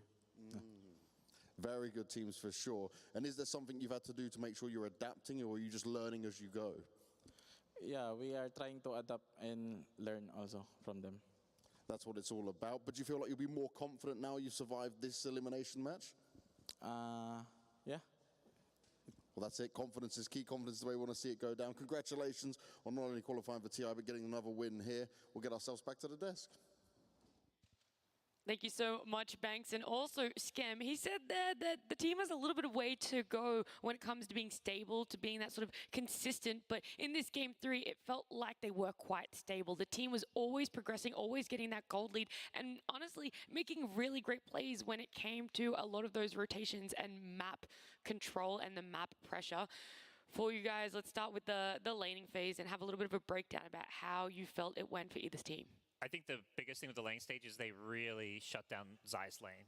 Not so much because it's Zai, obviously he's a great player, but the Visage being kind of the key hero for so many of their timings. Like, the Chen didn't really have a hero to play around or push objectives with, and so much of that came down to, like, the Visage was playing catch-up. Only the TB was really having, like, maybe a great time, as well as, like, a bit of a farm trade in the mid lane. But the Jug and the ENG answer to the Visage was just so smart coming out from Boom. Yeah, the Jug and the ENG. Like, Visage is considered one of the strongest laners at the moment because he can spam you with those nasty nukes constantly. Meanwhile, Jug has always been this hero. If he gets close enough and he spins, he's going to kill you before you do anything, right? Before that spin is even over, which mattered quite a bit against Visage and his armor layers. Yeah, also, like, another huge thing is the base attack time of both heroes. Like, Visage isn't that great at it's terrible. Bossing. Yeah, it's really bad. And Jug has one of the fastest. It's so easy for him to last it in lane. Like, even when he had Boxy in lane with him, you could see the difference in CS. So we saw that Visage really struggle. You see now that it falls back onto the TB, and I want to know a little bit more about how they weren't really hitting those timings for the TB, where that sort of disconnect was going for it to transition into an advantage. I feel like the timings for TB were more or less there. The problem is we discussed Tiny and his position 1 preference, if he is, sorry, position 2 preference, if he will be mid or not, and we even discussed that he needs to be the one that catches Kotl. He was never the one that caught Kotl. That's the problem. Like, Terrorblade actually has enough farm, he dishes out a ton of damage, but he can't sustain himself versus Yopaj. Look at him, he's just constantly on the outskirts. There's been, like, I've already seen 4 Illuminates, there's a 5th, it's just, every single fight it felt like Yopaj wasn't being addressed, and the TP was, getting his BKB off. He was getting Sunder off in most of these fights, but the problem was after getting Sunder off, he kept getting blasted, he kept getting brought low, and then suddenly Sunder is no longer up, and he doesn't maybe finish off some of these key heroes, or quite a few fights where he would get someone down really low, but they would get snowball saved, or they'd just manage to get out of range, and like they weren't being locked in place, so it just felt like Boom just were able to out-execute them to a large extent in these team fights, and a big part of that was Yopaj, his Kotl just being ignored. Well, the other thing that stands out to me while we're watching this little highlight reel here is the Tusk. Tim's Tusk was insane. It looked good in game 1. They pick it up here in game 3, and it was just so fantastic with how much he was enabling this team. Huge playmaker, getting a lot of saves off in these fights, always kind of being the one to kind of set things up. And, you know, they played it very slow and safe. It was his axe timing that actually kind of broke the game open. Like, they were kind of struggling to find that way to break high ground. I think partly that was because of just their, you know, they wanted to play it safe. There's so much pressure on the line with a, you know, big TI at stake, but they found once they got that Scepter, it suddenly gave them a way to really, you know, basically break open, like find the kill opportunity. Right? Like, you jump in, you kick someone out, it's always fun to watch. Yopaj team is just looking absolutely fantastic, especially when we look at this scoreboard here, but it wasn't always fast-paced, go, go, go for Boom. They definitely slowed down the game. I know more notably when they tried to push that high ground, they got top racks, but then there was just this lull in the game despite having Aegis, and wasn't a lot going on. Yeah, this is the discipline that I mentioned. Like, you can throw a game by pushing high ground and throwing and dying, and it's very easy to do. They were just for 20 minutes straight holding this triangle and controlling Roche over and over again, getting Aegis, playing this like death by 1,000 needles, like push high ground with spin, back off, relaxing, like taking it completely slowly, because like God's mentioned, really amazing point, the more your net worth increases, the more heroes you have with actual items. A Tusk support that might be only having like a blink now has an axe, and you have like multiple win conditions to let you close out the game. Even the Enchantress that has absolutely no impetus leveled up gets some items, you know, like benefits from those levels, if nothing else, levels that you eventually put into stats, obviously. Who needs spells? I never really could itemize for TB, because late game I felt like TB is the only threat, so you have like Death Prophet with a Shiv's Guard, Heart of Terras to make her even tankier, all these luxury items that you just don't expect to buy in a typical Dota game. Despite Tim's being the obvious MVP here, just absolutely playing out of his mind. One of the areas that we haven't really talked about is this FBZ Still can't believe that Death Liquid Prophet and lost just how that impactful he was on her. Oh, love the Southeast Asian Death Prophet, honestly. It has just been throughout all these tours, they just keep picking it even when it falls out of the meta. He's so good in lane. Like, he's, I would say, like, just as good as Zai's gameplay in the first 2 games on the Death Prophet, like just being able to be in the middle of everything, tanking spells, like taking a lot of attention from like TB. TB wants to have his BKB and stand in the fight, and when he's using like BKB and Sunder to chase her, just to chase FBZ down, just to Sunder and kill him, now Jackie's here. Yeah, Jackie and even the Keeper of the Light, right? Like, he takes so much on that offlane. He takes so much control. He just taunts them. There's a built-in skill into everything that FBZ plays. That's the taunt. He just jumps in there. You have to deal with him. If you don't, he will just dish out way too much damage or bring way too much control to the team fight. Alright, I'm gonna lie in bed for Boom now. They are continuing on in this major. What are you hoping they take away from this series, or what has been standing out for you as absolute cherry on top for their gameplay? I think overall, I think Sheep made a really good point, which is just this disciplined play is where it feels like they've really grown, and they need to stick with that. Well, Boom, they absolutely stepped up when they needed to. They will be advancing, and their opponent is going to be the winner of our next series between Entity and Evil Geniuses.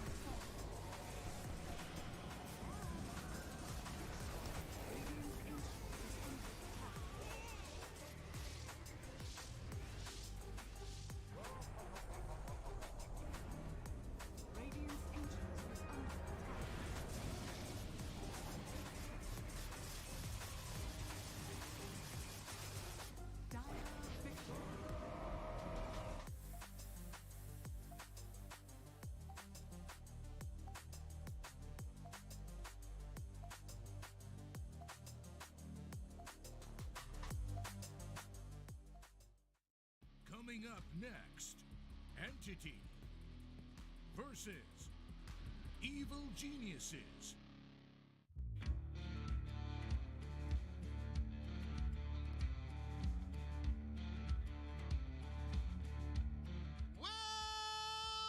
I got the craziest, loudest man joining me to draw his Dota hero. Hello. How you doing? I'm so good, James. Thank you for giving me this opportunity. I got a lot of ideas for the game, how to improve it. This is the thing, right? You love Dota, you play Dota crazily. Yep.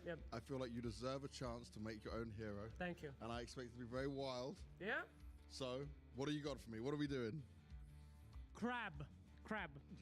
You have your own mic, but yes, That's crab. right, crab. Crab, okay. Why does Dota not have crab? Okay, many games have crab. Crab is a very special creature. It's tasty. It is tasty, James. Let's talk about the skills. Yes. All right, it's Q. I'm gonna design this just like the normal Dota designers now. He's gonna have a nuke, a mobility, and an ultimate, and then that's it. Welcome to designing Dota heroes for the last 4 years. It is very complicated, but his first ability here is Bubbles. Bubbles, like that. Now, yeah, that's right, Bubbles. Yep. That's his Q. Not much to say. Bubbles come out, they hit people. Can I be the sound effect? That's right. Yeah. Crap.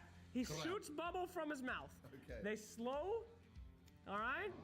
And the longer that you get hit with the slow bubbles, the more bubbles accumulate on you, and then the longer they last. So it's like a vector-targeted bubble shot, and you have to follow people, but he stands completely still. But the E, the passive ability, that's called Scuttle. Oh, they go across the floor. That's right. Now, his passive ability is he cannot walk forward. Oh. He is a crab. So you have to walk to the side and diagonal. You can't just walk at a target. You have to figure out the best way to go left and right.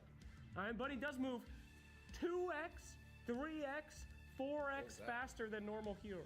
Ooh, so he is scuttling. So he's going. Yeah. He's a quick crab. Really fast. He's a quick crab. All right.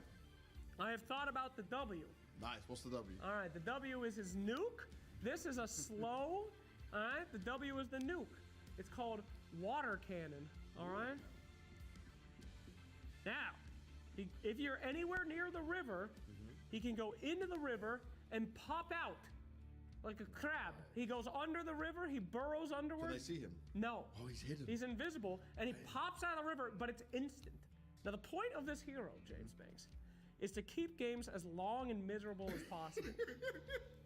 Approaching the river at any time, you don't know if it's safe. You don't know if crab's in there. You want to just avoid it. Yeah, so I don't want anyone to ever cross the river again. If you do, he pops out of the river in a water explosion, he lands, and then he's able to get a bonus on bubble. Okay. Every kill that you get, the river grows, and if crab starts owning, the entire map is river. GG.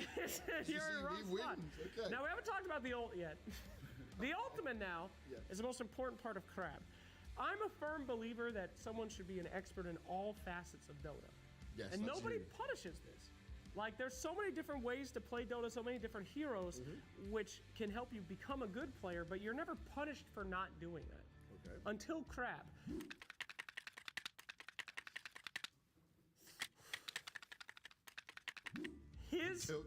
That's right. Crab's ultimate is called Snip. All right? Here's what it does. You take a hero, you cut him in half. Did he die? No, they don't die. You see, it's a magical, he's got magical claws. Yeah. And what happens is, after you get snipped, your hero separates into two. Your Q and your W are on one, and your E and your R are on another, and you have to micro them. You see, too many players in Dota don't know how to micro. Okay. So you force players to learn how to micro by getting snipped by crab. So one person has to control two heroes. That's right, that's right. The different, oh my. You see, Meepo, you can control 5 different heroes as Meepo. Nobody plays that hero. This is how we get Meepo back in the meta, is that we have a hero that forces the drooling Phantom Assassin player. This guy sits down, he plays PA, keyboard drool coming out, you know, this is all he does. Now he has to learn how to micro, you see? Okay, so the noise for Snip. Go ahead. Yeah. You know, just I want very impactful. Just like,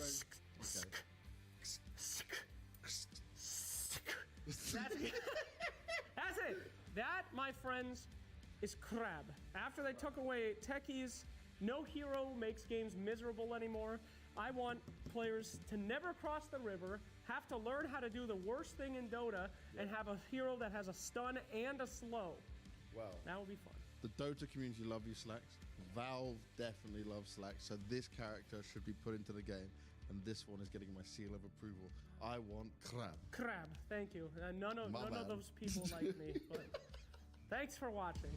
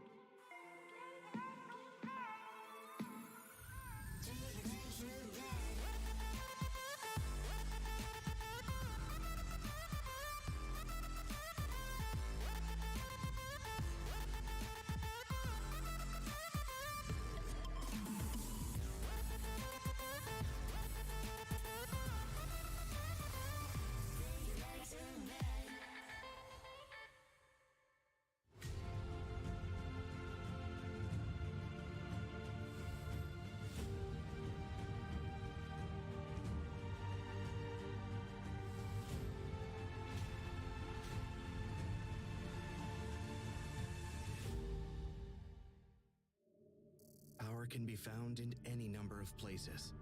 Scientists will tell you that it comes in newtons. Gamers will say that it can be found in silky skills. We will say that the power lies in real thrills. In the play with perfect ping. In the runes and crystals. In every frag and gank. In your personal winnings. Lock and load for PGL Arlington.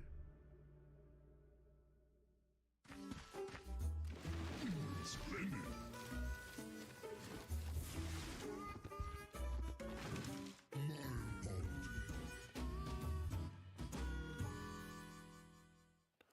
Welcome back, everyone. We are still in the lower brackets games for today, but joining me on the panel, I have two special guests. We are going to be joined by Snaking and Netta. In between us, Liz and I are actually just here. He's going to be host now as well. Yep. So it's just double host. We're wearing the same colors. And then Snaking and Netta here. How are you guys feeling? I feel pretty good. Yeah. Like we kind of got over the loss of the major already. So a few days have passed. So now I get to just enjoy watching the major. Yeah. What were you guys doing on those days that you had spare? Definitely a lot of coping, and then afterwards we became the biggest LGD fans because we knew what was on the line if LGD won the series, and they did end up winning. So we were very happy, and obviously it sucks to lose, but we'll just have to be better for next time. Yeah, I mean, this is one of those things. It happens. You guys are here, though. You're going to help us look over this series. We do have EG up against Entity, and now I know both of you guys would be quite familiar with Entity. So the obvious question is, how do you guys feel that they're going to do in this game against EG? I think it's a pretty even matchup.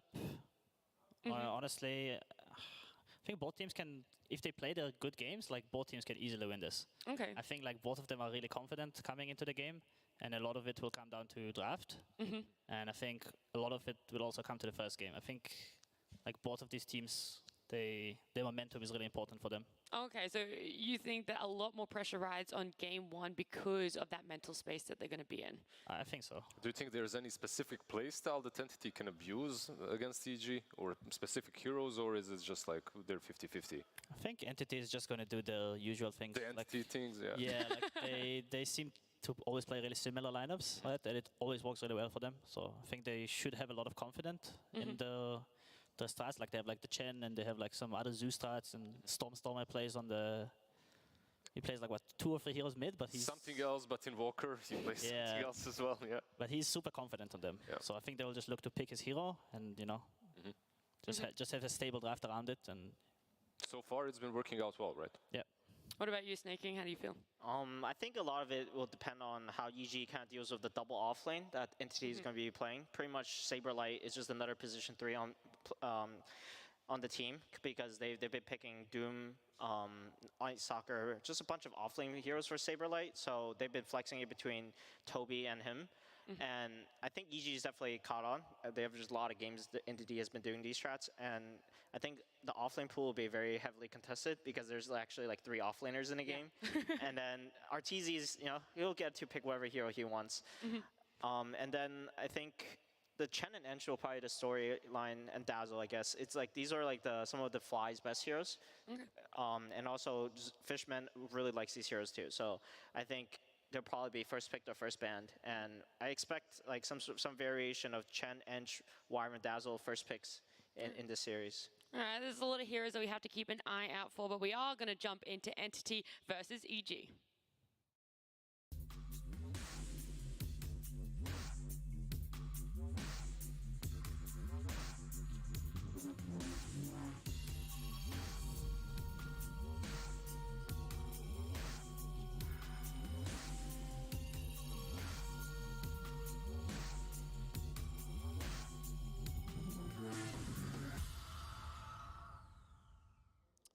It's a rematch from the group stage here on the big stage. It's EG taking on Entity, and I'm going to start here with you, Fly, and the fact that obviously you've come back to EG. You've had a few months now on the team, and I just want to see how you view the development you've been able to add into this.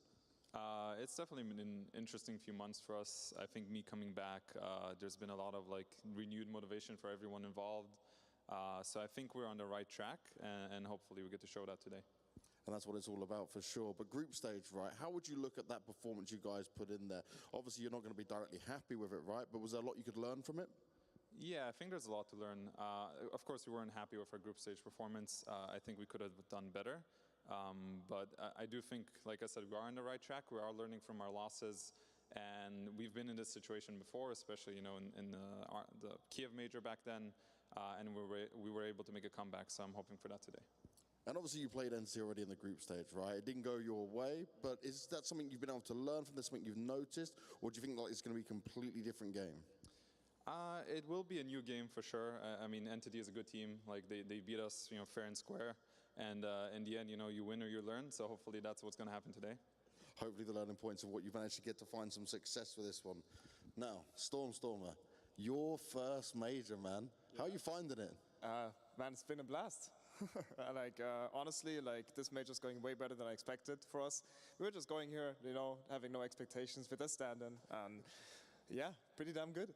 And you got this far, right, even with us standing. That's impressive. Now, Lizard over there on the desk, he told me you can only play Invoker, but surely you've been okay with grabbing a few more under your belt? He's right, I can only play Invoker. I used to at least. Thank you, Lizard. But yeah, I guess my hero pool got a little bit better in the last couple of years. So it's still not the biggest, but yeah, as long as you're confident going into the game, everything is good. And maybe some Invoker today, who knows? Oh, who knows? Well, I think we'd love to see it. Liz would definitely be appreciating it for sure. Now, obviously, you took down EG when it came to the group stage, right? You're going to be very confident going into this game. But how do you guys feel overall right now? Do you feel like you're playing better than you expected, considering you have a stand-in? For sure. Honestly, we went pretty confidently into this tournament with Saberlight because they're a very good player. And obviously, we're not going with any bad feelings into it. But, of course, it's going better than expected, way better. Of course, the loss yesterday was a bit sad, but honestly, OG is a very fantastic team. And for us, it's been the very first match on playing on a stage like that. So, honestly, just looking forward to this match and just giving the best. That's what it's all about. Now, it is your first major, so I think I should give you a special chance. You said it's some special person's birthday right now. Yeah, today is kind of a special day because my mother's turning 60. So, happy birthday, Mom. Alles Gute, Mama. Happy birthday out towards your mom. Yeah. Woo! Brilliant. There we go. There's no crowd, but we'll make some noise for Stormer. Thank you very much for your time. Fly, good luck. Let's get ourselves into this next game. Well, I definitely know a nice little birthday present for Stormer's mom would then be getting the win here. But before we talk about the matchup a little bit more, Lizard, do you have any remorse about adding Stormer like that? No, not at all. Like I remember playing with him. He would play a very sick invoker. His hero pool. I wanted to set him up so that he can say that his hero pool has expanded. Also, happy birthday to Storm's mom from all of us as well. You've raised a wonderful guy. Do you guys feel, obviously here, Snaking Netta, you guys went up against Entity as well. You guys were able to take a game off of them in that group stage. Do you feel that you could abuse a little bit of Storm's small hero pool, or there were some other things that you felt you could exploit? I think Storm's hero pool is obviously not the biggest, and people are aware of that. So I think Entity themselves have been playing around very well. They have kind of just first phase his hero to make sure just get his hero in, because they are aware of his hero pool is small, so they don't want to get banned out in the second phase. And I think from more than half of the games, he's just been first two'd, but you don't really necessarily know it's his hero, unless it's Puck. Like, for example, when they pick Tiny, they could have this hero's position 4. You don't really know until later on. So I think the only heroes that he's pretty much guaranteed to play are Batrider and Puck, if you see it early phase. Okay, and then again, same thing, you guys went up against EG, so Netta, what do you feel like was a weakness you guys were able to capitalize on that you think Entity could as well? I think if EG struggle in the lanes, it's generally really hard for them to come back. I think both Arteezy and Nightfall, they really enjoy winning the lanes. They are both very good laners. And they're kind of used to winning their lanes. I think if they're not winning, they're pretty much out of their elements, and the game can get a bit chaotic for EG. So I would like to see EG focus heavily on their lanes. I think that's what they will do, and from then the game kind of plays itself out. And you talked about the first game and the importance of the draft in the first game. Who wins, who takes it, right? Look at EG. They banned out literally Chen and Tiny the way Entity won in that game 1 versus them in the group stage. So eliminating perhaps one Stormer Flex hero is the way to go. Yeah, for sure. Do you feel that Entity will draft heavily to win lanes as well, or are you hoping that maybe they focus a little bit more on that later game? I think Entity right now, they have very set strategies for the mid-game timing, so they don't mind the lane as much. They just want to be able to break even. And here's the first phase Batrider, as we were just talking about a second ago. Also, the Dazzle and the Winter Wyvern, they were in that pool of supports that you thought were going to be highly contested. I want to know some of your thoughts, Snaking, as to why you think they are so hotly sought after. I think it just, this patch kind of became a hard carry patch, and these healers really amplify how your hard carry can play. Having these saves, make sure that your hard carry doesn't get bursted, and if he survives the fight, he'll just end up snowballing even harder. Okay, guys, we have Bat on one side, we have EG on the other, and the Storm Spirit picked up. Is this the solution? I actually love the Storm Spirit pick. I think actually in one of our games against Aster, we had a Batrider and they picked the Storm Spirit, and I felt like, oh shit, we kind of forgot about it. In my opinion, it's a really good counter. I saw that Entity, they've been picking this early Batrider in a lot of their games, and I was really surprised when I saw it, because in my mind, always this hero, like, unless it's really OP, you can't just pick it that early. You're gonna get counter-picked by like a Queen of Pain, Storm Spirit, you know, these kind of heroes on mid, and they just get a free lane, and they get to snowball the game so hard. Yeah. Do you think that he's good versus Wyvern as well? Like, in general, he should be, right? Like, you get to jump on either one of these two. Yeah, it's amazing against Wyvern. So I really like the Storm pick, and they just need to make sure they protect it properly with the bans now. I think they'll probably ban the Nightstalker and the Doom. Storm has been picked up 10 times in this major so far. It has a 90% win rate, so it's very up there. Why do you feel people aren't putting a little bit more focus on it or picking it up more? It's kind of a forgotten hero, like Netta said. It was so popular in the last major, and then after the nerfs, everyone just decided this hero is just not that good anymore, and they just kind of left it alone. But I think this hero is still definitely very pickable in the right scenarios. It just takes a couple teams to start picking it, and people will start realizing, oh, this hero is actually completely fine. We can actually play this hero still. Who do you think has the stronger opening here, and how does it allow them to go through the rest of the draft? I definitely think EG has the better opener here. I think they have a really Abed hero, and he has a good matchup mid lane. And I think EG excels most, like Netta said, when they're doing well in lanes, and then Abed is kind of controlling the tempo of the game. And this Wyvern, he's a really good backliner, but EG already has a way of for sure catching him if he's ever under vision, which is an important element of playing against Wyvern. So in one of the games, Entity versus EG, Entity also went for Batrider. EG answered with the Queen of Pain that you mentioned. Do you think that Storm is perhaps a better counter than the Queen of Pain at the moment? To the bet, I mean. Yeah, I think that's the adjustment they made. Because I also thought that Cop was like, most mid players will tell you, if you see Batrider, pick up, right? Just pick up. Yeah. Instantly, don't even think about it. And then I've seen in this tournament, Entity played against they also played against Navi. When no one played the Cop, he's a very good Cop player. And Stormstormer was perfectly fine on mid lane. So I think they tried to make the adjustment. It looks like the Stormstormer guy understands this matchup, and he knows how to play the Batrider against the Cop. This is obviously like his strength as a player. Like he has a very small hero pool. But he practiced it a million times. Yeah, exactly. He knows like all the little things. He knows how to make the matchups work.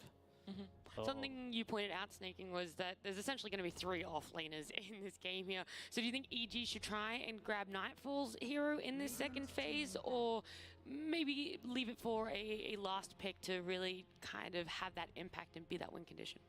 I think the EG is pretty much always going to 16-17 Nightfall plus crits here because they really enjoy just picking their combo together and just being able to pressure the lane. And I think Entity realizes that, and they're kind of banning this Nightfall here, the Razor, and setting up for that. What are your thoughts on where Crit Heroes pool is sitting at the moment, and some standout ones that you guys think would work very well with this EG lineup and opening? I actually think one of his crit signature is the Tuskar, but Tuskar is not particularly good versus Wyvern or Batrider, but I think Earth Spirit could work very well. He's a master tier Earth Spirit player, as everyone know, and I think it can actually be quite good. I think we saw Boboka play Earth Spirit versus Wyvern yesterday, and it looked really good. The Earth Spirit was able to constantly kind of threaten the Wyvern and make him out of position. The Marcy is also still in the pool. Let's see. Does Kid play the Marcy? Yes. They actually already started. Okay, I was. Does that surprise you? Because Marcy so far has been either picked or banned in the first stage. Yeah, the hero, it looked really broken coming into the major. I think people are kind of trying to play against it more and counter it, so it lost value. Who the fuck is that on the banner? I wouldn't be surprised to see them just pick it up.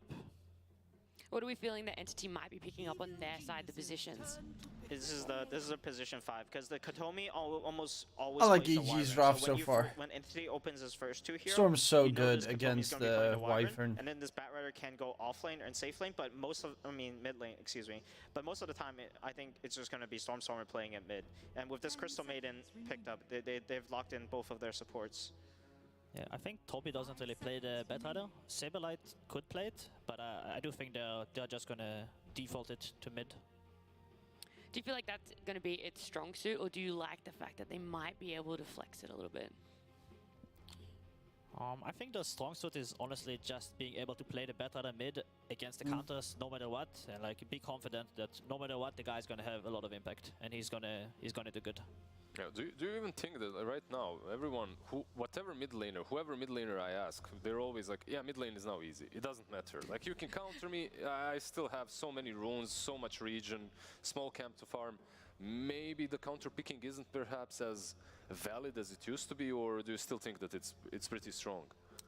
It depends on what kind of counter picks. There are counter picks that the lane is just very hard. For example, if you pick this Corp against Bat, the lane is just very hard for Bat. If he manages to get out of the lane, if the first 5 minutes are fine for him, he's still good, right? He's gonna be perfectly fine. Okay, let's see.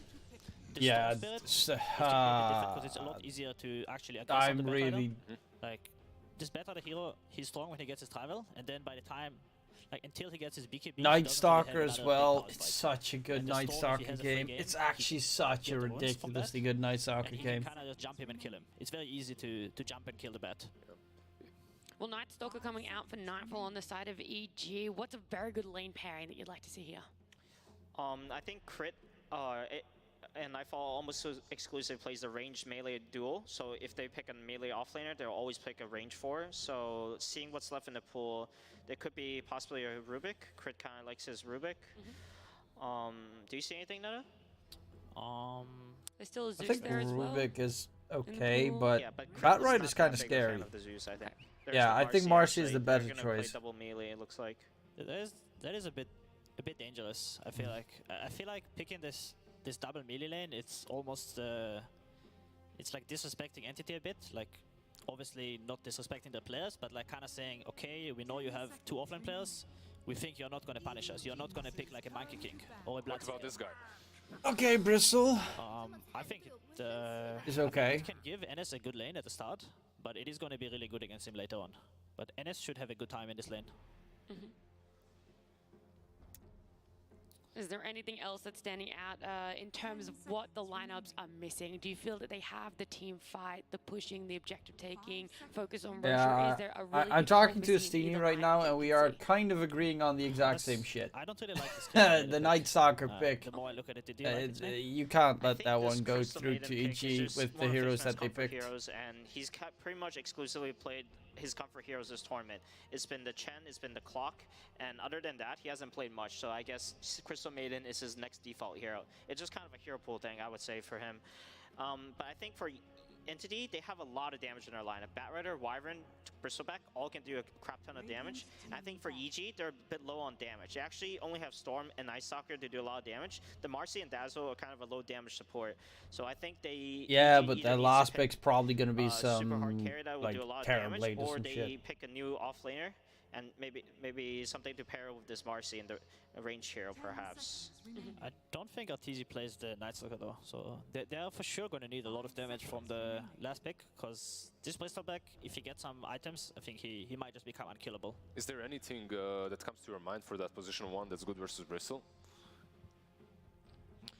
TB is good, but the problem is there's both Bat and Wyvern, so it's kind of hard to pick those heroes. Yeah, You could go PA with the Shard. What is Arteezy going to play? I wouldn't mind PA with the waiting Shard. for a few more of these bans to come through. Netta, I want to know a little bit more why you're not really enjoying that CM. I don't know, I just feel like... It feels a bit off, right? Yeah, just like the CM plus the Wyvern, like, I don't feel like there's that much synergy. Okay. And the combo they picked for the lane is like, Bristol CM, I guess it's okay, but I don't feel like it's especially like an inspiring. Has PA even been picked a lot during the I feel major? like the Clock is still in the pool. I'm honestly surprised they didn't go for the Clock. It makes a lot of sense to have the Clock to go in for the Batrider and the Wyvern and kind of space for them. Don't you have like 2 supports that are constantly on the outskirts of fights as well, right? Like you have the Wyvern and the Crystal Maiden. None of them can give any sort of info. Bristol and Bat are kind of left alone in that department. I mean, the See the statistics. Is kind of enabling that, right? Because when the guy gets farmed, he's always going to be in the middle. He's always going to be frontline and giving info. And the Crystal Maiden, like his job might just be to sit behind with Max Frostbite and try to click it on the Storm when he jumps in. And if he succeeds with that, it might be very impactful. But you know, we'll see. You've had a little bit of time to think now, Snaking. Is there anything that's jumping out Wait. for EG as the Arteezy hero? Why am I not seeing it's PA actually in kind of the hard. list? I'm actually not seeing too many carries. I think that you're going to have to pick a carry that's just not going to be too good against Wyvern and Batrider, even like an Ursa Warrior, like, because you're playing into a blind matchup, right, on EG side, and it hasn't been picked or banned at all? Damage against Bristleback and be good against Wyvern and Batrider. It's just a very tough position to be in. I think they might end up going for the Londroid. Londroid, you think? It hasn't been picked or banned. It's not that amazing against Bat and Wyvern. Oh, Luna. Okay, this is something that I've seen in the Chinese region actually as an answer to the Bristle as well. You get a ton of armor, right, as a natural Luna hero gets a ton of armor, and then you can perhaps push the tempo a little bit earlier, take that rush and close up the game before Bristle even gets the axe BKB. Yeah, I really like this pick. Okay. It also gives them. I mean, it's a pretty okay pick. It's got a good lane. Actually, it doesn't have that great of a lane. Unless they swap the Dazzle to the 4 position. The Toby Venomancer last pick. It's a specialty. That is a classic. So do you have a little bit of faith in it? Because we haven't really seen the Veno offlane do too well. They have literally Lasso, Curse, and the Crystal Maiden Freeze as their I like lockdown. the EG draft a lot more after this Luna into Veno. I don't think Venomancer plus Wyvern is a good lane. Do you see the point of the Venomancer besides the full comfort pick? It gives a lot of vision against Night Stalker and Luna, because these plague wards will always be like you said, the double range supports, they don't give you a lot of information and positioning on the EG side, but these plague wards will make up for that, and he'll be able to kind of stand in front and give vision to his team, which will enable them to initiate. Yeah. They might also have a lot more confidence in the lane than I do, because obviously Toby is one of his specialty heroes, so maybe he knows something that I don't. I think. Yep. How are you expecting these lanes to go at? Who are you favoring a little bit more? I like EG's draft a lot more. I think EG should win the lanes pretty easily. I would think. And yourself, Snaking? I favor EG as well. I think it's going to come down a lot to this offlane duo of EGs, because if they get a strong start and as soon as nighttime hits, like I think that this Bristle Pack can actually... They have no lockdown versus Storm. They have Lasso, they have Freeze, they have Curse. They were not going to have anyone to frontline until much later on. Alright, and Lizard? I've been an analyst for way too long. We have these two big up brains to explain the lanes. For me, Evil Genius is all blue, EG blue, going with them. That's it. That's your in-depth analysis. I love it, Lizard. But this is series I'm not number a big 2 fan. of the lower bracket. We're going to jump in. It's Gareth and Lacoste. Thank you so much. Yes, we continue this story of 2 tournaments almost intertwined with each other. Entity playing the major for experience, their first major together, and EG looking towards TI and those points to secure themselves a slot. Coming into game 1, Lacoste, are you leaning one way or the other? I was a little bit surprised with how many options the EG had left for their last pick. They decided to go with Luna. I really like it because it gives them like early tempo. Exactly. It gives them a lot of damage early on coming on from the hero that can group around compared to like, I don't know. And especially with the Marcy, you get like the damage increase with the glaives. And it should be a good lane. Wait, against the odds are that high for EG in game 1? Match the vision that EG had. What? We're talking about Luna during the nighttime and also Night Stalker. Like they're gonna be taking the fights during the nighttime. And there's also a little bit of an extra synergy during daytime because Luna's Eclipse turns it into nighttime. Of course. And suddenly Night Stalker gets hasted movement. Give him the buffs. Nice natural synergy there for them. Venomancer, the last pick. We've seen this a couple of times. More recently against the Arme Faceless Void to try and deal with these safe laners, apply EG will be eliminated, mark my words. It's Toby's possible. They could also win. That's the way that the fucking game works. Good laning stage regardless. Panel also mentioned it because it is Toby's like one of the better heroes, and it was the last pick, so he probably asked for it. Looking at the matchup, it's going to be Luna and Dazzle, so maybe a bit too difficult to sustain because Luna is also a range hero, like half a range, half melee hero, but she can also dish out damage with the Lucent Beam. And throughout the mid game, there's going to be a lot of sustain from Dazzle's heal, the Grave, and we also do have a sidekick, so some extra damage, extra lifesteal coming up from that. Absolutely. As we see in that mid lane, Stormstormer on his Batrider, one of the standout performers, and it's nice to see some redhead representation out on stage. There's not many of us in Dota 2, like me, Quakefer, and Stormstormer now. Yeah, that's 3 out of 3. Yeah, one of his greatest heroes as well, Batrider. EG can't win, not after group. Total disaster.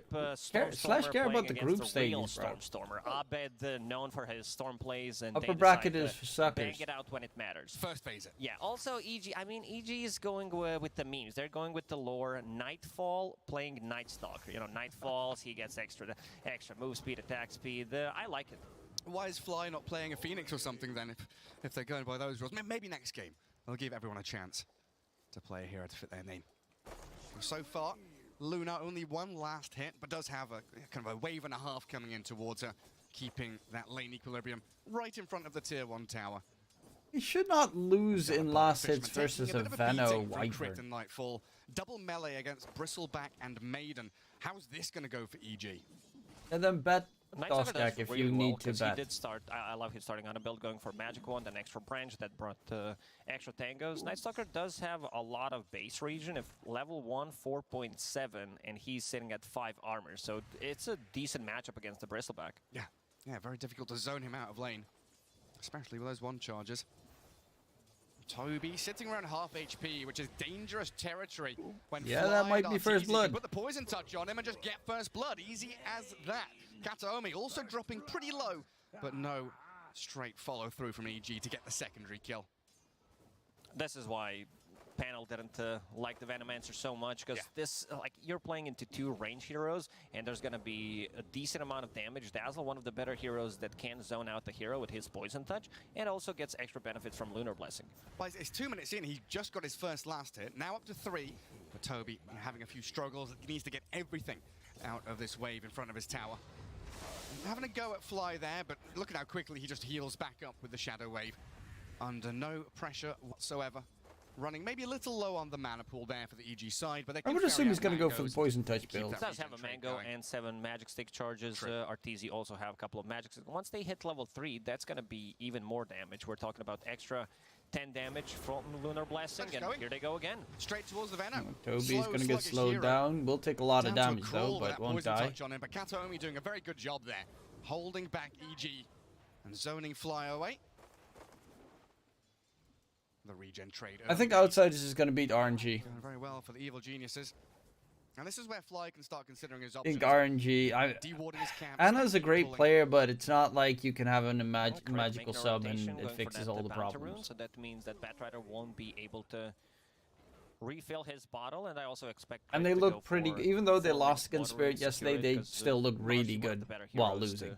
Just move around the map and get stuff done. Right now, planting himself as an observer ward, hiding, using the Radiance, using a scan. Stormstormer knows something fishy is going on because lane is in a very good spot for the Nightfall. As we see, farming underneath the tower, and crits has been missing for a very long time. Yeah, it's perfection. Something we see Xingqiu do a lot on LGD. Like you mentioned, get the bounty rune, move around towards the water rune at 4 minutes, and secure it up. But Radiant do have vision down in their bottom jungle, so they're going to see crit maneuver back in towards that bottom lane.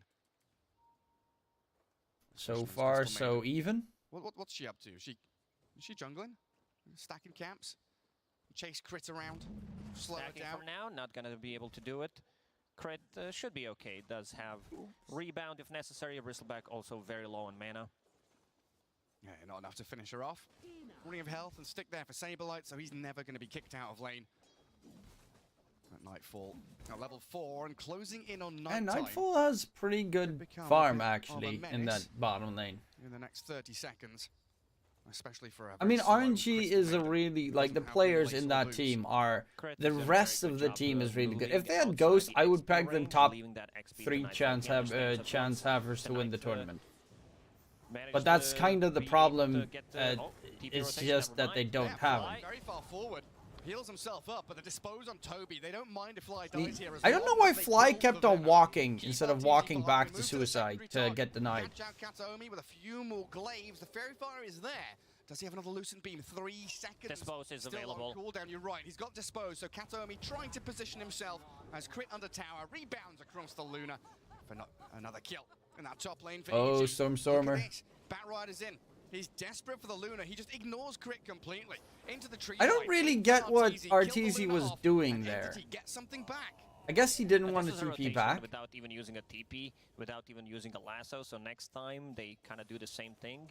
Stormstormer could be able to weird. TP and rotate. The way you walked. But overall, I think this is well worth it. Nightfall, again, getting some XP on the bottom lane, about to hit level 5, did bring a lot of these small items. He got the chainmail, understanding where the real threat is coming from the bristleback. I was having a pretty good time in mid. Actually, they're going in the kill onto Stormstormer, who doesn't actually have lasso. Trying to heal up crit, but Stormstormer pretty tanky with a wand and the Windlace to maneuver himself back over the crystals, but still falls. Arbed using every single point of mana to and the 2 supports are so shit. And again, Fly, he's he can't do anything to help. But position 5 Dazzle for the Batrider. Oh, Arcane Rune from Abed. Oh, he also got that Soul Ring, so we'll be able to speed up his farm. Before Fly died, he did place a Deep Observer ward that's going to scout out TP rotations. So this is pretty big. You don't expect this ward to be planted early on. Let's see if Fishman has any sentries. Fishman. Have to. He might be able to de-ward it. Look at him. He's on the mark with that. Gets the D-ward. And the kill on the Batrider also quite important for EG. I was just looking at the difference between CS and the net worth. And even though Saberlight bottom is probably not a kill you want to try and go for. Oh, Stormstormer stealing the camps. That's so nice. Between the 2 of them. And now that gap has increased to about 800. So Arbed way out in front. As we see Stormstormer with some aggressive moves, invading enemy jungle, stealing some stacks. Speaking of aggression though, Arbed Oh, this could be a big kill, but Sableye, nah. Oh, that golden brace. We still have enough damage though. That magic burst that EG had. They're not done and the yet. maneuverability from Arbet lets him get on top of the Crystal Maiden. Fishman. Why are they continuing to fight? I'm baffled. His turn to dive. Wants to get under the I don't know why Anti is continuing to fight. Easy kill for them. Arbet might even pick up a triple. Give it to Arbet. Let the storm get in there. Never mind. He's TPing away. Does not want to risk anything. Nightfall will find it. Through the cold embrace with the void. I really don't know what EG what Entity was doing there. These rotations from both supports and Abed early on, getting EG. How did you spend 2K really won in poker tourney? This is what you need to do. Also, Saberlight, I paid off debt and I paid for college tuition. Before finishing the Vanguard. That was it. So not as tanky as you would expect him to be 7-8 minutes into the game. What does that mean? He wants to go in jungle and take stacks earlier, or? Not sure why Boots of Speed. Like, usually we do see Bristles. Like, Soul Ring is fine if you don't have anyone that gives you mana, but Crystal Maiden... Oh, Stormstormer does have Lasso, though, so Abed needs to be a bit careful. Yeah, this 1v1 is not one that Stormstorm is going to win, especially when RTZ makes it a little unfair, and the rest of EG... That's for what? Just small things. I owed a friend of mine money because he paid for my driver's license. I borrowed money from him for my driver's license. So extra 35. And the dive again. Nightfall, he's found the angle to come in onto the Wyvern. EG's aggression, seemingly unstoppable at this point. Fly is being left Fly's to fucked. die, though, as Fishman and Toby. He can't DP out because of the frostbite. We'll try to maybe prolong, but gets nuked down immediately. And it's really good that they are... Actually, net worth-wise, they're not even increasing that much on EG side. I'm wondering how much the experience advantage is, though. He did found a really good neutral item, the Possessed Mask, going into Mask of Madness for himself. There was a lot of fighting. Both supports for EG were moving around the map constantly, so no stacks in the triangle being made, and the Stormstormer did steal some of the stacks. Oh, we did indeed, yeah, we see that. Are you net worth plus now? Oh no, I still have a pretty big debt from uni. Dire, using a scan, they know something is up. Arteezy immediately TPs into triangle to be able to like 40k. Get a bit more farm. They need to set up some vision for him. Vision during the nighttime from Luna and Nightstalker is going to be pretty nuts. Oh yeah, it's insane.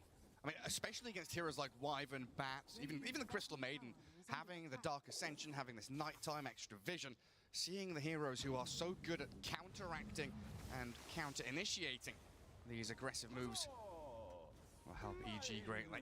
Abed, okay, he's going Kaya. I guess Kaya Sanj is still the default build for Storms. I have seen some Witchblades, but I really don't like that. And no catapult wave for another 10 seconds. Well, they can likely wait for that to come through. As we do finally get the Vanguard up on the Bristleback.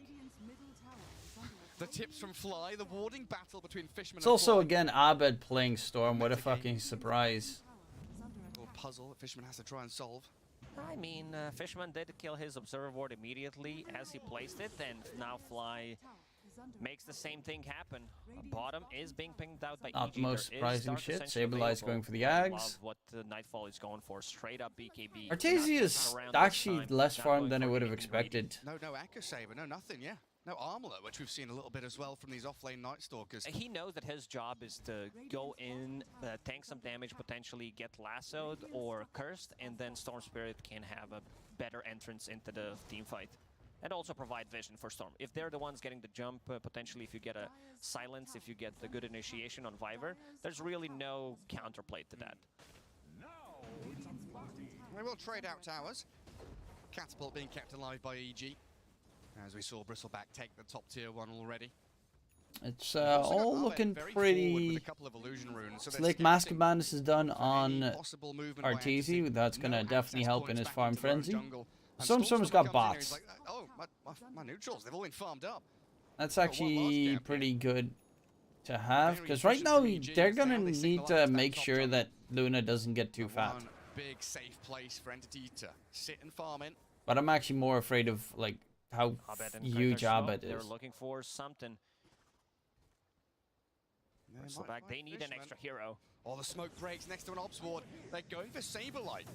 Straight onto this Bristleback. And he is not as tanky as he'd like. The silence is also very annoying. Nice done. He stanced up, so cancelled out, and Saberlight dead. And now Fishman's next. Entity not here, ready to respond, and they'll lose 2 heroes. A little too aggressive. Yeah, they're just so hard on the dive with the Storm, Marcy, and Night Stalker. Instead of a Crystal Maiden, where you can try to split up the fight to maybe get a 1 kill with the Curse. But right now, a lot of Entity's heroes would love to be in Triangle and get some farm. This is Venomancer, Bristleback, like even Batrider wants to get some farm there. Does have a Boots of Travel now and a Haste Rune, so I want to see Stormer going for some kind of a kill. It also goes down to 2 supports from Entity. Crystal Maiden, very slow as a hero, and so is Vibrant. Like, this is...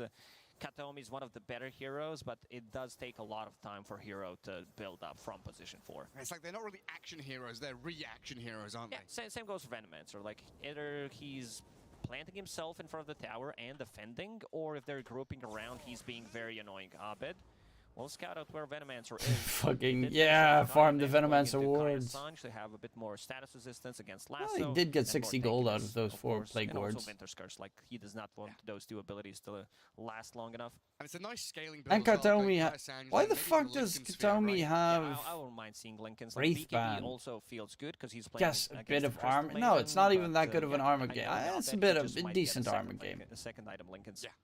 But does make a lot of sense. That's weird. Entity trying with a smoke into mid. Looking for crits with the flame break and the lasso there. Drag him through the Firefly. Burn the Marcy alive. Trying to get a shove on this mid-tier 1. Plague wards only at level 2. So not a massive amount of push here until the Bristleback There is no lasso, but Abed does need to be fairly careful. Because Curse could still fuck him up. To a degree. Try and mount a defense. A TP towards mid from the Wyvern. He's coming in from the back while EG just going to ditch the tower. Bit of a problem with their lineup. They can't really make aggressive rotations. They're very good at grouping around, going together, potentially using a lasso to get a pick off, but they already did that. They did kill Crit, so Arteezy should feel relatively safe in the next minute and a half to be able to farm things up. Yeah, it's honestly kind of insane though that Storm is the one top of the net worth. Usually we see Luna accelerate so very quickly, but at 5-0-2, Abed has been finding huge kills all across the map. All right, now Luna's got all the stats she needs to go ham and farming. In 10 out of 11 kills. Abed? He's been all over the place. Look at Abed. No fear whatsoever. Guy has too big a balls. And it's you still win this. Bristleback is really hard to kill for EG in the late game. Like really hard to kill. Smoke from EG now, and it's that trio again. But the problem that I find with this game is the fact that they have Lasso, Crystal Maiden Freeze, and Wind's Curse. That's a lockdown. To take down the Storm Spirit. The ability to join in and connect with Radiant, the team. they know something is up. Stormer will be able to get out. Oh, just in time. Good scan though, wasn't it? Was a good scan, and also immediately after smoke breaks, Abed zips on top of Crit, trying to find the target. Yeah, very nearly had it. Dire Observer Ward out of sentry range. Big timing for Entity will be Bristleback finishing off his Aghanim Scepter. Didn't go for Hood, just went for straight up, as we mentioned, Vanguard. And yeah, that's going to be like 17 minutes Aghanim Scepter. Yeah, that's a Vanguard. good Aghanim's timing. So this is the time where they're going to try to strike. I mean, Storm needs like Ags to be actually a difference maker. Going in on Stormer. And that's a quick kill. Night Stalker ulti gets used. They're going to go for Toby. Nightfall, even with the gale on Does get his ulti off in time, so at least that. Still die, and no kill threat. Crit needs to be denied. He's gonna lifesteal. He's gonna try. Pops his stick. He's gonna be fine, isn't he? He's okay. He's yeah, got Dazzle's here as well. Really well done. It's those little plays that all make the difference. That was a scary moment right there. Grave him as well. Just in case. There's a Zeus ulti suddenly out of nowhere. Or a Plague Ward, you know, if there's a Plague Ward hiding somewhere in the trees. You can never be too careful. We're looking at 16 minutes, 20 seconds. The BKB from Night Stalker comes up. Arteezy's very close to his BKB. Yeah, Arteezy is getting pretty big though. Dragonlance, so double BKB. But even when, I mean, even with an Ags, Bristle still dies. He kind of needs Ags plus BKB to stay alive. Okay to take a fight against Entity's try to take Roshan. Yeah, and their third core, Kaya Sanj, now done on the Storm, so they've got this trio But Axe is still like a super good item at this stage. Like it just, if he joins the fight later, like if he doesn't join the fight immediately, he's a definite threat to deal with. But if he starts off in the fight, like it gets a little bit hairy because he can get bursted still pretty quickly with the Eclipse and whatnot. Now he's top of the net worth at 10k or so. The gap between him and the Bristleback becoming very apparent right now. As BKB's done, and he's gonna. Yeah, but Bristleback's a lot stronger in the 1v1 matchup. To get involved and have some fights. It's still very difficult for them to go in and siege the towers. First, they need to take a fight because you're playing against the Venomancer, Wyvern, and here they come. Now they smoke, looking for something. Inside the triangle, they're gonna go. Yeah, Fishman. Yeah, he tanks the gang. He'll be the sacrifice by Entity for the. But they could go Roche. Crystal Maiden, one of the best, if not the best hero to die like this. They were like keeping out. Because she's useless. Like so far. Because she's useless. Much out of Crystal Maiden. In the laning stage, used a couple of. Clark would have been better than CM. Yeah. 100%. Anything that gives vision or jumps would have been better here than CM. I don't really get the CM choice. I mean, you know that Kataomi's going to be playing the Wyvern, so you probably want a 5 position like a Marcy, like a Clock, to just open up the game. On Entity, Kataomi did pick up a Blink Dagger, and Saberlight does have Aghanim Scepter plus Invis. I'm not sure if they're aware of this Aegis, because Abed scouting things out with his Illusion. This is free Roche for EG. They do have more than enough damage and sustain. Mask of Madness, Lunar Blessing, Dazzle's Heals, and also Sidekick. Storm with the Aegis. You're gonna have to kill Storm twice, which is pretty rough. I think they can like ignore the Bristleback for the most part in these fights as well. Nightfall has BKB, Abed has Sky Assange. The lasso and the Winter's Curse. EG. Top towers still readily available for them. Should be pretty simple objectives just to clear through and bulldoze towards Toby Spirit Vessel without any vessel charges. That's not great. Outpost, complete map control for EG as they build this 4K lead into something bigger. I wouldn't be surprised. It looks like Arteezy has a dot on him the entire time with that Halloween thing underneath him. Seems like Entity's it's really annoying me. It looks like he's got the Warlock debuff on him or some shit. They will use smoke. The Shadow Word Pain. Who are they going to crash into? Shadow Word Pain is a World of Warcraft spell. Just nearby, but EG it's the priest spell. Is it Shadow Word? Shadow Poison. No, I think Shadow Poison is Quap's debuff. It's a goal. Get some kills under his belt.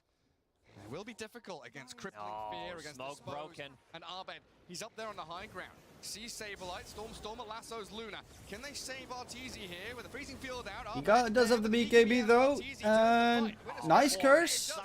But Nightfall's in the back, you're right. He's got the Crippling Fear starting them up, and Arteezy's perfectly no BKB though. EG will Fly with the TP out. With Fly. He's in the fountain, safe and sound. And that's just a death on the Maiden with a buyback from Entity, spending all their ultis though. It did cost EG 2 BKBs, but Nightfall controlling the whole backlines of Entity, not allowing anyone to get close. Also forcing Crystal Maiden to use her buyback. Not the most important one, but you know, it tends to add up. And seems like EG still might want to poke a little bit. Storm, he's straight in. Abed. Trying to surprise them here. Has plenty of mana to zip and TP away though. They were trying to catch Stormer there unawares. I mean, Kataomi is the one you need to catch. EG are teasing them. Storm going in, trying to bait something. Still 2.5 minutes left in that. EG are teasing them. Wow. I'll just have a bit of a giggle. Mute my microphone. You do tickle me sometimes, Lacoste. I think it was punny. Yeah, it was definitely incredibly punny. EG down to bottom. Yeah, it's just tier 2 tower time, isn't it? Nice to get that bottom lane one so they can grab the outpost straight afterwards. Winter's Curse. Lacoste is such a punny man. It is really funny. He's TPing bot. Looks like they want to react. Entity responding by sending the Bristleback forward into the 2 supports. A dispose. That was a weird dispose. Yet again, Saberlight having no stuns at his disposal. Can't catch, can't kill. He will find a courier though for his troubles, but it's something. EG yet again Bristol's getting a little bit scary. To the other without actually giving them any of the rewards or prizes that they kind of Yeah, deserve. Wyvern with the blink and scary. That's one of the reasons why EG does not want to heavily commit to a fight. There was also no Dark Ascension. If there was, I still think EG would potentially go and try to make use of this Aegis. Minute and a half left. Another active rune for Abed does have haste in the bottle right now, and let's see, they're drawing on a mini-map, so with this Blink Dagger pickup on Night Stalker, yeah, they want to use Aegis. Dark Ascension is available. Yeah, they know they're ahead. Try and compound Entity's issues. As this game gets later and later, how do you feel about Entity's ability to make it into late game? Very difficult. This is Batrider, Bristleback, like Venomancer. We still haven't seen the potential of Venomancer. I don't think we have seen a single curse in this game. That's a lie. We just saw one, really rough one previously. And it is one of the struggles on the basically two offlaners Luna. in your positions 1 and 3. And Storm are playing this Batrider. Can you lied, Lacoste? Crit straight in. Oh no, BKB. BKB. And look at Nightfall. He's there with the crippling fear, focusing down the maid. Cold embrace in the lasso. Tell me, trying to get a good curse off. But Arteezy comes in, he's got some hefty damage, but he's stunned. Fishman, chain disabled. 2 kills. But Arteezy's in a bit of trouble. Or is he? Sableye just gets melted. One more hit will do the job. Abed wants to die. He's giving them high five. Grave already used. Everyone is low HP, but the Entity, they don't have anything to strike back with. Okay, that went actually surprisingly a lot better than I initially expected. It's Nightfall. The ability to jump in and stop these counter initiations just with a blink crippling fear is beautiful to watch. They don't have any items to protect themselves with. Finally, Toby picks up a Force Staff to be able to push either himself out of the trouble or someone else. Like, we were wondering, like, where's the BKB? Stormstormer already at half HP, but using your biggest ulti on Night Stalker during the BKB, like, your damage is pretty limited. Unless there's a Bristleback connecting on you and attacking, it's just not gonna be enough. Like Veno, Wyvern, and Crystal Maiden, even Batrider, like, they don't deal damage through BKBs. And they're all like hard countered by Storm and Night Stalker as well.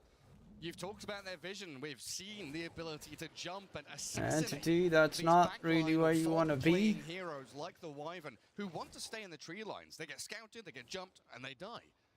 Bristleback falling further behind. He's behind the Night Stalker right now. For EG. And like, I really like the item that I see on Arteezy right now, going for that Silver Edge to be able to break Bristleback, and also that's like another layer of potentially save, because if they don't have a Dust, if they don't have a Sentry Ward, they're not going to be able to see him. Yeah, and she's doing over 300 damage a hit with the side kick from Crit. And of course, like 50% lifesteal, which is also nuts. From Storm Spirit as well. Honestly, that's one of the things that is stupid. 50% lifesteal that you get from the it's just a freaking satanic. Well, not really, but it's just stupid amounts of healing that you can get from the even more comfortable with his position in the match. From the Marcy. Damage to Nightfall. They want them to jump on one target and instantly kill it. Nullifier is going to be pretty neat as well against all the Force Staffs, Eul Scepters and whatnot. I think the fight for Entity, I don't even know if they have them. The Cold Embrace is like the best tool that they have, but he honestly just needs to destroy the Wyvern immediately at every start of the fight. There is no escape. And EG hunting. 4 minutes until daytime. This is Nightfall's natural habitat. Moving up the staircase into it's time Radiant to fight. Triangle. During the nighttime, extra level 20 talent. He takes Night Vision and Lunar Blessing Global. Not usually the talent we see, but they want to be able to see Wyvern and kill him. They also want to see Batrider potentially getting the first initiation. Toby getting jumped, but a nice lasso. Can they focus him down? He's so tanky. He BKBs up, eclipses Oh, Saberlight is destroyed. No BKB. Nightfall's already picked up another kill, and Abed, he sliced Fishman in half. 3 heroes gone. I think Entity has one more fight in them. They are not able to kill a Yeah, if Bristle has a BKB, he can do shit. Without BKB, he can't touch him. So even more sustain, especially if they're fighting near the near the triangle. Like you drag him back, and then he's standing next to you. He gets 50% lifesteal, and he bops Eclipse, and then your Bristleback is destroyed. It's not a bad draft, honestly, from Entity. They're just playing it poorly. They lost the laning stage too hard. That's pretty cool. Abbott destroyed mid. Should not have happened. Bristle died in the lane bottom. Should not have happened. Really know all the tricks. I don't think I've ever seen that before, honestly. It's all these little nuanced plays. Oh, it's great stuff. EG prep themselves for another go. Bottom tier 2, you know, at half HP could be taken, but they're just going to plant themselves in Radiant Triangle. Under a bit of vision, though. Saberlight being pinged out. Nightfall ready to go. Oh, he showed himself. Break. Oh my god. Deleted. Nice curse though. Brave is available. But yeah, that's exactly right. Brave is available. Nightfall just walks away. Bye-bye. He'll probably stick around, eat a creep with Hunter in the night to almost go back to full HP. Yeah, there we go. And the sidekick on top of that, so another active rune for EG. This is where Storm really shines, when the enemy can't leave their base, and Desperation's smoke from Entity. Arcane rune top, Roshan alive in 10. Entity, one last chance. Honestly, I really despise how strong Marcy is. Oh, that's a nice one. At least got a kill right before Roche respawned. But to use the blink dagger, he did manage to break the smoke immediately. He knew angle where Entity is gonna come from. Roshan did respawn. This is Aegis plus a shard. Luna doesn't have a shard yet, so she's gonna be picking it up if they get Roshan, and it looks like they will. Toby being pinged out by Arteezy. They saw him. Yeah, and Abed, just look at that. Half a second, he's up on the high ground. A couple of buybacks from Entity here. Still wanting to try and contest this Roshan take. But Abed's out of mana. Fly needs to go for the TP back, but they have no way of interrupting it. He's away and free. Saberlight knows he needs to take Roche, and that's the big problem. That says a lot about the game. That's difficult for them. Roshan, Saberlight, thinking about going in there himself. Do they even have a way to break Lincolns on Storm? Leashed up by his team, told to hold the high ground for now, while EG, Silver Edge Luna. Radiant do have 2 Observer Wards watching the entry points here to Roshan and the Triangle. Night Stalker. Who was it? Oh no, it was Storm who did have a gem. Yeah, Fly did pick it up, gave it to Storm Spirit for now. Entity holding the high ground. They do have a little bit of vision. 6 kills in total for Entity, and they have a Bat Rider as well. But this is do or die for them. Last chance saloon. One more chance. Entity, show Saberlight. Saberlight still doesn't have a PKB. Pretty telegraphed where you're sitting, though. You have to contest Roshan, so as the Radiant, you've spent a lot of your smokes. So very likely you're going to be sitting mid and in the triangle. EG not entertaining any Got me going for the Shadow Blade, I guess. Anything to try and stay away from the Storm. Into a corner, backs against the wall very shortly. The Storm has a gem, so that actually doesn't really do too much. And he's going for Ags next, and that Ags is most of the time the moment you lose the game. This game has been on point. I mean, it does help a lot that they do have Night Stalker plus Luna and the fighting mostly during the nighttime, but also being able to get rid of a lot of vision. And look at Entity's vision. There's 3 Observer Wards in a triangle. Well, that's it, right? If you have one chance, you put everything on the line for it. Every ounce of vision could give them that. Hiding behind every possible tree. They're just in the pit. If you don't want to come, we'll force you to come and come take a fight on our terms. Yeah, get into the pit. Show us what you're made of. I mean, I see what you've got, Entity. Not reacting. Bristle's not there. They're not responding. This is a free Roche. Allowing EG to take the second Roche. Oh, it's gonna 2 uncontested Roshans from EG. Arteezy will pick up Aegis this time around, so they will have something to siege with, and we'll get a free shard from Roche. By Nightfall, he even blinks up to the high ground, looking for anybody lurking. There are no stragglers. Arteezy almost at Scotty. Yeah, I bet it's going to take a while for his Ags, though. Wait for EG to break their base. You tell me needs to get a curse onto Fly. And Fly honestly needs probably like a blink or some shit. Actually, what does Fly have? 1 core once so far. Is that it? That's it. That's very sad to look at. Just one death on Arteezy, because both Storm Spirit and Night Stalker did not die at all. This woman causes Android Llama still alive for so long. Moxie. Well, Moxie is gonna be there. I don't know why she's not at the major though. Arteezy closing in on Skadi now. But she's probably gonna be at TI. She must be at TI. Honestly, I don't really get why Moxie gets all the hate. I really enjoy Moxie's casting. It's just people suck. Blinks away. Oh, okay, I thought it was just Shadow Amulet. You got me there scared for a second, Gary. He does have a Blink Dagger still. He's not sold his items to pick up the amulet. No, he's got that to And she tries a lot to improve and try and turn the public opinion of her. He does. So these. But you know, Shadow Amulet's not gonna be as strong. I also public opinion is just filled with fucking morons. Does have a Basher on top of that, and it's gonna take a while until he farms the Nullifier, but still. Feels like the game might just end before then. It's time to seize the high ground. Lincoln's on Arteezy, so they can't lasso and drag him back. He's holding Aegis, has BKB, and an impregnable push here by EG. Catch on to crit, BKB usage. But Nightfall already got the back line. Nightfall is just doing so much GG, and EG take game 1. Quite straightforward here in game 1.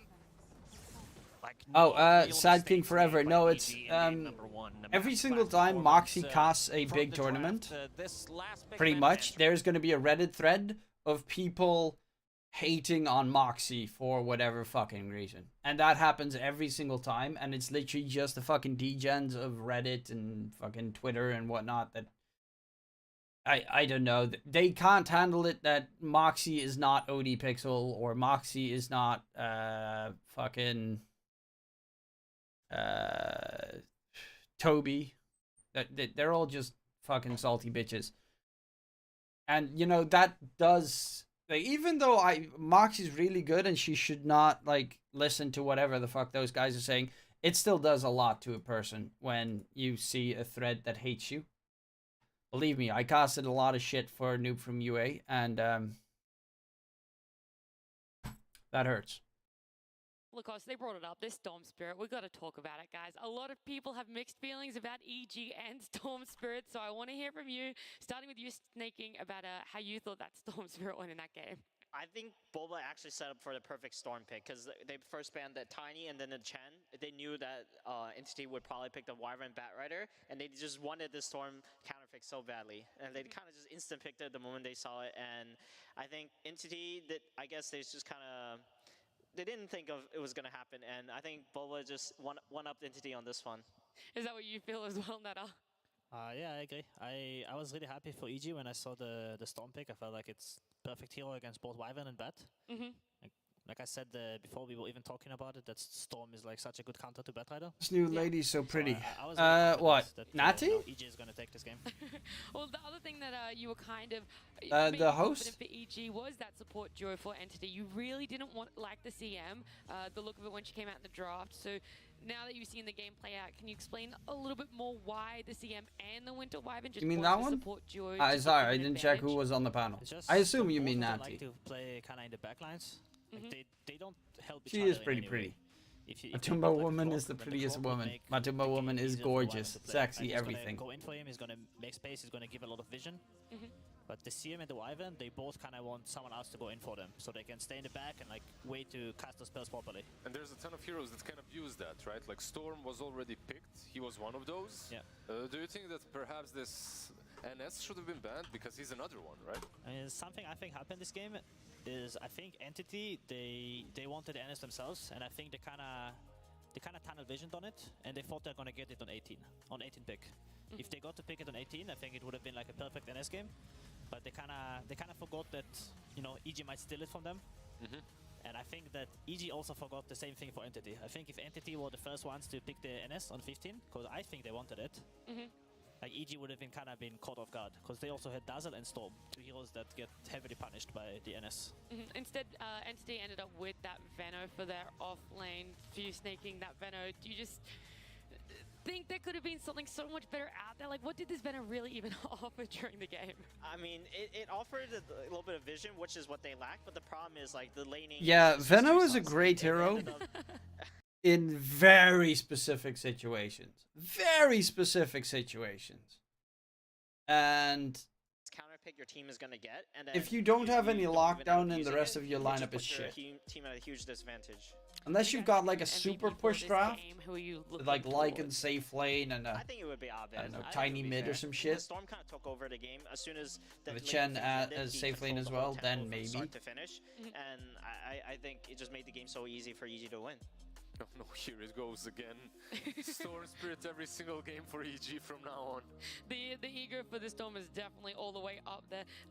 Something that you guys pointed out that I didn't really realize as well is, you know, how important those laning phases were for EG specifically for their playstyle and their game plan.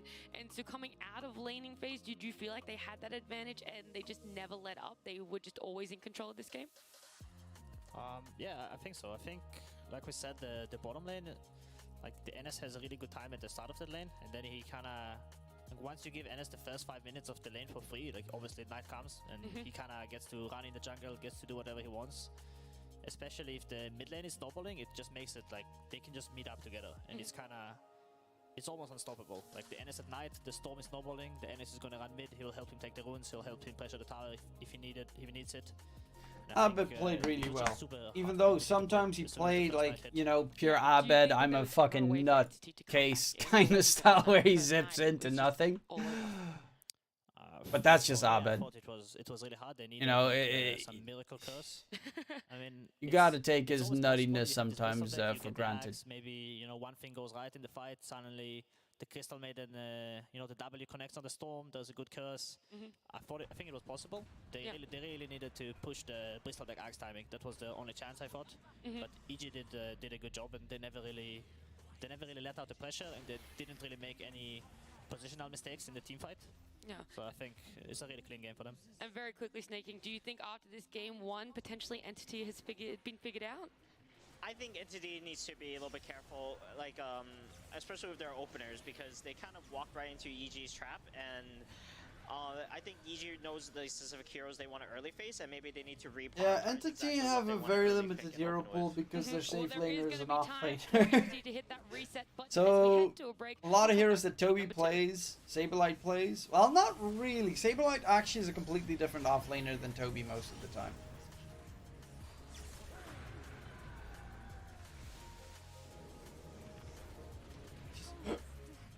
Guess a plus. Toby is more of like a micro kind of hero off laner, whereas I think Saberlight's more of a like initiator, Mars kind of Mars Centaur. And Toby is more micro, playing as much as possible.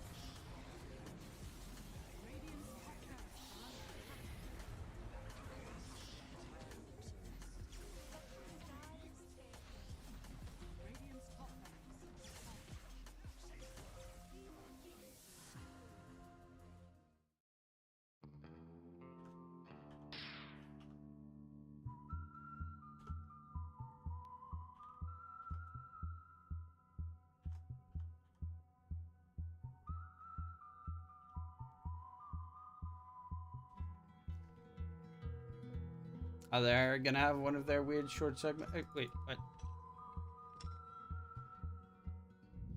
SMG said something to me on the Twitch. Wait.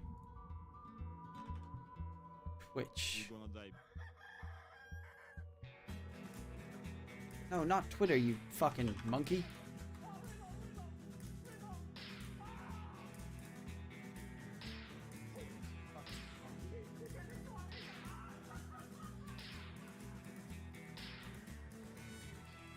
Oh, I just now read that he said that I need to scroll chat down. W.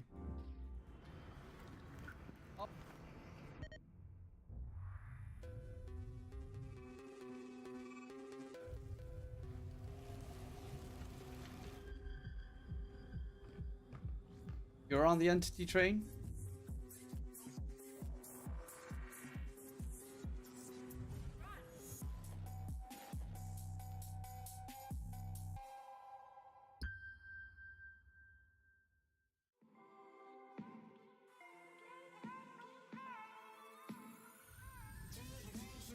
Go EG easy to... Toskak, you literally just said at the start of game 1 that EG was gonna get destroyed. 2-0.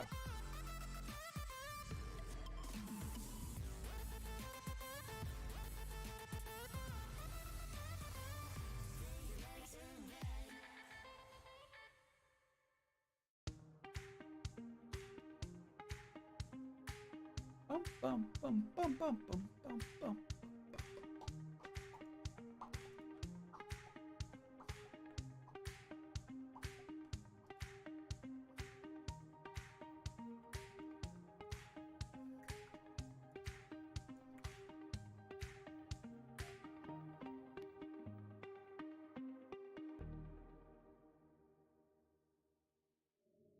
Power can be found in any number of places. Scientists will tell you that it comes in newtons. Gamers will say that it can be found in silky skills. We will say that Entity is better, but after all, EU suck. EU doesn't suck. Entity would, I swear to God, Entity would be top 3 if they had Pure at the major. 100%. I wholeheartedly believe the fact that if they had Pure at the major, they'd be top 3.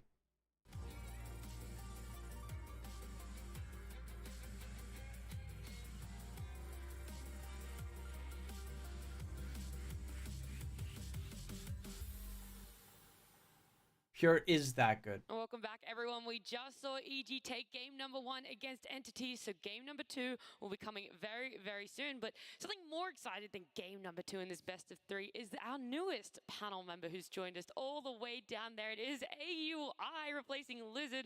How are you feeling? AUI? You mean Aoi? Now, you're watching game number 1. I want to hear some of your thoughts about it, though, because I've had enough from Netter and Snaking now. I sort of felt like EG got 3 counter picks on cores, which isn't really supposed to happen for first pick. So I'm actually a bit worried about game 2, where I think EG will have choice how the lanes are going to go for Entity. I feel like usually you have like some compensation on second pick, and that you're getting all these counter matchups, but they pick like some Veno into Luna, they pick some like Bristleback that doesn't pressure NS early, and I think their draft is really hard. I don't really get how you can't think Pure is good. He's an idiot, but he's really good. And the plus is he plays every, like his hero pool is so massive. I don't think there are many safe laners that can beat him in terms of hero pool. Better for the game, but not as good in lane. Sometimes it's good you pick up early in the draft. But I think Snay was actually mentioning like they haven't done this pattern at all, so we're not entirely sure what they're gonna do. How would it feel for you guys if you were to change up your drafting pattern like that?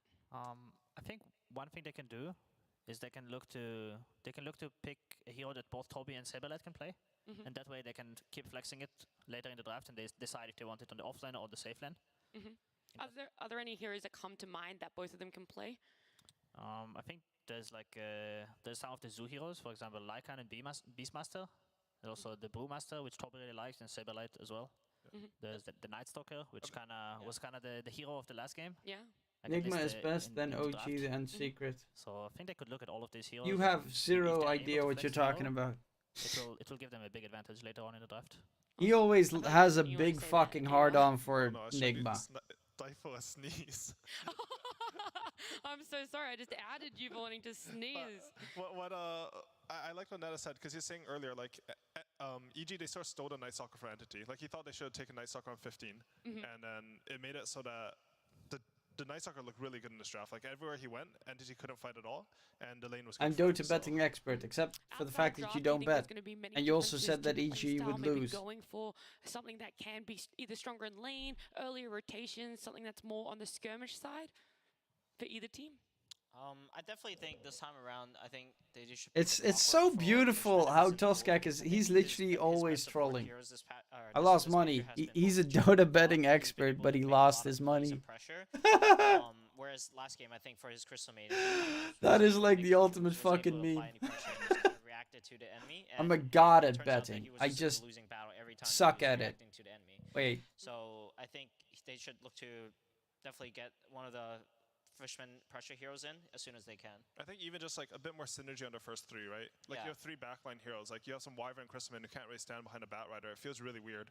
Feel like even if you can make up for it later in your draft, it feels harder and you restrict your later picks, which are just supposed to be like more free, more powerful picks. I bet it from 2013 to 2018, and right now you have no money. That means you weren't that good at betting. We just saw on the lower third that Abed's most played hero this major is that Puck. We talk about it a lot on this panel, but I actually want to hear from you guys exactly where you sit with Nigma Puck. is amazing because they managed to make it through Division 2 DPC. Anyone. I personally think in their second so good is because year, by the way, their second season in Division 2. Not the first season in Division 2, their second. And just have no treads, no magic wand, and just a bottle and Witchblade, and you'll be extremely strong. And I think the biggest reason why this hero is so strong is just he uses this item so well. Yeah, but the fact that he played against like teams like EU Rejects and shit doesn't mean that they're honestly, good. If they end up hunting falling a Venom against my Luna, I might say like, guys, I think we're really confident from first. We'll see into. Are they going to ESL Malaysia? I would assume they're going to ESL Malaysia. When you lose the first game, especially when the lanes went so poorly, it's very easy to just in the post game just say, okay guys, don't even worry about it. We just fucked up the lanes. Yeah, they are going to ESL. We'll see in ESL Malaysia how good they are. Would you guys be feeling mentally like when you lose that game 1? What does have to happen through your mind as you jump into draft for game 2? I hope they will not. Enigma Galaxy has a weird lineup. They have a player from Jordan, a Pakistanian, a Bulgarian, a Lebanese, a German, and a German coach. They're as international as fucking can be. So I wouldn't be too worried for Entity, especially like as we said, like the lanes were kind of a big problem last game. So it's very easy to brush that game off and say let's go next. So I don't think they'll get too tilted. Is there anything too shocking about these bans or that Puck being the first pick, AUI? I don't think there's anything too shocking. I think these are heroes that you might not really want if the Puck's not empty. I think Nightfall and Viper is sort of scary. I sort of like the fact that they're giving the Puck Entity with the Wyvern plus EG Puck, you sort of know they're going to first pick it, so you can pick 2 heroes that they think are really good versus it. Honestly, I'm not too sure Visage and Wyvern are that good versus Puck though. So, I mean, they know the heroes better than us, I think. Like, there's a strat that they've... Yeah, I know they all have like, 2 double citizenships. They picked this Visage +1, like, in maybe like 4 games in a row. Ooh, who was that again? Wasn't that... Who was that at the... Fuck, what was it? The Riyadh Masters tournament? Someone was talking to... I think it was to Kuro and said something like, how does it feel to play on home turf? Like he is from the Middle East. He was like, I'm not... I'm not from an Arabian country. Decent for Visage though. Even Visage versus TB, I don't think it's the end of the world for Visage, to be honest. Like, if you get a kill partner, like, fuck TB against Oh. Wyvern? I'm not sure about that. And against the... I'm not so sure about TB versus a Wyvern plus Visage. Laning stage-wise, you can get destroyed. Snaking, is there a support that could enable Visage to be a little bit stronger in lane if it does go offlane? I think the Marcy and Stonepool and the Doombringer, which are both of Katomi's hero, but the problem is, I think for Entity, overall, I think only Katomi plays as Wyvern, so unless... I think the Fishman can substitute with it by going Clockwork and going offlane with the Visage and putting the Wyvern safe lane. I think that's something they might do. I would like them to pick the Doom for Saberlight this game. If it looks good on the 18 pick, I think it's gonna... It's obviously very good at catching the puck. Ooh, that's kind of cool. It's gonna give them a way to potentially scale. Remember Dare Drop? I don't know if you guys know it, but Dare Drop's like this program that streamers can use so that they can play games and then complete achievements, and with those achievements they can give like free Steam keys to their chat and stuff. I just saw that they have Resident Evil on Dare Drop right now, so I could play Resident Evil at one point.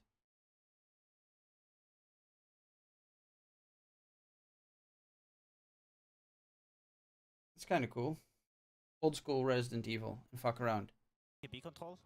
Then it But do you think they just saw Taiwan Warren disable? He's kind of left unchecked to just, you know, go in What the fight, kind just of Doom, question refresh, is that TB even, again, Doom Toskak, again. you moron? I think you can have an absolutely free game right now against the Puck and the TB. Would that be something you would consider banning AUI, or are there some other things that stand out that are I'm not actually still banned? baffled that the fucking war in Doom- Ukraine is still Doom sounds good ongoing. to me as well. They sort of need someone I don't to, actually like, Doom, follow he it doesn't stand whatsoever in front anymore. The same way some other offliners do, or carries in this case, but he sort of does, and he does start fights for them. Right now with the Visage and Wyvern, you don't really have any of that. Even this game, like, how Doom can start fights, like he can just sort of go in and get saved by the Wyvern, and then he'll have enough like HP and be able to get his Doom off with BKB after. I think it would be pretty good. EG are also going to be. That's the clockwork. Okay. There's the 15 Night Soccer. So they thought they were going to steal on EG, right? I'm really liking Entity's draft so far. I think it's good though, right? Like if EG took the Night Stalker, I think you're very comfortable picking 3 cores in your first 4 picks from first pick, and it's a pretty good Night Stalker game, I'd say. Yeah. On the last pick now, they can pretty much decide what they want to do with the Visage and the Night Stalker, because they can play the Night Stalker as a carry, and the Visage either mid or offlane, or they can play the Night Stalker offlane, the Visage mid, pick a new carry. They're going to have a lot of freedom. I like their approach a lot more than Game 1, because Game 1 they're really restricted, right? Like you pick this Bat Rider, you sort of know exactly where it's going, and then this game, they're, as Neda said, like they have a lot of freedom, and it's looking a lot better. What I would like them to pick on 18 is a hero that's going to give them even more freedom, like a support. I'm dying? They had the Wyvern and the CM, so they are kind of limiting the course in what they can pick. Because no matter which support goes with you, you're kind of going to have a range support. They only have Coil right now as stuns. Well, if they pick the kind of a melee hero or something that's different from the Wyvern, they'll be able to choose on the last pick which support wants to go with which core. And they will have a lot of freedom in their pick. Snay, do you know what 5 you would want here from Entity side? Because like I was thinking Clockwork on the 15, they decided to take Night Stalker, but now they picked Undying. I think it looks a little bit worse, right? It definitely looks a lot worse. I think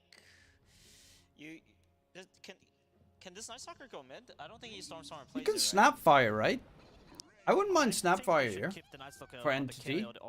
I don't think they'll destroys the Tombstone in one swoop. I think the Marcy 5 should be really good against both. Oh, Marcy is not bad. TB. I think it helps. Actually, Marcy would probably be best. Do you know if Fishman plays it? No, he doesn't. But that's kind of the problem. What Fishman hero do we have for us then? I feel like it's Clockwork. It's Clockwork, but it's really not that enticing. It got a bit better, right? Like they have a Razor now. Like at least you have, I think, a bit more purpose. Like you're okay against. You're just very low damage on your lineup. Like only NS. Alright, there's the Enigma. Toby Enigma. I mean. Wait, so they picked all the cores? It's a mid Visage, I guess. I mean, we could talk about the side of EG a little bit as well. You know, we can see. Wait, Enigma? EG ban where they think some of Entity's heroes are going, but Undying, this is actually the first time we're seeing it at the major. 5? Really been able to tell us some of their thoughts about it. So for you guys, Undying in this lineup, but also just how it's fitting into this patch and this meta. I think EG is lacking a little bit of team fight, and I think there's not that many position 5 that gives you a lot of team fight. I think Phoenix was one of Fly's best heroes that gives a lot of team fight and goes back to his OG days. But it's banned out. So I think Undying is a good substitute to that because I'm like EG still only have Dream Coil as a stun. And I think Crit might even place another team fighter or something like Snapfire. I guess Snapfire is banned, but something along those lines just to give EG some more solid team fight capabilities against entities. But Deathball kind of. They have like 2. Only Puck can interrupt Black Hole right now. Buy Wraith Pack on this Enigma, and this is such a good Enigma game at the moment. I think the entity lanes should be kind of easier now, especially with this Enigma pick. Like they just need to pick some. I mean, Fishman maybe like a Clock. The Clock is gonna work really well now because he can lane with the Enigma. And I think Wyvern plus NS, they're not gonna do that good against the offlane Razor, but I think it should be good enough. Like I think they will get some from the lane, and once the NS hits Knight, obviously he'll be really fast. So the Razor might not be too big of an issue. Oh, sorry, go ahead. No, I am not important in this. Please go, Ali. No, I feel like all Fishman's melee heroes are going to get banned out now, though, right? Yeah. Like, Hawk's going to get banned. I'm not sure what else. I was considering like some Ogre or something, but honestly, it doesn't look like that good a game for it. Like, I'm just not sure what type of hero he'll play. Ogre could be okay. mean, it's not that good. It's a single target against like TV puck, and it's so hard to I catch. just don't know necessarily what NT are doing. Are they making this a... for entity to fight. I mean, they have like a lot of vision with some Night Stalker and like some Enigma ghost pushing, but how's like Rasta? Nobody knows when TI-11 battle pass is yet. Yeah, and it should be good Donkey. against Puck and can clear the illusions as well. Yeah. It is. How is it against the engine lane, the Rasta? Not good. I don't think it's that good. Not good. Wait, so is this crit playing Edge, or you think crit's playing Undying? The crit might actually play possible. They play Edge? Makes sense, right? Like, they still have one way to interrupt Black Hole. I've never seen crit play Edge. To be honest, I thought the last pick was going to be some Tuskar, but they banned it. Like, they banned both Marcy and Tuskar, so many melee carry, the melee force are out. What is this choice? Like Earthshaker, I guess, but not that easy versus Night Stalker, I guess. What were you saying, Snake? I actually think the Earthshaker is good for Entity. I just think like. Oh, I can see it actually. The problem is like who's gonna play it is kind of the issue. I don't think Fishman's gonna play it. The 5 Earthshaker is not that hard to play. Like you'll take W in lane, you'll get some denies, and you just max Fissure, and you just press it. You buy a shard. You don't have a choice when all the heroes you want to play are banned out. Yeah. Alright, they picked the Bane 24. I mean, this is a Fishman hero, but I just feel like again, like Entity, don't you feel like they've wasted second pick? Like they end up with this 24 hero. I'm not too sure like how much impact is this Bane gonna have. Yeah. Like. Bane, I'm not too sure about. I probably would have liked to see Snapfire more or something along those lines, but. No, that's why I kind of wish they picked. I know the lanes might have been hard, but like. But I really like NT's draft for game 2. Like I feel like the Visage needs someone to stand the puck for him. Yeah, I like the idea of the Rasa a lot. I think it would have been a good pick. Like if the Visage gets 6, he actually can pressure the. He can pressure the puck a lot if he just has any added stun, but he kind of doesn't. So I think it might be hard for them. The pressure's going to go the other way this game, right? Like they're going to bring the support, some Enchantress. And they have no way of interrupting Black Hole, Fiend's Grip, any of the big spells. The tombstones drop. Like if you don't have anyone killing it during the coil, you're just gonna get 100 to 0. Yeah, the tombstone cancels the passive from the Visage, right? Probably. I think you need to take like 50 damage with Visage, no armor. It might be lower than 50. I'm honestly not sure. I just remember that every time I played and there's a tombstone on the ground, like if you don't kill it, like the builds eventually die to it. They get super slowed. Yeah, it's really annoying. All right, I want to quickly jump in and ask you guys, let's try and summarize these thoughts quickly, team-wise. Which team do you think is taking game 2? You can only say the team name. I'll go with EG. Yeah, same. EG for me as well. Oh, these guys think it's gonna be a nice 2-0 clean sweep for EG, but let's jump to Gareth and Lacoste as they jump into it. Are we that dumb? I'm super excited. Undying, first pick of the tournament. Finally seeing some of these ignored heroes come out in the playoffs. And you saw that Bane coming a mile away. I mean, Fishman's hero pool is a bit limited. A couple of those did get banned out, and made some sense. This is usually not the last pick material, but it's gonna give them even more control against Puck, and also being able to pierce through BKB. Whether we're talking about Terrorblade or Razor to hold them in place. Why does the panel like? I'm confused. I thought that the draft of Entity was really good. Undying. I heckin' love position 4 Undying. Gets a little bit more farm, get some items going, but it's those levels into the tombstone. You might end up with having 2 5s instead of 1 position 4. That's my thoughts about position 4 Undying. Like they've got Curse, they've got Black Hole, they've got Fiend's Grip. They've got 3 super stupidly good tools to deal with EG's heroes. In a bad spot, crit. Think about. I mean, they still see them with this observer ward on the high. They have only the puck for vision to catch the Wyvern and the Enigma. Entity have all the vision thanks to Night Stalker this time, and Visage, and Wyvern. I'm really lost. I guess laning stage-wise, EG should have the advantage, but besides that, it feels like the draft is This is not donkeys. a traditional position 4 that can easily rotate. There's not much synergy. I mean, I dropped a tombstone with the coil. It's not that bad, but you're right. It's no Snapfire. It's no more Tusk. about the laning stage. I think EG wanted to stabilize the lane, picking Enchantress for Fly, and also getting this Undying that is one of the most annoying heroes to play into. Like, Enchantress is also up there, definitely. So what's going on here with the Undying and the Enchantress right now? Because it looks like EG going for some I'm lane still so swap. confused What at are the they fact looking that... for? Because Entity is going for the lane swap. Oh, so they are. They want to have Undying against Night Stalker matchup. Already. RTZ with that reflection. Putting some good harassment along with a decay onto this Night Stalker. That's the matchup you just said they wanted. Try and zone Saberlight out of that lane early on. RTs should have a pretty good lane. The Crit will have a really good time in this lane because Wyvern doesn't really do much, especially if Arctic Burn is on cooldown. We'll drop a sentry ward to block that camp. Yeah, right on time. Just hit the minute mark as he placed it. And keeps giving him the decay. Reflection on 2 heroes. It's been so nice to see the shift of the Terrorblade away from level 1 Metamorphosis into the Reflection. You get so much more utilization out of your mana pool. Uses Void, doesn't get CS. That's unfortunate. Sadness right there. They're all laughing in their team comms. How about Enigma it looks like Bane Fishman and Toby lane. are taking some serious damage from this ENG and Razor. Bane doesn't deal well with the Enchantress, not even against Razor. Yeah, and of course the difficult as you get to levels. So the ENG just constantly steals one Eidolon. Toby farm, and Toby has more denies than he has CS. Oh yeah, he's now caught up 3 and 3. I guess Fishman he can try and nightmare up the Razor when he does link someone. Try and delay that out. Fishman already used most of his mana on this bottom lane. Does have enough for 1 brain sap, but that's about it. Oh, mid is gonna look pretty good here for the Visage. Very quick level 6 Visage is super scary as well. Steal one of the Eidolons and kill another one of them off. Nice deny from Toby. But it is EG really dictating how this bottom lane is going so far. Deny.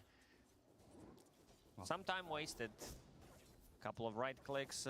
Fishman, no mana whatsoever. Does have a couple of magic stick charges, but I don't think there's too much pressure being put on Razor, and this is exactly what EG wants from this lane. Yeah, it's like a free lane for Nightfall, 9 and 5. Keep that harassment going. I would be baffled, like Tim, if NT doesn't win the game. Yep, but I'm more baffled at the fact, like, if they don't win this, then it's... Has the TP, there are no stuns here. So creating Arteezy, they turn on to Kataomi instead. He's still chasing. If he gets the Orb of Venom hit, might be forcing out another rotation. Yeah, he slows him down, has Mangoes to play with. 2 man Arctic Bird is available, crit. Now he's in trouble. The hunter becomes the hunted. Saberlight and Kataomi don't want to go up that staircase. With the creep wave arriving at their tower, they'd much rather that. While Fishman... Double courier snipe! Easy Fishman value. You don't need mana to kill couriers. You don't. Yes, a couple of courier snipes on the way back. Great position. God, that damage on Toby. And gets his own to deliver some more regen to himself. Toby? Damage on Toby. Hello? Nightfall with that plasma field. Are you gonna watch till morning? Probably not. Maxing that out over he's the dead as well. He's going for Fishman now as well. The impetus hits, oh, turns around. Great play by Fishman. Keeps himself alive, ever so barely. While Crit is going to deny himself to the tower, I believe. Dire killing off the Undying back at the tier 2. So far, so good for EG's laning stage. They've got the Malefice and a few hits coming in, but Flight, he's going to try and body block and zone them away. Plasma field, again, some good damage onto Fishman. And great turnaround play from EG. Entity is kind of fucking up that bottom lane. Toby does have Urn of Shadows, but no charges. It's very important. Toby is also kind of fucking up the familiars, denying and shit. And Urn, and then you get back to full HP. Fly does have extra tango for Nightfall.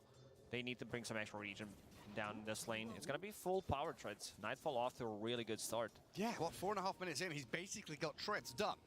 Fishman and Toby, the Nightmare transfer. The Eidolon comes in clutch. High 5 out, Nightfall pops his stick. Plasma field there, but he's dead. Even through the trees.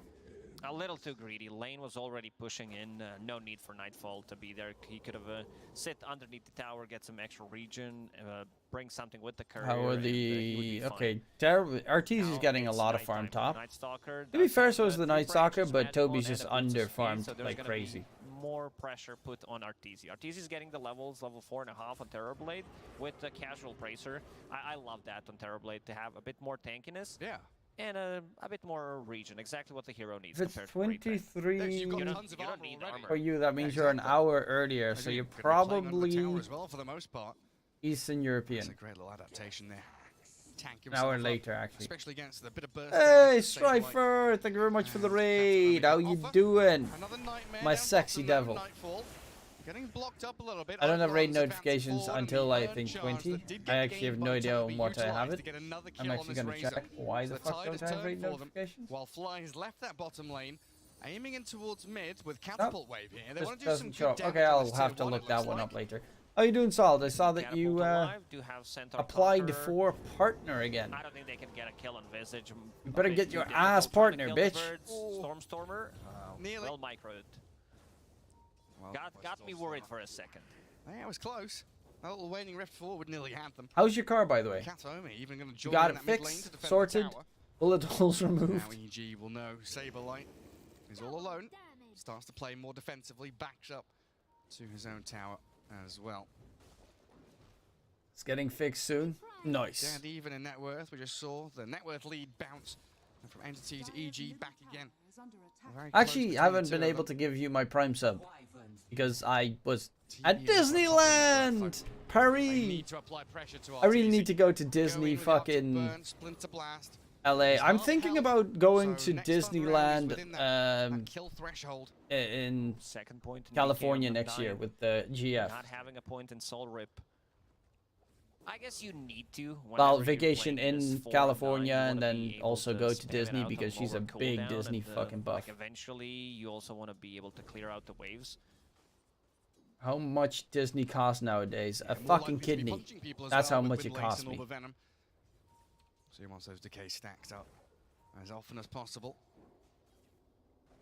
A bit of calm now, though. Yeah, you went 5 days to like a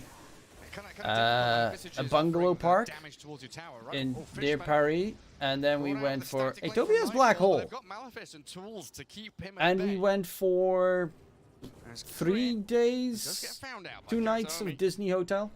Kieran's as good as he gets though, with a couple of punches and these decays. That was a lot of money. Split the bill. Well, obviously I split the bill. I'm not gonna pay for the entire fucking vacation on my own. About absorbing some of the pressure that was meant to put on Arteezy. Arteezy's getting levels. He's level 6. Like I make that kind of fuck you money. In Conjure Image. So he's more than fine going to jungle right now. If he's not gonna feel too safe in this lane, I can afford to buy a Coke. And we do still see at Disney. That's about the extent of what I can reach. That's one of the reasons why Puck kind of unable to rotate and move into the side lanes, because Visage offers you a lot of that tower damage, even when the hero is still there. Oh, crit. Up top, it's nighttime. Slowed down and found out by Saberlight. Oh, nice slow, but not going to be enough. We'll kill off the Undying. Cocaine is good. But again, no, like Coca-Cola, not fucking crack cocaine. Trying to tank things up for their cause to keep on farming. Stormstormer Visage, I remember because he had Witchblade queued up during one of these DPC games, and he ended up going for it. And I asked him in the interview, like, why did you go for it? And I don't remember who he mentioned, but it's like someone mentioned it, that it's really good, and he decided to try it out. But this time around, he was thinking about it. He did win, yeah, and now going for the drums. I guess he wants to be able to put a bit more pressure on the side lanes, have attack speed against the Tombstone, not just for himself, but also his teammates. Yeah, focus that tomb down. Such a vital part of EG's team fight, which isn't that great. They've got Coil and they've got Tombstone. That's pretty much it. The rest of them very much about counter carrying with this Razor and building up some big old stats and right-click damage with the TB. Completely different game from what EG had in the previous, because they had Storm, Night Stalker, Marcy. They could move around the map. See, 2-0. I still don't see it. Katomi, Golden Brace, keeping himself alive. They're going for a really aggressive fight here. I'm not too sure about this choice. Saberlight in trouble, though. Actually. But Stormstormer does have a lot of damage. Hunted by Arbed with another waning rift, but the Razor's about to die. Fishman, with the help of the familiars, finds him, while Toby dead under his tower. Toby couldn't get a black hole off. 2-for-3 trade, which they come out in an advantageous position as long as they escape without any more losses. How did he not get a chance to get a good black hole? Arteezy did join. He got a couple of assists. He got one last. You don't expect this move from Terrorblade players. You definitely don't. I think it's pretty similar to what Ame was doing when he was playing Ursa the other day. Even though he was going for Battle Furies, he still decided to go and join the team fights on the mid lane pretty early on. Like, we're talking about 12-13 minutes into the game. Yeah, it's all about understanding, when you're strong, when you're able to group up as a team, when your enemies are potentially weak, even if you don't have those item timings or specific levels or skills available, you can still keep on fighting using your HP, your body, and your abilities. Your HP and your body, just throw your body in the fray. That's what Entity were looking for, is that defense of the objective, making sure EG didn't get it for free, but with the catapult wave coming now, it's going to be a little more difficult for Entity to match Evil Geniuses down south. Clear out the wave, defend the catapult. Kataomi is level 6, looking for a curse, won't be handed it, and crit comes in, level 3 tombstone. They're going to zone them all away. The courier is just standing there while the Winter's Curse does come in on the undaunted. Oh, please stop attacking me. And kind of burst him with the There's still a courier flying there doing nothing. Fishman, though. They did under tower. Again, the trade, 1 for 1. There's tier 1 They tower. can't get the tombstone though, that's nice money. Whacking away at the building. As Entity have to break the tombstone to allow them to advance forward. Stormstormer leading the charge, goes straight on Nightfall, but his bird's falling quickly. While this tower's still alive, Abed, he just comes out from the trees, pokes his head into the fight, jumps away with a jaunt to the There's no curse. There's still Black Hole though. Stormstormer, very nicely done. Taking some extra gold from EG. But Sableye gets the tower trade top. Team. I think he's actually going Ags Rush. Because you have Undying as your position. God, that's been that's actually pretty neat. I love the Ags. Going for Power Threads, Dragonlance, Spike type of a build, because you want to have another scaling core just if things go really late. Yeah, offer you a bit more damage. Ooh, look at that win probability, 74% for Entity. Yeah, well, they just took that top tier 1. They denied the one down bottom, so things definitely going their way in the past 3 or 4 minutes. And Aghanim Scepter queued up there for the Stormstormer Visager, looks like. So drums into Ags. Gonna get himself that Silent as the Grave upgrade. Very good at hunting down heroes, you know, like the Puck, the Enchantress can sneak I got a question for you, Gary. What do you call Visage when he gets Aghanim Scepter? I don't know. What do you call Visage when he gets Aghanim Scepter? Envisage. All right, there we go. I need to read. Just told me that I'm fired. It was nice talking to you, Gary. Good luck. What Twitch chat says about that. I just need to see it. You've got half of people with, you know, heads and hands, face palming, and the other ones, haha, stomachs jiggling as they chuckle away at. Boomers will appreciate it. You are puntastic sometimes. Kataomi holding out on the mid lane. From EG, they're looking for some. They need coil. Every single time they will need a coil to be able to hold people in place. Saberlight this he will time be around, the ultimate dad joker. More of a carry-oriented build. I've seen this work out going for that Aghanim Scepter. So you have AoE against Terrorblade and his illusions. I guess that's the reasoning. Now it's been used, so I can't use it anymore. Tried to scan, they missed it, but it's still a good read here. I think Kataomi was the one to draw on the map where EG were heading. And they do come from the triangle in towards the mid-tier 1. RTZ with a maxed out Metamorphosis. Brings out some of his illusions to play. You gotta be careful for the curse. Because a good curse can turn into a good black hole as well. Not allowing a good curse nor a black hole. Kataomi doesn't even have enough mana for a curse. Does have a Clarity running, so that's going to help out. And Fishman's also looking for a potential grip here to set Stormstormer, can he get another one? He cannot. They tried. Fishman and Stormstormer aiming for that deny, but unable to do it. So EG take yet another objective, opening up that map, allowing entrance into the triangle, sound. where they've already got an observer ward placed up there. So very nice that Some they're able top to net worth. What's his maneuver item? themselves into that triangle and find some kills. In the yeah, drums. What did he build next? AC? That. We've seen some observer ward battle between 2 5s in the previous game. Some tips also coming out. Didn't he tell me blink? He's going Ags Rush. Obviously, yeah, that makes a lot of sense. Be able to find it. There is a courier, and he's getting the-awarded. I'm gonna be. Oh, by the way, I didn't even mention it. I'm gonna be casting CS:GO tomorrow and on Friday. 1 p.m. I'm gonna be casting the Monty versus Beyond Possible game on the for the CCT Central Europe Series 1 closed qualifier. Entity very comfortable the way. Been a while since I've casted CS:GO, and it's solo cast as well, so that's gonna be fun. There's nothing to stop him, is there? Until like Puck gets 25, there is nothing to cancel out this BKB black hole. That's going to be a huge issue for EG, because I think he's going to be going... Oh, okay. He goes for Blink BKB build, no shenanigans this time around, not going for Vlad's. Maybe, I mean, it would still be a very good Vlad's right back game. Stormstormer might still pick it up after finishing that Aghanim Scepter. There's no one else going to go for it though, right? Your Wyvern wants Blink, Night Stalker. But then again, if you're playing Invis, you don't want them to see your aura around you on the creep wave. That does make a lot of sense. Far away from a creep wave, and then they don't see you. But yeah, these pro players, we'll see. Stormstormer, he is an experienced Visage player after finishing Ags. They're gonna hit the really good timing with the double Ags, one on Visage, one on Night Stalker, and I think it's time to strike. Potentially take a fight, transition then into Roche, because you have a lot of sustain. Yeah, sustain, the ability to give you vision. Some great heroes for hunting down slippery devils like the Puck. So we TP top, Toby, Fishman and Saberlight grouping up together. And time to get the band into action. Kataomi joins with the smoke, and away they go. There's no vision to play into, so this is, you know, a warding mission as well. And they get it done. Ganking one, flying. CSGO cost is way more talking. Yeah. It's not an easy kill. Enchantress turns into a piggy and has that untouchable with the Nature's Attendants going. They'll slow it down, Nightmare are up. Dowie is staying on the side. It's actually very smart. He's waiting with his possible curse in case they go for the re-engage. But Roche is very easy to be taken for Entity. With the attempt into the pit. They have a lot of creeps. It's nighttime. With these Eidolons, drums. with the birds. Question is, will EG Ags is now done for Stormstormer and being delivered.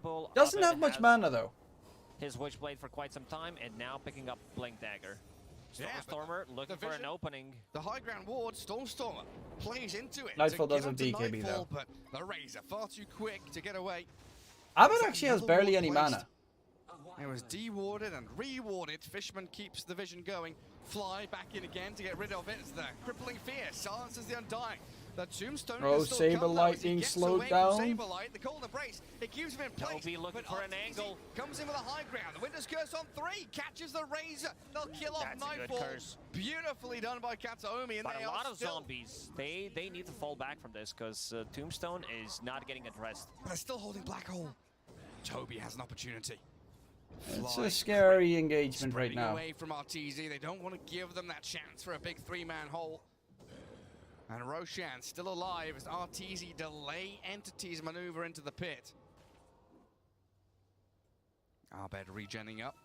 Metamorphosis. But yeah, with Metamorphosis down, you can just walk into the pit and be just fine. Oh, he's invis. He's lurking mid. He finds Abed, the phase shift, the crippling fears here though. Oh, bad! That's the assassination power we know and love from that almost went horribly wrong for Stormstormer there. This is why he decided to go for Aghanim Scepter to scout things out. Because Abed could have gotten away, but I guess his blink was on cooldown. About like Night Stalker, but he doesn't have a blink dagger yet, so oh, he doesn't have blink. Never mind. Execute, and this Aghanim Scepter coming in clutch. Inside Roche pit they go. Attempt number 2. EG's definitely not gonna try to go for this one. With no puck. No BKB on Razor. It should be up. No puck, no Metamorphosis. That's suicide to fight just now. Respecting that there is no meta for 60 seconds. Like they know that Arteezy will not be able to kill his teammates in the next 60 seconds. Saberlight also shard now. It was a great curse from Kato. Oh yeah. Yeah, it's beautiful. Even with that Tombstone down, it still shows Entity are able to fight around these congested areas with so much nonsense and noise, Ent creeps and zombies, TP illusions everywhere. They've got ways to contend with Evil Genius's nonsense. A Holy Locket coming up for the Enchantress. Eon Disc queued by Abed's Puck. So they're aiming for some of these more defensive items to sustain and delay these team Arteezy fights past those big worth, ultimates. That's key for EG. Try and bait Black I mean, holes, it is wait still a out the Winter's TV, and Curses. it's still very scary, Both but he'll sides probably you kill have his to have teammates a couple of times against second Curses. wave of initiation coming in from the Puck. And it's only the Puck that can initiate on EG, which is kind of the big problem. I've seen Pucks. Because he's the only one that can go for the back line. And if you lock him down with the Night Stalker silence, he's fucked. Good CSGO is awesome to watch. Did you watch FaZe Na'Vi? Yes, I did. And good CSGO is amazing to watch. Bad CSGO is worse than anything you've ever witnessed. Once they initiate on you. Casting bad CSGO is hell. If he doesn't. Fly's force staff will come in the clutch. He's getting So very the close teams to it, tomorrow and actually have a he's couple of very overtaking solid in players terms in Oh, of them, like farm Waro compared 2K, to I Crit. think I saw Poison. Yeah, Crit. Going for that lock. And the other team. People up. Smoke out from both teams, though. And with the ulti from Saberlight. Forced the tombstone from Crit. Sablelight's ulti is forced out, though, as well. Entity can still look for this fight away from the tomb. EG have all retreated. Saberlight actually got broken by the creeps. So he got his movement speed reduced because he didn't have his passive.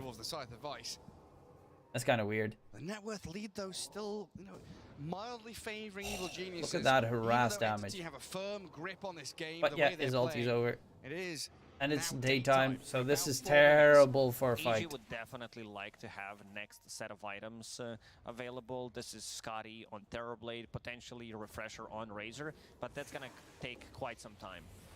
For people tuning in who didn't play Dota in a couple of years and clicking on Visage, they're like, what the hell is this, man? I can click all of his abilities. There's like 1, 2, 3, 6 of them. He did pick up the shard, so does have that stone form for himself. Oh, the curse. Catching out Crit here. 2 heroes, 3 in fact, zapping into him. Kataomi just finds the immediate solo kill in a 1v4 scenario. And EG is looking for a fight. With Saberlight at the top of the net worth. I mean, this is the problem on EG's lineup. Their supports just don't do any fucking thing. FaZe is world #1 right now in CSGO. But almost 500 on the Visage. I actually don't know if they're ranked #1. That's a bit surprising. Probably. And he's going for the Hex next. That extra damage from Aghanim Scepter, it should be respected. The EG will Took them long enough, though, and a lot of money. Yeah, afraid of what Entity has to offer in terms of team fight. Just keep waiting this one out. Get Terrorblade. Oh, yeah, because, as they can. what's it? Navi lost that one player in their team. Start to look for, like, Lincoln Sphere against and since then, they have been second, I guess. Case of no one can really buy it on EG? The guy that had a terrible story with his girlfriend or his ex-wife, and he had like a drug problem and everything. What's his name? Fights are gonna go, and Entity having a gold lead right now. Yeah, ping pong back into their court. BKB done on Enigma.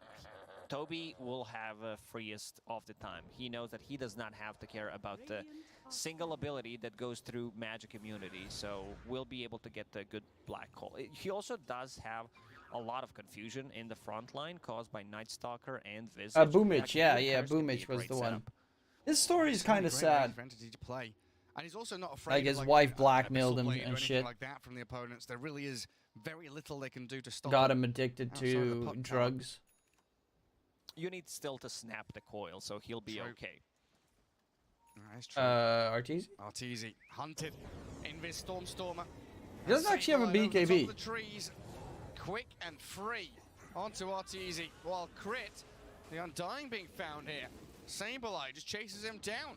Entity, they're up and running now. Arteezy doesn't have a BKB. Razor as well. Just one by one, they're toppling dominoes over. EG, they'll BKB up on the BKB Fiend Script. Hello, goodbye.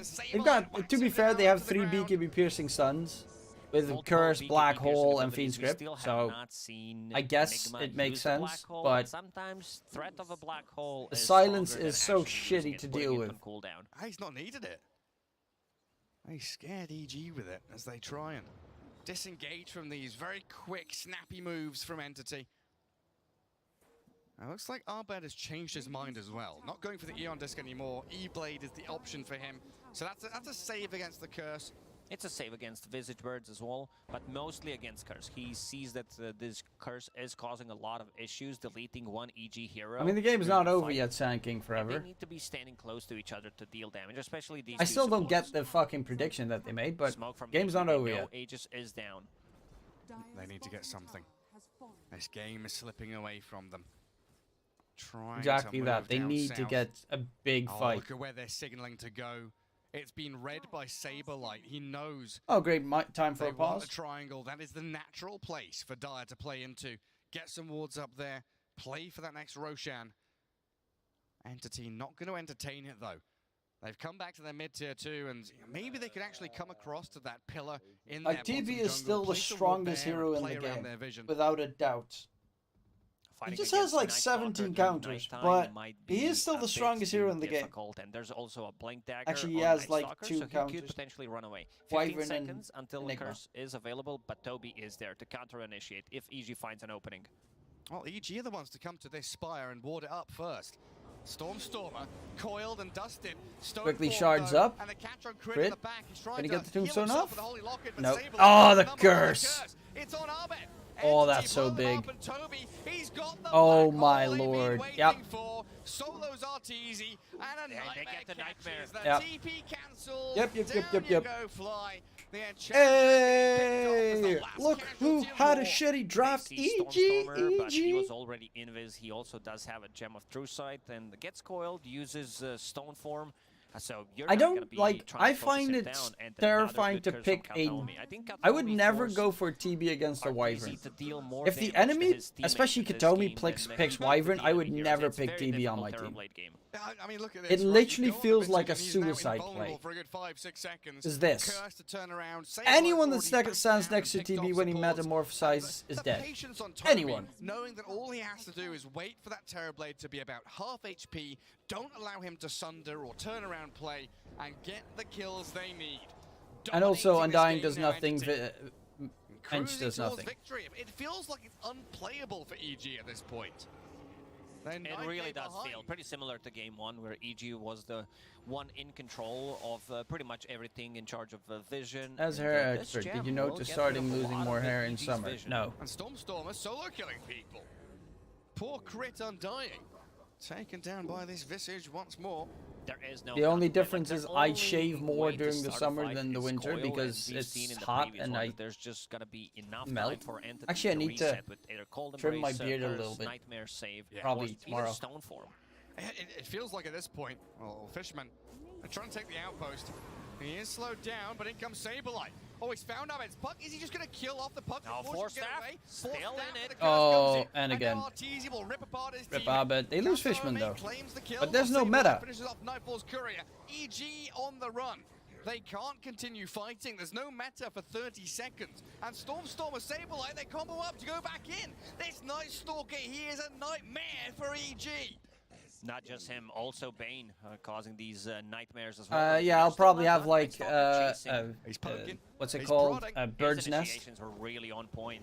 Yeah, Tombstone on the high Might ground. do time a to fall comb back over. for Entity. Do not take this fight. If they try to get a little bit out of the area, at them go go. for it. They just go straight on Arteezy. Toby, no black hole. He's gone in with a Midnight Pulse. Malefice on the Terrorblade. Silence He does will have a end, sunder. though. Saberlight. Saberlight He's needs to dip. Gonna get sundered though, forcing Artura away. Fly trying to save the TB. Gets himself to high ground. TB gets back, but the rest of the team is Saberlight, dead. Do you go for this? You know Arteezy's so very low. They get a couple of If he kills jumps on in, he supports, suicides. And they're pushing high It's that ground. simple. 28 minutes in. They will poke, see what happens. Oh chip no! damage, Saberlight. They don't have a More fiend script, TP out, luckily but yeah, enough. They found Puck. They don't have Nightmare. Oh, Silence not there on time. Abed. Or is there? They're going to catch him here. He gets the Ghost Scepter off, has an Arcane Rune to pop, jumps away. Another orb. He's back to safety while Stormer and Toby kill the Razor up at top. Yeah, he's trying EG to can't play catch a break in this distraction, one. but they're just pushing high Entity ground. is all over the place. Back to There's gonna be protection. next set of items, No, especially it's the one gone. on Visage. 6, 0, and 11. Stormer completely dominating the game. This is gonna be Hex 30 minutes in. Kataomi is Abed being soloed by Kataomi. the fuck? Picture there of the Winter Wyvern flapping towards the puck. And now Saberlight, he's come into play. Quick little Ghost Scepter out, jumping around. Abed. Oh, interrupting the outplays. Still low tombstone. on HP and resources though, as the Winter Wyvern. Ah, and Abed still gets caught in the end. Finding Abed's puck, dead for 50 seconds, and with Roshan alive. Well, Entity don't even back up towards it. They want to go high ground. They definitely do. Black Hole is available. They know that there is no counterplay to BKB Black Hole. That's If why EG Toby's lose, getting no, the if pressure EG and lose, they has still have a chance to go to TI. You can't But then deny they're the dependent, I West, think, none of these on heroes can get Fnatic Basher losing, if that's I'm gonna not be, mistaken. like, reliable against Enigma. TV gonna work? Basher? No, absolutely not. Barracks wide open now with a tier 3 falling quickly. They already secured spot? Familiars from No, EG, I think, are still reliant on what RNG and Outsiders are going to do. Disciplined retreat. Roshan is Entity. So, they need either... Well. A rare pickup on the Terrorblade. Wait, RNG are going to play against Outsiders, right? Crippling fear to get away from Yeah, no, EG should be qualified already. And both teams smoking. It's desperation from EG and domineering from Entity. They catch out Crit. Tombstone's down. No, they're still dependent on what Fnatic does. Yeah. They're still dependent. And Arteezy will try to stand his ground and fight, but it's nightmare. Saberlight's killed off the Tombstone. Another layer of silence. Another BKB up, but they're silencing this Arteezy. TB. Left to right, he drifts away with his 4 staff. Stormer healed up by the cold embrace. And Saberlight, he's being sundered up, but Toby's in. He'll black hole the TB, solo him down. No cares in the world. GG gets called.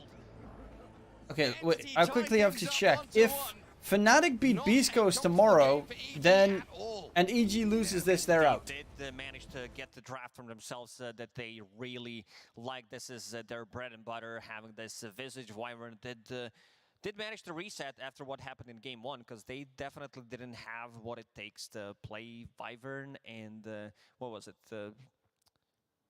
Into Storm Spirit and Night Stalker was very, very difficult, but this time around, some good adjustments. Hey, Toskak, you were wrong 2 times in a row. What a surprise. He's a Dota predicting master. Did go for the right items, getting that Blink plus BKB. There is a chance. No, if EG win this, they go to TI. If EG lose this, but Fnatic loses against Beast Coast, then EG still goes to TI. From him, now Saberlight showing how great he can perform on it as we head back to the panel to break down Game 2 as we head into Game 3. Thank you guys so much. I mean, we may as well just start with it, right? That Night Stalker for you guys. How impactful was it? Was this what you were talking about for Entity with their drafting, leaving things a little bit open, and then having a setup hero that is just going to win you the game? Is your win condition and isn't going to really struggle? I think the Night Stalker definitely became the hero of the series. EG picked it in the first game. They ended up winning it. And in the second game, Entity stole it from them, and they ended up winning it. So I think this hero is going to be super high priority in this series, and might even get first pick or first phase, depending on how the teams are feeling. So I think this series has become super meta about Night Stalker, and we'll see what happens. Is that how you would react to it, Howie? Yeah, I think the Night Stalker had really high impact. Honestly, what surprised me the most about that match was how well Visage did. Honestly, I didn't really understand the matchup mid, because I'm not a very good mid player. But the Visage, he did pretty well versus Puck, and he even took his tower. Stormer played a really good Visage, that is very true. And dropped some Tombstone, and Visage would suffer, but instead it's the complete opposite.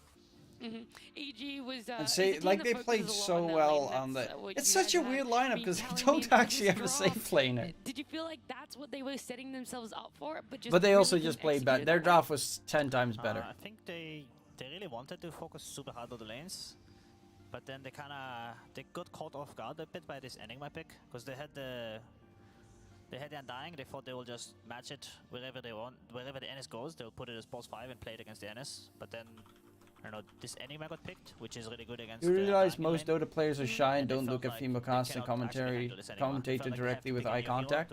To be fair, I probably wouldn't either, because in real life I am a very I am a caster, but if I'm like with my girlfriend, she talks a lot, like she's a massive extrovert. I am an introvert, I just like to listen and chill. Having Crit playing Undying, the hero he cannot really roam on, he cannot really rotate.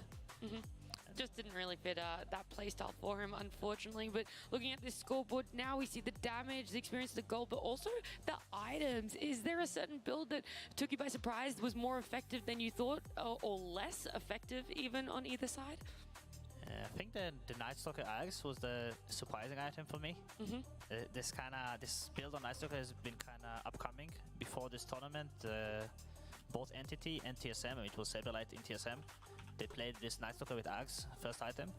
And I wasn't really sure how good it is, to be honest. I kind of prefer the armlet build, like the Blink armlet or Midas BKB.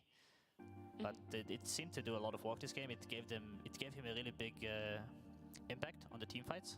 Yeah. So I think it was an interesting build. Yeah. All right. And if you guys had to give an MVP, Ali, do you have one that comes to mind looking at this? Yeah, I really liked how Storm performed this game. I feel like everywhere his team needed to be, like even had to sacrifice a bit to defend the tower or like do whatever, he did better in lane than I expected. He took mid tower. I think he played really well this game. And when it comes down to Only Seb dares to look him straight in the eye. Seb's an alpha, sometimes a little bit too much. Or were there some other elements, like when it comes to the support having that Bane and that Wyvern? I think Katomi was a machine this game. Honestly, maybe I should have given him, because like every time I saw Curse, like there was a dead puck or like there's just one Curse, one hero dead, and usually that's really hard to pull off as Wyvern. I think his itemization was really smart this game. He got the Shadow Blade and the Blink, so he could easily play with the Night Stalker ulti. He played really well as well. No, haha. Probably shouldn't open that one. It was someone else's bet slip. And I really like the fact that they had the front line, this Night Stalker just running in, and then they had the... I'm trying to figure out how that bet slip works. It made a lot more sense than their first game draft. Was there a way for EG to come into this? Because it felt like around the 22 to 24 minute mark is when it felt like it was just running away from them. Before that, were there certain things that they could have done to get in? I think for them to win, they needed Abbott to have like to snowball a bit, to have way more of a flashy game, because he was the only one who could actually kill this Wyvern. And in hindsight, it was actually a really hard game for him, because there's the NS vision on him all the time. So even if the NS itself is not catching him, like there can be like just a random grip, a random Enigma pressing Q on him before he blinks in, or the NS itself, obviously. So it was actually a really hard game for Abed, and if he wasn't snowballing, they had nobody to solve this Winter Wyvern. So they, yeah. Okay, all right. Well, I'm interested to see how EG readjust, because they got that winning game on. I mean, they got fucked on the draft in game two. I just, there's nothing else to say. I think their draft was so hot garbage. And I really, really doubted myself on everything I said, because of the fact that the panel was completely disagreeing with what I thought, with who I thought was going to win.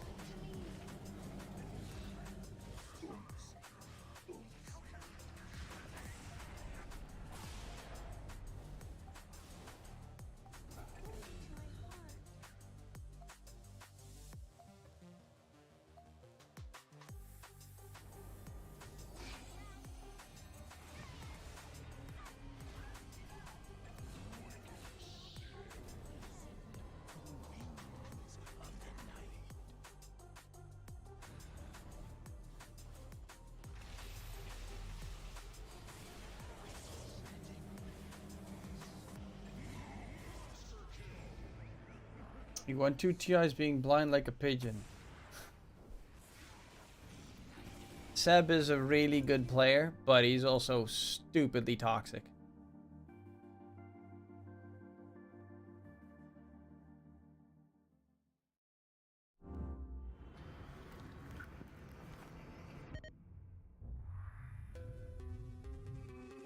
Which is, you know, a downside.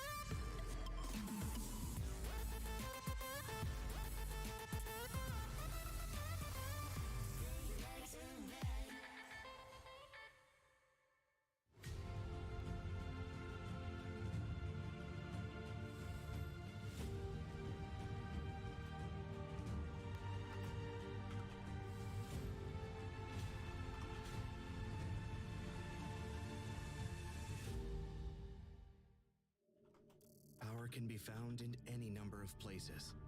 Scientists will tell you that it comes in newtons. say that it can be found in silky skills. We will say that the power lies in real thrills, in the play with perfect ping, in the runes and crystals, in every frag and gank, in your personal winnings. Lock and load for PGL Arlington.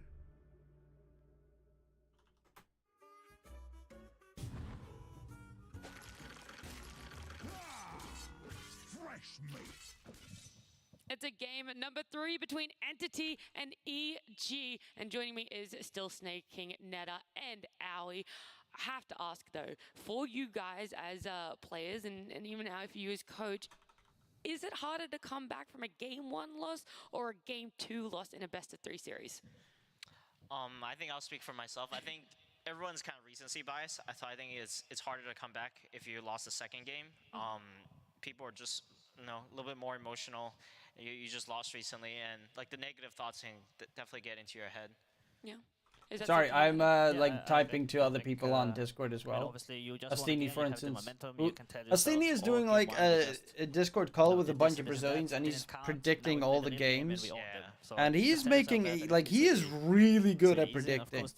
EG should be telling themselves. Honestly, he should have his own prediction shit, but he gets a little like if he loses a prediction, he hates himself, which is not a good thing. Which is kind of what I also feel most of the time, but you know. They should be fine, I think. Yeah. Yeah, I agree with Ned. I've now realized that I can just say fuck you guys. I can be wrong. Teams can suck. Should be able to hopefully turn around and provide us a good Game 3. Yeah, I am looking forward to Game 3. Now we're going to be jumping into draft a little bit soon. Do you guys want to see a Wyvern, a Visage, a Night Stalker ban? Like, should these bans be Night Stalker should be banned against. We just saw in Game 2. Honestly, every team. Definitely, I think Entity adapted well. They banned the Dazzle and gave the puck. They wanted to play a new game, and I think gonna quickly bio. Chill out for a bit. Stuns and lockdowns wins game. Stuns and lockdowns game. Yeah. Mar will take over his place soon. It's kind of. He's still toxic. Seb is. I don't know if he's still toxic. But you know, it's very hard to untoxify a toxic player. To kind of not run it back exactly the same game, because you're just going to play into the enemy's hand. And Entity actually, they won the coin toss. They chose Dire. I can't see what EG chose on the monitors, but I'm sort of assuming second pick. I don't really know. Yeah, we can ask production. They'll tell us in our ears very soon. But what would you place the most importance on Owie for drafting in this game 3? Would it be that Night Stalker or the Visage that really surprised you? I think EG should ban Visage. I feel like Night Stalker, it's looked really powerful, but both games I think it was sort of second phase. Like it was picked on 15 and 16, 17. I feel like if you pick Night Stalker, like I'm not too sure. This hero might just be Imba, but from my point of view, like if you pick Night Stalker really early and he has sort of a harder lane, you play for some Lone Druid or something, I'm not and like it's not as good in game matchups. I feel like the hero EG looks like they're molded. So. No, their draft was just shit. Netta, have you been surprised I think that was it. Coming out from like, they couldn't make any plays. They had Puck, that was the only initiation. Their two supports couldn't do fucking anything. They had an Ench plus and Undying. Literally can only walk circles and try and heal their allies. That's literally all they can do. They have slows. Whoop de freaking do. More freedom in their last pick, and they decided instead to just pick the Enigma on 18 and just last pick a support, which I think it's not the ideal drafting strategy, but it is fine to do if you think that the hero you're picking on 18 is that important for you. Like they thought that the Enigma is so important against what they see that they just want to get it now, and they don't even care about counter picks. If they get this Enigma, they'll win the game, and it worked out for them. So. Do you feel like that's going to continue into Game 3 having that importance? It depends. We're going to see who gets first pick. We are waiting for EG to choose right now, I believe. They are having a little bit of a... What I'm expecting is I think EG right now is talking about this Night Stalker. They're talking about how good they think it is. They wanted to pick it in the Game 2. Obviously, like it just seems to be really good against the Entity heroes. And they're probably debating right now if they can pick the Night Stalker as second pick, like a combo pick, or if they might even want to take first pick. If they take first pick, I expect them to look into picking the Night Stalker on 8. I mean, the part of the reason why this Night Stalker is kind of important in this series is because how much Katomi likes his Winter Wyvern. Because like there's so few heroes in this patch that actually can reach the backline. We talked about the Night Stalker, talked about the Storm, talked about the Puck, but it's only a handful of heroes. So I think if they were EG to adjust their bans, maybe like they don't have to worry about this NS as much. If they were to ban this Visage Wyvern, for example, and play against maybe the Bat Rider or some of the other NDD strategies, like the importance of this backline jump can definitely go down a lot. We know now that EG is going to have first picks. How would that be? They chose first pick then? Yeah. Okay, so I think maybe their plan is what you're saying. Because the thing about EG's Night Stalker is they don't flex it, right? No. So it's like it's very committed. If you're going to pick this Night Stalker, they sort of need to protect it with 3 bans. So they can pick on 8, they can use the next 3 bans, get the NS best 3 counters out of the way, and maybe like they can have a good strategy with that. Yeah. And now the question is going to be, because Entity is probably realizing that the Night Stalker is kind of the name of the game in this draft. I think they should 6-7 it, right? They might pick it on 6-7. How confident would you feel in doing 6-7 if you guys were Entity or I would not be confident. Yeah. I think if they do it on 6-7, they can flex it until the last pick, like they did last game, or they had the option at least. But I think EG would not. I think EG should not be scared of it. They will probably think they can pick Bloodseeker, Lone Droid, Monkey King. They can pick those heroes on 8 for TZ, and he's going to have a really good time against the Night Stalker. It's just sort of about the read on the game. Like this 6-7 pick on Night Stalker is sort of like an extra ban. And if you end up in your draft where you're feeling like, oh, we have to pick this just so they can't pick it, maybe you should have just banned it. This time they end up, what did they ban instead of Visage? Tiny. They banned Tiny last time instead. So. Okay, so now Entity have the choice to get the Night Stalker against the Puck, but then have the Night Stalker countered. Or they basically need to pick heroes that are decent against Night Stalker, because they know EG might pick the Night Stalker on 8. What is a good opening that might dissuade from the Night Stalker being picked up on EG if Entity decide not to pick it up themselves? Are any Stormstormers heroes other than Visage even good versus NS still? That's my question. I think Tiny. Tiny is actually the best one. Yeah, and they need a support with it probably. I mean, they'll probably still pick up Wyvern. They're debating whether they want to pick the Wyvern right now. Here we go. It's a classic. Honestly, if I was Katomi and this is like a game 3, some elimination series, I'd for sure ask for the Wyvern, you know? Like, it's his best hero. He felt like he played it really well last game, and it was even against this Puck already. I'd feel really confident for him. It's just there will be the Night Stalker now. Yeah. How much do you guys place importance on comfort rather than like direct counters when it comes to drafting? It's a bit of a read thing. Like, if the player's really feeling it, like, guys, like, this hero is Imba, I will carry on this hero. It's not that bad to just trust it and draft around it. Honestly, having purpose like that in the draft also makes drafting a lot easier, because you already have like a specific goal, like enable this hero. I'm really surprised they didn't do the Night Stalker. I also am very surprised. But it is a good DP game, right? Versus these 3 heroes? Is it? I think so. No? Don't feel like it's that good against Wyvern, and now they're going to need to ban the Night Stalker themselves, right? Why do you feel that DP is a good matchup or a good count? I thought it was sort of good versus Wyvern because the curse doesn't do that much, and I don't really think the save helps. Like, when you have overwhelming team fight and you save in place, sometimes like you still get run over. But I guess like, what do you like the Wyvern against DP for? I mean, I just don't feel like they interact that much, to be honest. I see. Like, the DP is going to be, he's not going to do that much damage in the curse, but he's always going to be in there. And if EG is going to have some right-click carry, you know, like the DP might end up getting, you know, he's kind of always going to be in the And center. they already have a combo after the curse, right? What do you think, Snay? I think DP is completely fine versus Wyvern one-on-one, but the fact that if Wyvern enables Entity to kite the BKB out on the DP, and then Tiny gets his Agony Scepter timing, he can this DP right after DP plus so Puck versus the Tiny EG is kind plus of on a timer in the team fights. another Katomi Wyvern. And EG gets kited out, I think Entity will end up winning the fight. I see the Tusk being banned out by Entity. We saw Crit end up on the Undying last game, and he wasn't able to do those rotations, right? That's what you guys said, and that's why they really struggled. Do you feel it is possible to shut down his hero pool, and that's what Entity is going for? That's what enables EG, and now Entity are capitalizing on that? EG picked 2 cores, so Entity are just going to ban 3 position 4s that lane with the DP and roam. I think it's pretty good. They also have they have the pick out of phase, so they're probably going to take the Clockwork if it's there, I think. Like, honestly, Entity's picks have surprised me a bit, and I'm not saying it's bad, it's just different baby, than what when I you expected. talk like and obviously it's that, working for you them. Like, last game, make I a didn't woman expect go 24 range to mad. really work out that well, but they really played it well, honestly. Like, as soon as the Enchantress left, they killed the Razor twice, and that swung the momentum of the game a lot. But I think here they should ban. Do you know what other melee force crit would play here? That's what I'm thinking. Earth Spirit is very good. Like the Vessel versus both of these heroes can be very strong. Do you like the Earth Spirit ban into Clockwork pick or? They could play Earthshaker as well. Like the Earthshaker DP was kind of. Yo, Dick Truman, I think your EG is going to qualifiers. There are so many teams that we can't see in TI. Imagine Nigma, Secret, and Liquid. Only one of them are going fucking out. That's gonna hurt so much. Bulba's the problem, sir. Yes. It should be. Last game's draft, 100%. That was the problem. That was the reason they lost. That draft was like, it wasn't unwinnable, but it was really hard to win with that draft. It wouldn't really make much sense if this Tiny is still like up in the air. Well, the Night Stalker is also going to get banned out there by EG. They do the Enigma, the Night Stalker, things they don't want to come up against from last game, but also the Lycan. Yeah, they just don't want to deal with the zoo. Like you see, they banned the Wizard, the Chen, the Enigma, and the Lycan. Like Entity have been really dependent on. I mean, you always have to be fearful of like the Lycan Tiny combo, which is still somewhat of a thing. I haven't seen this hero that much this tournament, to be honest. There is a bit. I think Toby has not played Beastmaster in a long time. Saberlight might play it. It actually. Every social media of EG, even if it's not about Dota comms, goes, it's Bulba's fault. I remember when they went for like 3 Storm Spirit games in a row or some shit, and they constantly kept picking Storm Spirit. Like they opened Clockwork Visage like 3 games or something, and they're. EG just needs. Like Yeah, they banned Enigma, so. Yeah, maybe.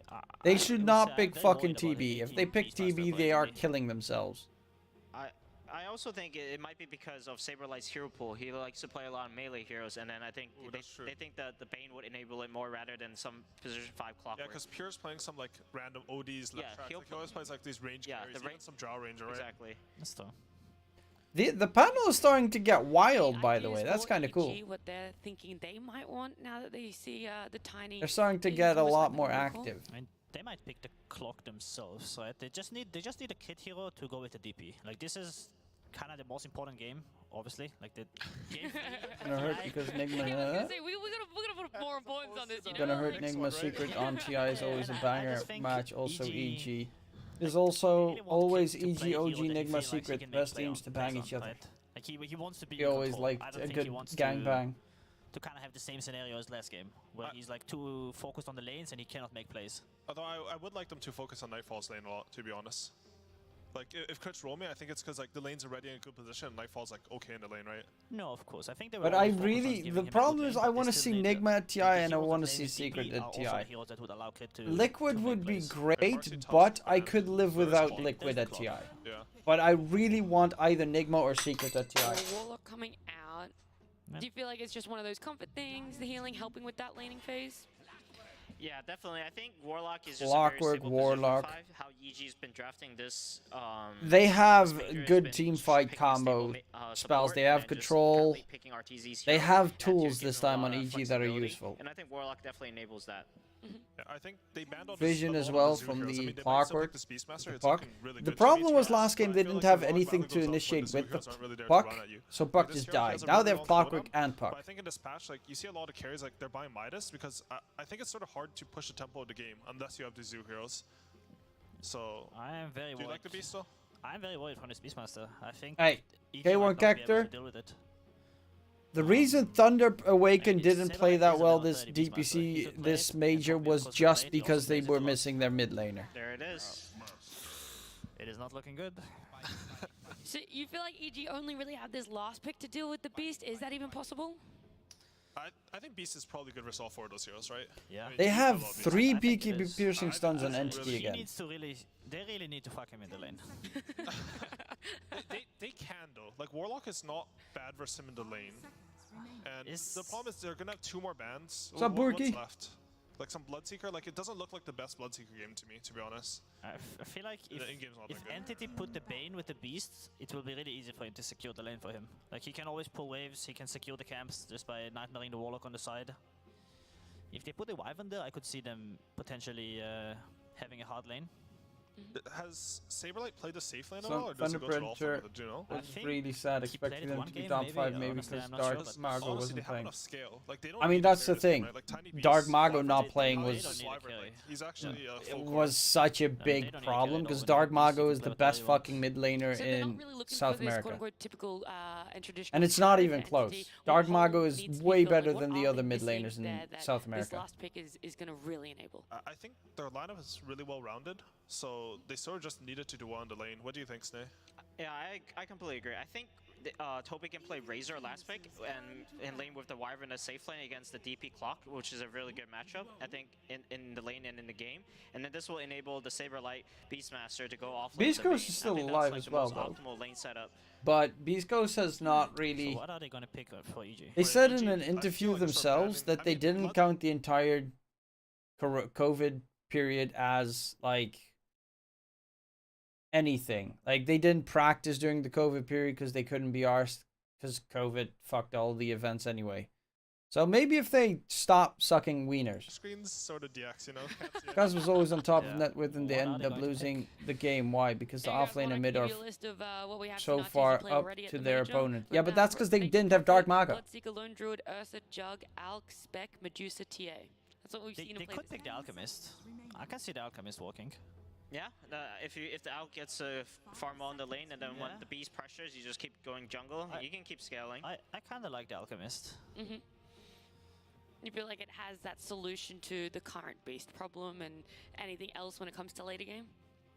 I mean, it can be hard later on against the Wyvern and the Bane. It's 2 BKB controls, but he might just be like tanky enough because like we talked about the front line and they have the Clock who can go in, but DP and Park, like DP kinda goes in, but still he would like someone else to be in front of him to give him some more vision. Since the 4 are always hunting and feeding less SA gameplay, even in Beast Ghost. Yeah, but the thing is, no, that's Beast Ghost. Beast Ghost is 4 Protect 1, 100%. But Thunder Awaken is not 4 Protect 1. I think they should go for the They're playing with 2 cores and then the offlane and +2 supports make plays.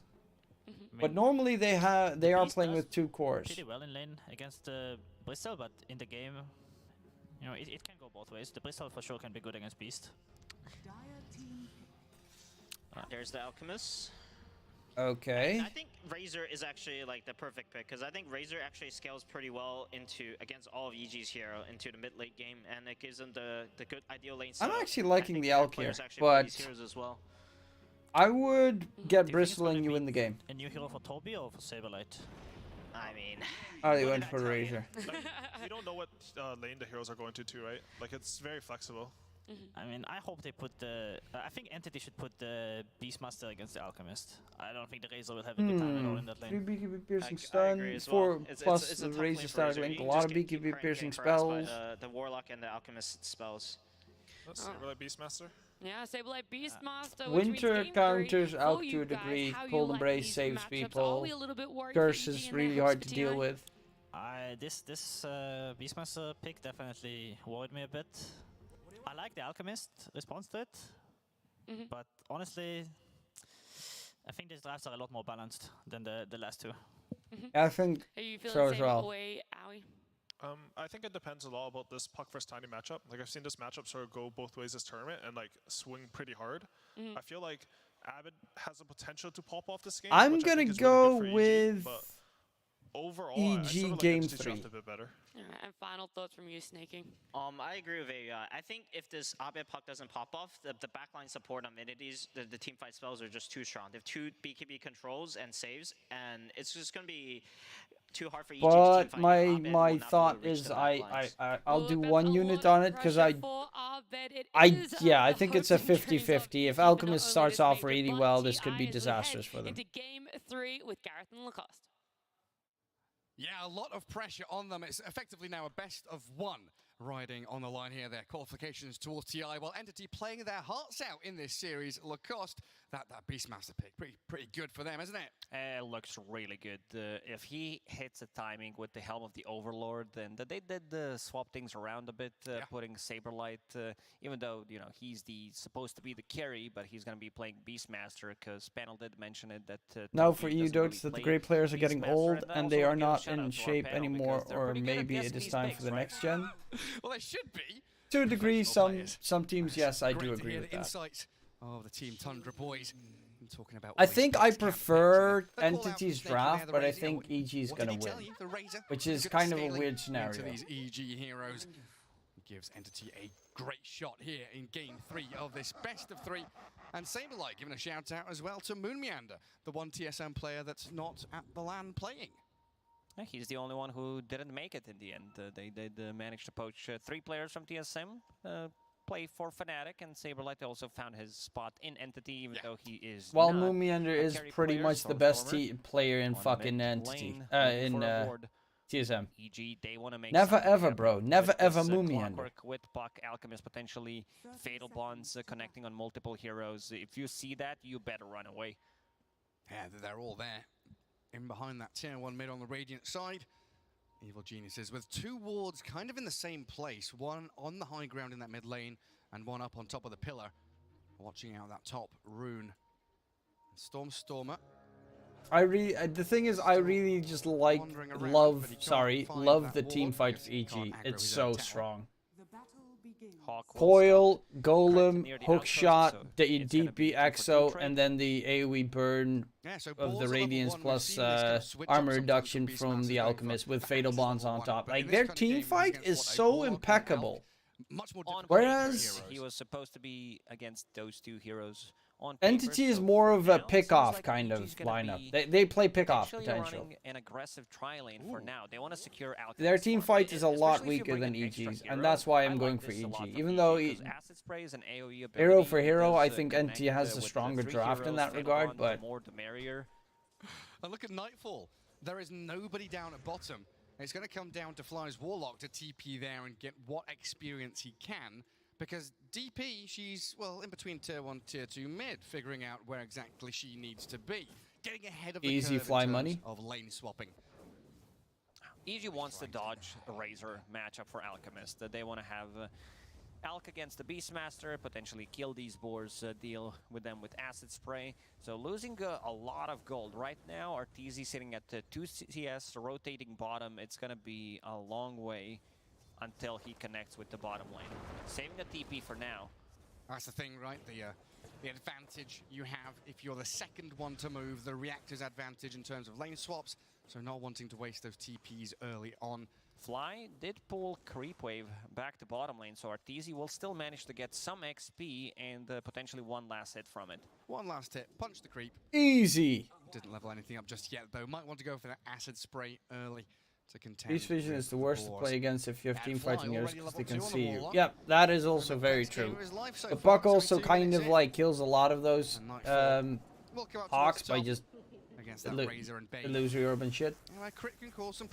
Is Toby a good Razor player? Not really. Level 3. He's he's like as good as you know. It's Razor. It's not the hardest hero in the world to play. That's the big plus. Available right now, but this bottom lane, but he's more of a micro hero champion. Because you naturally push in the wave, and this Beastmaster doesn't have a way to deal with it, especially because he started with Boar level 1. Yeah, true. And look at this from Arteezy, level 2. Gets the concoction, gets a couple of denies in there. Playing pretty aggro with this Alchemist, not leveling up his greed just yet. And then we see the stats overall through the tournament for Alk. A little bit better on the Radiant side, so maybe good signs there from EG. But not necessarily a winning hero this tournament.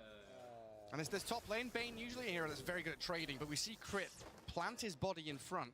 And Nightfall pretty speedy to get away from the link, while down at bottom, Arteezy is being battered by the Arctic Burn and the hits from the Beastmaster. Now Fly's with dead. The Shadow Word there, it's Fly who's the one in trouble. Really know why Fly's there, but okay, Fly's dead. But dies to Saberlight.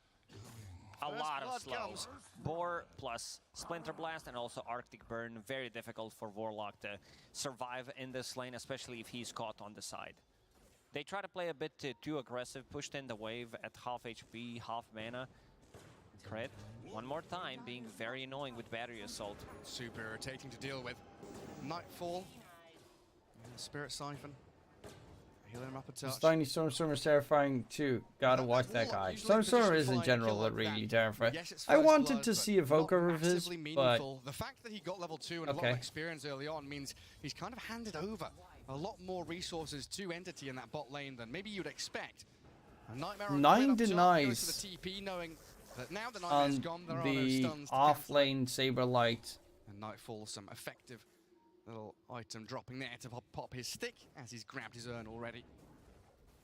Abed and Stormstormer high-fiving on a mid lane, CS. Dead even in terms of CS.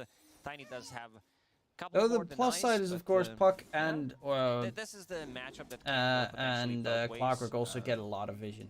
Before, I thought it was Tiny favored, but then I saw Puck's also taking over. And panel did mention that Puck needs to be taking over this matchup, being very active and making stuff done. Especially like after 10 minutes when Alchemist is very vulnerable, he wants to be able to farm his Radiance. Splinter Blast taking a heap of damage. Fatal Bonds is pretty nice though. Quite close enough.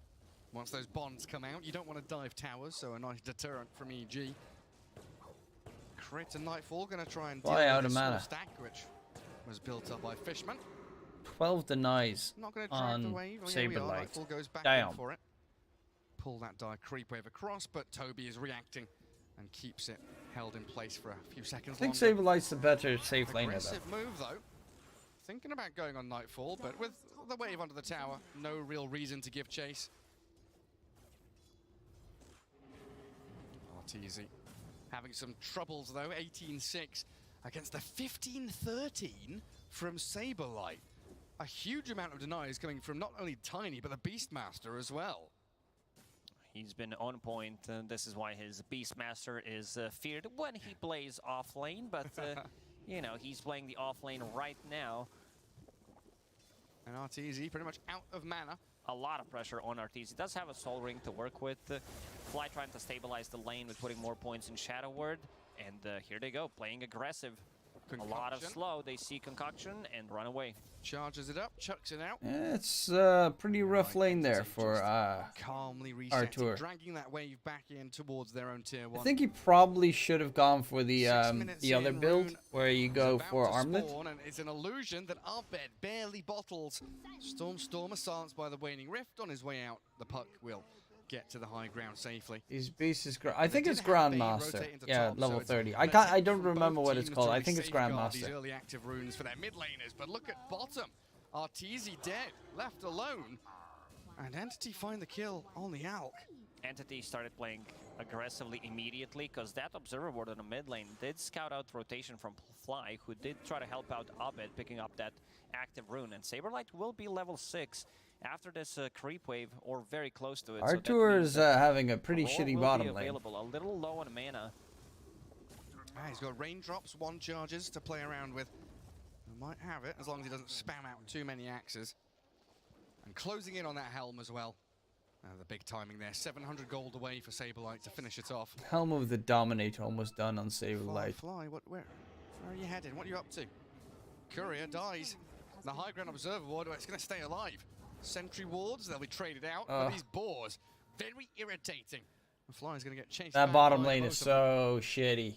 These are level 3 boars. Usually, as you mentioned, we do see Beastmasters going for more points in access, but if it's a good game, and he's being scouted by Double Hawk. Yeah, they've got all the vision in the world. Arteezy wants to kill the boar. Come on, give me that boar, give me the bonus gold. But he's actually dragging the wave all the way across with that summoned unit. And EG have given up on bot lane. Full-time jungling now. It looks like Arteezy's made the call to ditch. Nightfall going for the Spirit Vessel. To to be fair, it's not a good BKB game anyway. To really make the same kind of waves in the top lane. DP's bottom of the net worth of the cores. Crit has struggled to get in on top of this bait. And Arteezy's jungling. Razer doing pretty well for himself. We're very soon going to have top 3 cores of that net worth board all be entities. Good avalanche from Stormstormer, bottles the arcane rune. A coil comes in onto him. Exo. Exo focusing the Tiny. EG bring numbers. Crit will die, but the big kill onto Stormstormer will be claimed up by the Death. Okay, that's a nice rotation from EG. I like that Arteezy is going back to bottom lane, or at least he tried to go bottom and pick up an extra wave. Good sleep from Fishman will keep him alive. Yeah, he wanted the courier though, didn't he? Arteezy wants to get any farm that he can, because a lot of heroes did show near the Roshan. Body blocks so needed, thought, Fishman. You know what, Beastmaster can't really solo kill me. Fishman, in the end, Nightfall gets the kill as well. He drags them away from any kind of tower push or any core kill. Yeah, that's a good way for Nightfall to at least catch back up. Decent maneuver there from Nightfall. But you look at these side lanes, and that time being expended by EG has allowed Entity to completely free farm for a solid minute or so. Saberlight is about to break this tier 1 tower. With no real commitment. He didn't use anything, didn't waste his mana, does have that Ring of Bassi, does have a Raindrop that you mentioned, and being very annoying. Raindrop, will drop cause top. a lot of issues for EG, scouting things out, especially where Arteezy is farming, because Beastmaster now controls the bottom part of the map. It gets very difficult. They need Clockwork plus Pluck to be able to kill him. Completely. Yeah, you're right. The Hawk allowed Stormstormer to come in, steal some creeps from Arteezy. Grabs the Bounty Rune. That bottom portion of the map all belongs to Entity. Up at top, EG trying to make moves into the... Yeah, once Tiny has a Blink Dagger, it becomes very scary. Here that have been built up, but Toby with that static link will aim towards crit. Neutral creep gets him. Fishman try to go with the Brain Sap to secure the kill, and Abed comes in, steals a couple of those CSs. He's getting tickled. Fear, it looks like. Just gonna Reply. He's got an army of creeps. Boars have almost 100 damage with rally from skeletons. This is gonna be some good damage onto tier 1 mid. Okay, they've got Fatal Bonds, Acid Spray, and... Gotta be careful with the Skelly Bros. You are playing against Alchemist. Yes. You do not want to give away extra gold. That's a lot of bonus money. 1,300 saved up by Arteezy. Skelly Bros. Really struggling to find any kind of farm right now. It's a long way to go towards that Radiance. 4,000 net worth is what he's hit now. But with the Catapult arriving mid, Entity really making a concerted effort to push tier 1. They've forced the Glyph and 4 members of EG to come in and defend it. They also did drag the creep wave, so Arteezy is getting some farm. Stormstormer's German, right? And also crit, finding something on the bottom lane. 2 supports did have a bit of a rough time for EG. Will hit level 6.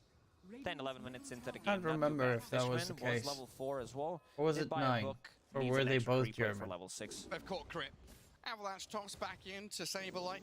He's trapped inside the cogs with the Beastmaster. And a few more swipes here. The boar, in fact, the last one. Saberlight is a pretty scary Beastmaster. Saberlight managing to get the last hit there with the Beastmaster. Saberlight. Yes. Production. Any more words for this man? They fake fired me last game. In we go. Coil on Stormstormer. Find the Tiny. Exo used as well. A lot expended here to bring down the Tiny. And what's next? But again, they get the Tiny. That's the most important thing. They find another kill. Fly needs his level 6 for might be a bit Golem drop. The Tiny is very farm compared to the rest of the support. 20 seconds. We didn't mention the build on Nightfall, going for that Spirit Vessel. A lot of value in this game, reducing healing from Wyvern and also percentage base damage against the Tiny, who's... I actually liked EG's draft, but they're not playing like good whatsoever. Alchemist in a good position here, 5,000 net worth. He's been given room by EG with all of this noise being made on the other side of the map. And what did production just say into our ears? They try to punish me. Yeah, I need to cast saying player's name backwards for 2 minutes. Oh dear, well, Deba is chasing this Beastmaster. I'll start it off for you there, a little bit of help, but he's been roared up. Saberlight holds the puck back, the grip comes in, cancelled by the Golem though. Having to drop the Golem just to interrupt the Fiend's grip. God, that hurts. Battery Assault and a couple of touches takes him down. And lots of ultimates expended for 1 kill on a position 5 support. It doesn't matter for EG. Who do you have, SMG? Anything they can to take the pressure off Arteezy, who's getting very close to his Sacred Relic. It's all about buying time. Space and time, that's all Arteezy needs. Takes the triangle for himself. He needs a lot of space and a reasonable amount of time. Build up bank. As Radiance, it's not a good timing, but it's like an okay-ish timing. It seems, unless he gets fucked now. 2,000 net worth lead for Entity. Still got to be worried about this Beastmaster, the Winter Wyvern, the Bane, lots of abilities to catch and kill members of EG. The biggest net worth advantage is just Katami on that Wyvern is huge. Especially since we're closing in pretty quickly on Helm of the Overlord. This is big timing for Entity, because these heroes, they don't deal well with that Helm creep. maybe dead profit with the ulti, but you don't want to use that because it's going to be soaking a lot of damage. Crit, getting He does caught. have a hook shot to get out of there, though. Stormstormer's behind him. Also arriving, will blink and a debut of that initiation out of the dagger. Takes down the clockwork. I guess that they also have fatal bonds, right? So if they bond up that big helm creep to some other squishier targets like the Bane or the Wyvern, maybe they can do enough damage through the summon to take the kills. Still gonna have a hard time focusing it down. So whether he decides to go for the Dragon or Dino, these two definitely the best ones you can get at that point. A lot of damage. The Ice Troll is also kind of cool. I still don't really know exactly how the fucking spell works of the Ice Troll. Find initiations, look for pickoffs. Or it's not a troll, it's I don't even know what it is. As EG also smoking up. 3 heroes gather in their own triangle. They're heading up north. Toby's there alone. He's under his own vision, but it looks like he feels something coming. He doesn't finish the Centaur, and he's back to his tier 2. A great read from the Razor, understanding that EG are kind and he's gonna come back. You cursed him. Just kidding. A very nice read from Toby, going the full circle. Still feeling something is off, and Abed's walking not right commit. in towards his death. The rest of the team not ready to connect. Yeah, Abed gonna jaunt back down to low ground. Stormstormer, he's chasing. Does have that haste rune activated. Chasing creeps, yeah. He was trying to chase, okay? But then saw big stack, and he's like, yeah, taking that one. Chasing money. Get the gold. He's got a clarity to keep himself topped up. Sage's Mask heading into that Arthur getting close to the Radiance, but he's like his farming area is cut off completely. And 3-3 probably one of the kings of the zoo meta, right? You know, he's the zoo himself. He's the zoo himself. The zookeeper. He's talking about how well Entity do with their Chens, their Beastmasters, their Lycans themselves, and no different here, as they'll take down a tower, claim yet another portion of land on the map, as EG being hemmed into that top left corner. Nightfall is alone top. He does have 2 Spirit Vessel charges though, which is pretty big. That was a lie. Oh, he doesn't have BKB yet. Who's potentially getting caught. They're not killing Toby. Yes, they are. He doesn't have BKB. That, but he walks in. They need a good Gotta be careful with the curse. Back onto them, but that Spirit Vessel doing wonders. Nightfall grabbing a killing spree, but in comes Stormstormer. Oh, crit with the hook shot. With a nice hook shot. Sick little turn with a golem drop. They'll fatal bonds up onto Entity. Spirit Vessel still taking on Looking for a curse to down me in the trees, but they know. The grasp of EG not tight enough. What a beautiful angle there from Crit, finding the right target and also not allowing Stormstormer to get the toss back into the tower, because that would definitely best be a kill. man is really 33 man. If Tundra's in the game, the permaban is always beast. Yeah, there are a couple of those people out there that it's just like, you can't let them play Zoo. Things going to plan here for EG 33 is that, in terms exactly. Of space for that big old Alk. Now there's not that much pressure. Like whenever you are trying to farm the Radiance, this Scam is also a very good Zoo player. 9,000, but right now they can breed it in and breed it out. But he primarily plays Chen these days. On Nightfall, not just the Spirit Vessel, but also going for the Lotus Orb. If he precasts that on either himself, mostly going to be on Alchemist against Razor, Link, Beastmaster, Roar, Curse, anything from Bane. Yeah. It's the best item you can buy in this game. There are so many single target spells, you're absolutely right. Nice adaptation there from the Death Prophet. No Yules, no BKB rush, which we've seen from Zai and the likes on this. Oh, Radiance is done on Alk. See the camp stack. Fishman doing a lot of work on that Bane 9 camp stack. Huge work. And they're into Roshan. Saberlight here with his ancient granite golem. Tanking up and allowing Stormstormer to wail away at the big man in the pit. They have Evil a reasonable roast take. It's not super good. They have auras. That's like it. Too late to contest, so they'll just deward and find themselves a little bit of space elsewhere on the map. What does this first Aegis give Entity? Is this just a tower taking Aegis?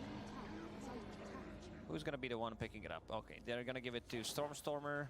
Toby will have his BKB available, so this is their timing to strike. Like, they need to get some damage done to tier 2 towers. Shard on Warlock is so good. They wait, like, it's actually insanely fucking good. Seen throughout this tournament, previous DPC Is it Blink on Alk? what Bucks can do once they get to their 5th, potentially 6th items, and you also do have Alchemist, so you always feel like you're on the clock. Do you fear that Abed is too far behind? 7,000 net worth, bottom of the cores.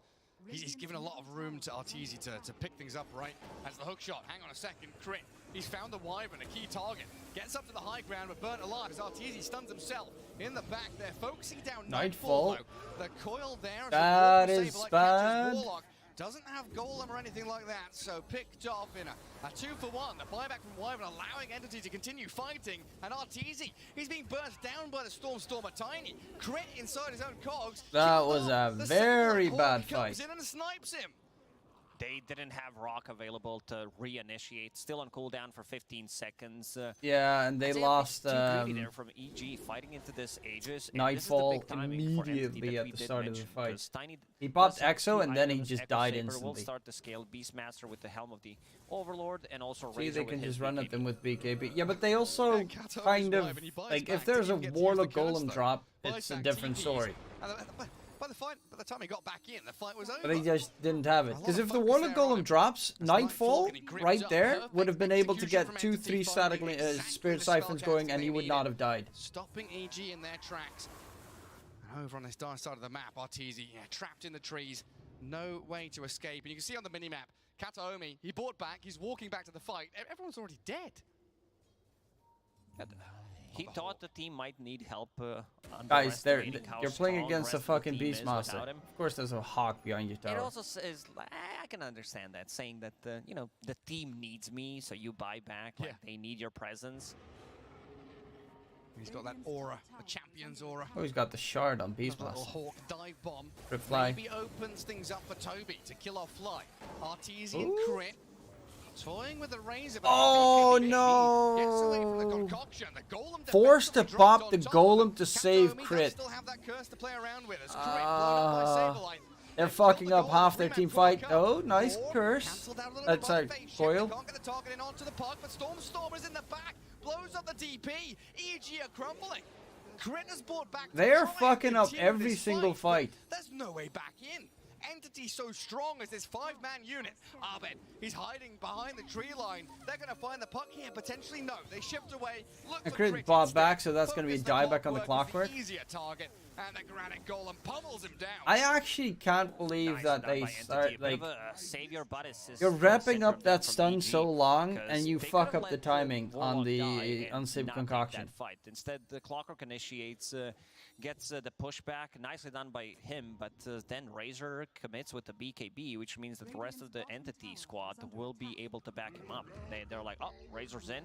This is our real carry. You know, Saberlight's playing Beastmaster, so we better save that Razor. A Stormer finds an easy pick on the Warlock. Well, Arteezy. Oh, he didn't turn off the Radiance. He doesn't have yeah, he's dead. Oh, he found him. They find him inside the tree line. Dive bomb there. We'll catch him with a stun.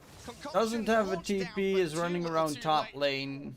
EG just don't has no vision in the area. They're all over the place, not playing together, dropping ultis when EG is completely tilted. Potentially. While Entity are so tight-knit, they are together, holding hands, and finding every fight they need. Also defending their towers, so they can't easily connect with the rest of the team. Tier 1 tower on mid, still alive. Same goes for the bottom tower. Entity is playing really well together. Are gonna be even more worth it for them, keeping them. Kataomi did use one in the previous fight.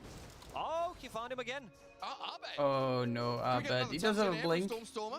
Illusion's gonna keep him at bay. Needed a bit of extra damage, like one spell, one Splinter Blast or Brain Sap to be able to lock him down. Once he has that Shadow Blade, Puck is gonna be in one-shot territory. Yeah, even like a dive bomb from Abed played really well on the Storm, but his Pucks have not been great in both games. Game 1 especially not, Game 2 not, but right now same story. Nightfall doesn't have his Lotus yet.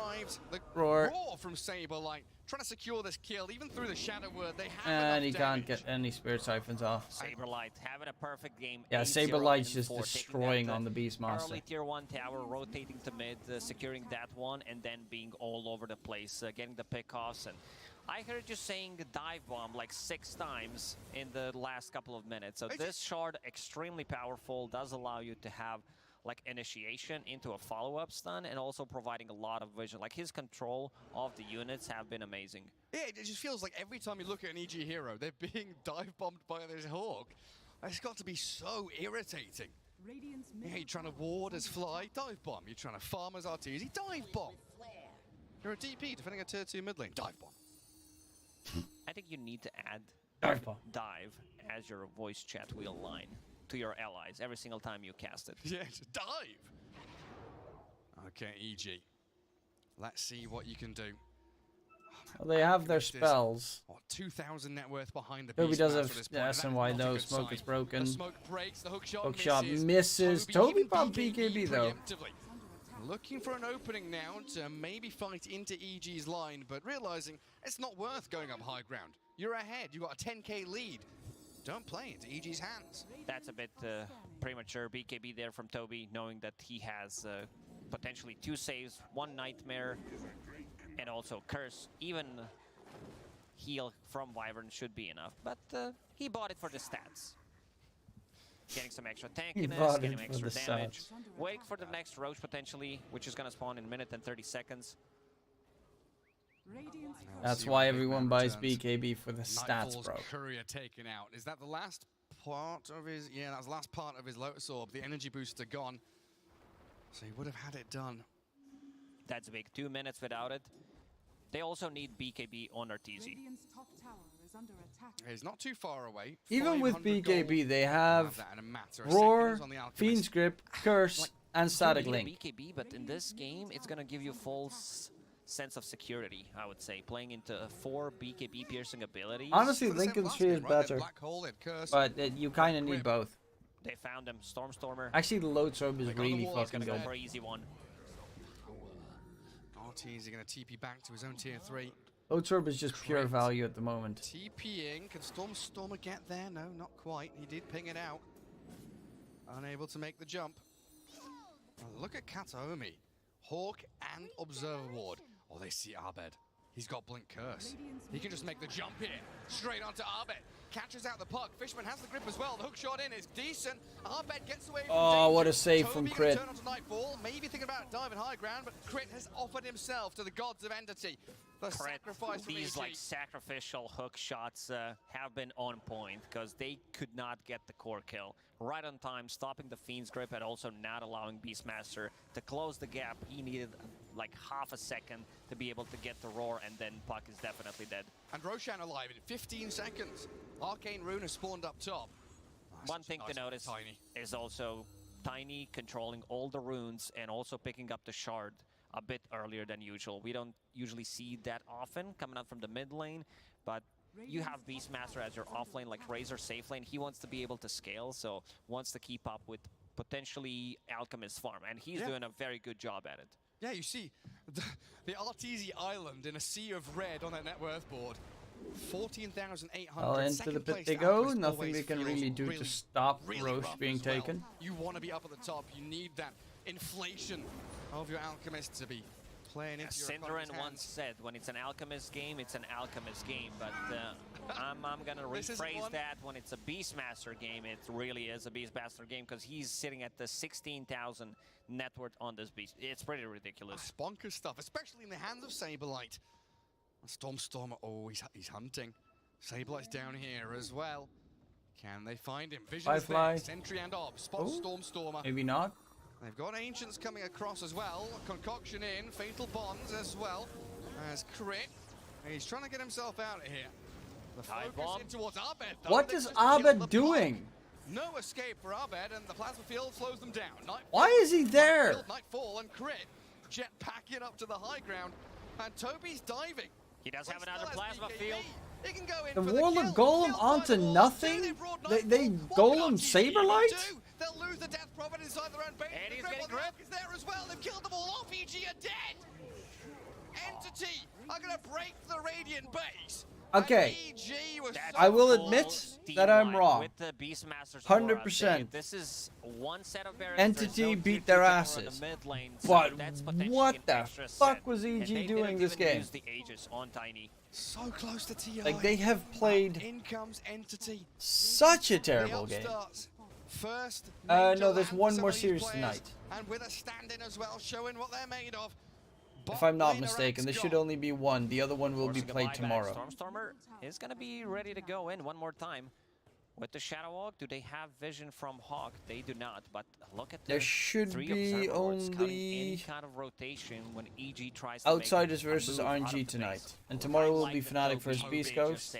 Whatever, I'm gonna go in. I don't care. I'm not the one who's holding the Aegis. And LGD versus OG and Spirit versus Aster. BKB, Sanjin Yasha, plate mail.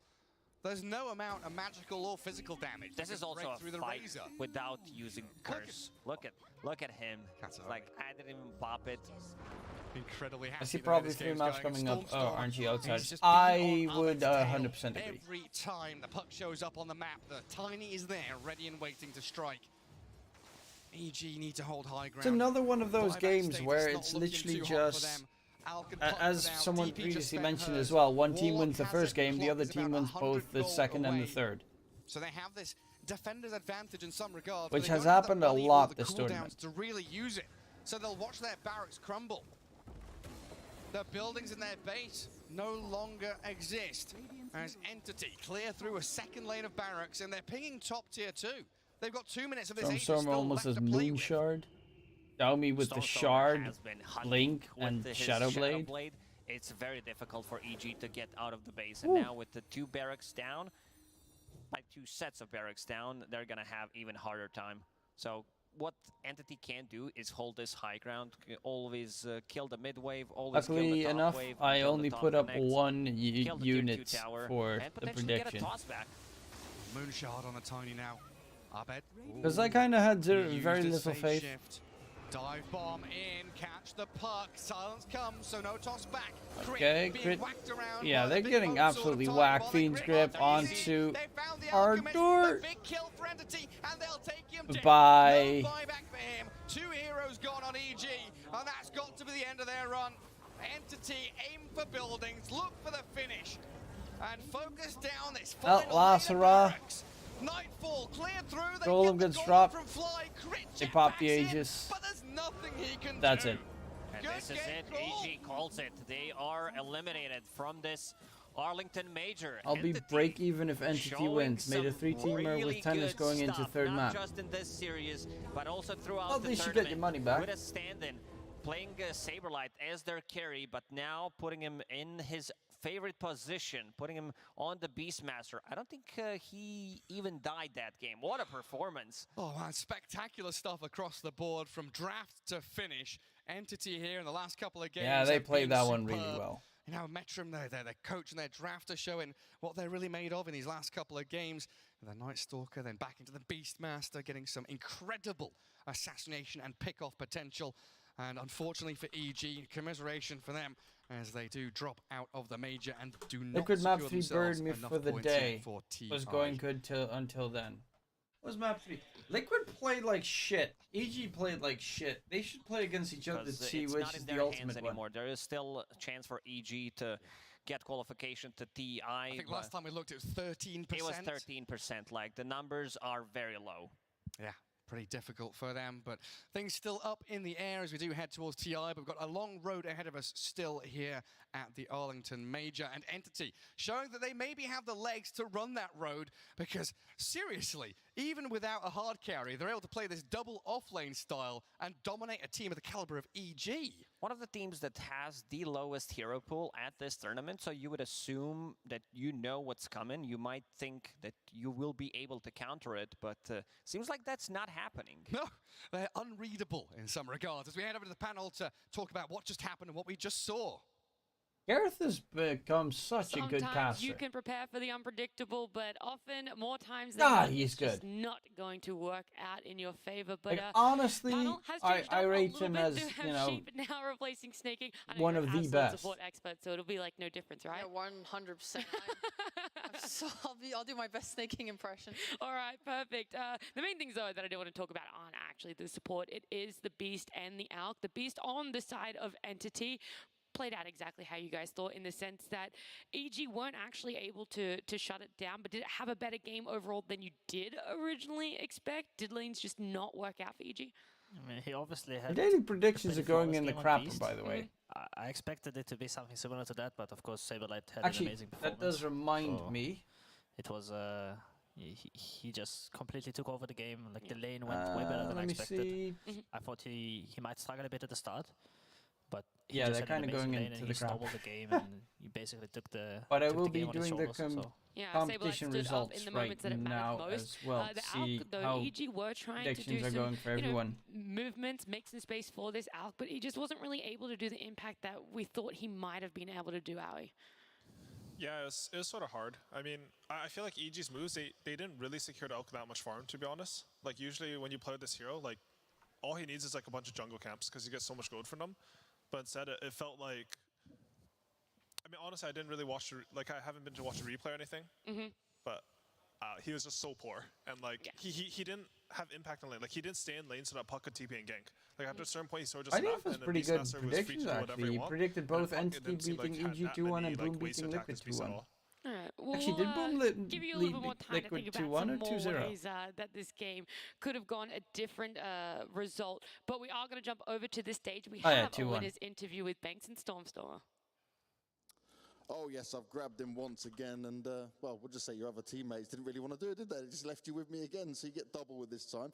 But you got a smile on your face after a win here, and you did get a good win here, but it was a different EG this time. They managed to take a game off you. What's different with these guys? Who had...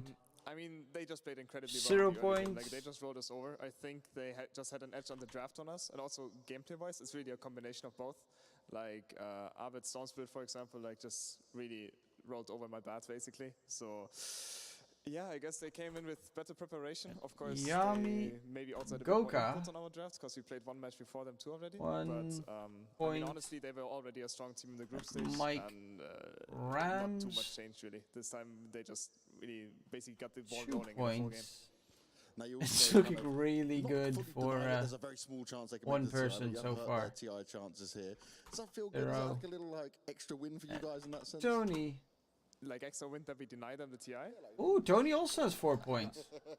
Do you like to be that mean? No, not at all. Like, no wins. Like, honestly, like, it's a bit sad, of course, as well. Like, it makes our TI qualifiers in some way a bit easier, because Gaming Gladiators is now gonna go to TI directly, I guess, did they? Are they directly? They'll nearly on points. When I refreshed it last, they were very close up there, so there could be a chance there. Okay, so Tofu and Ace are my ex-teammates, so for you boys, no, but, that's some nice respect right there.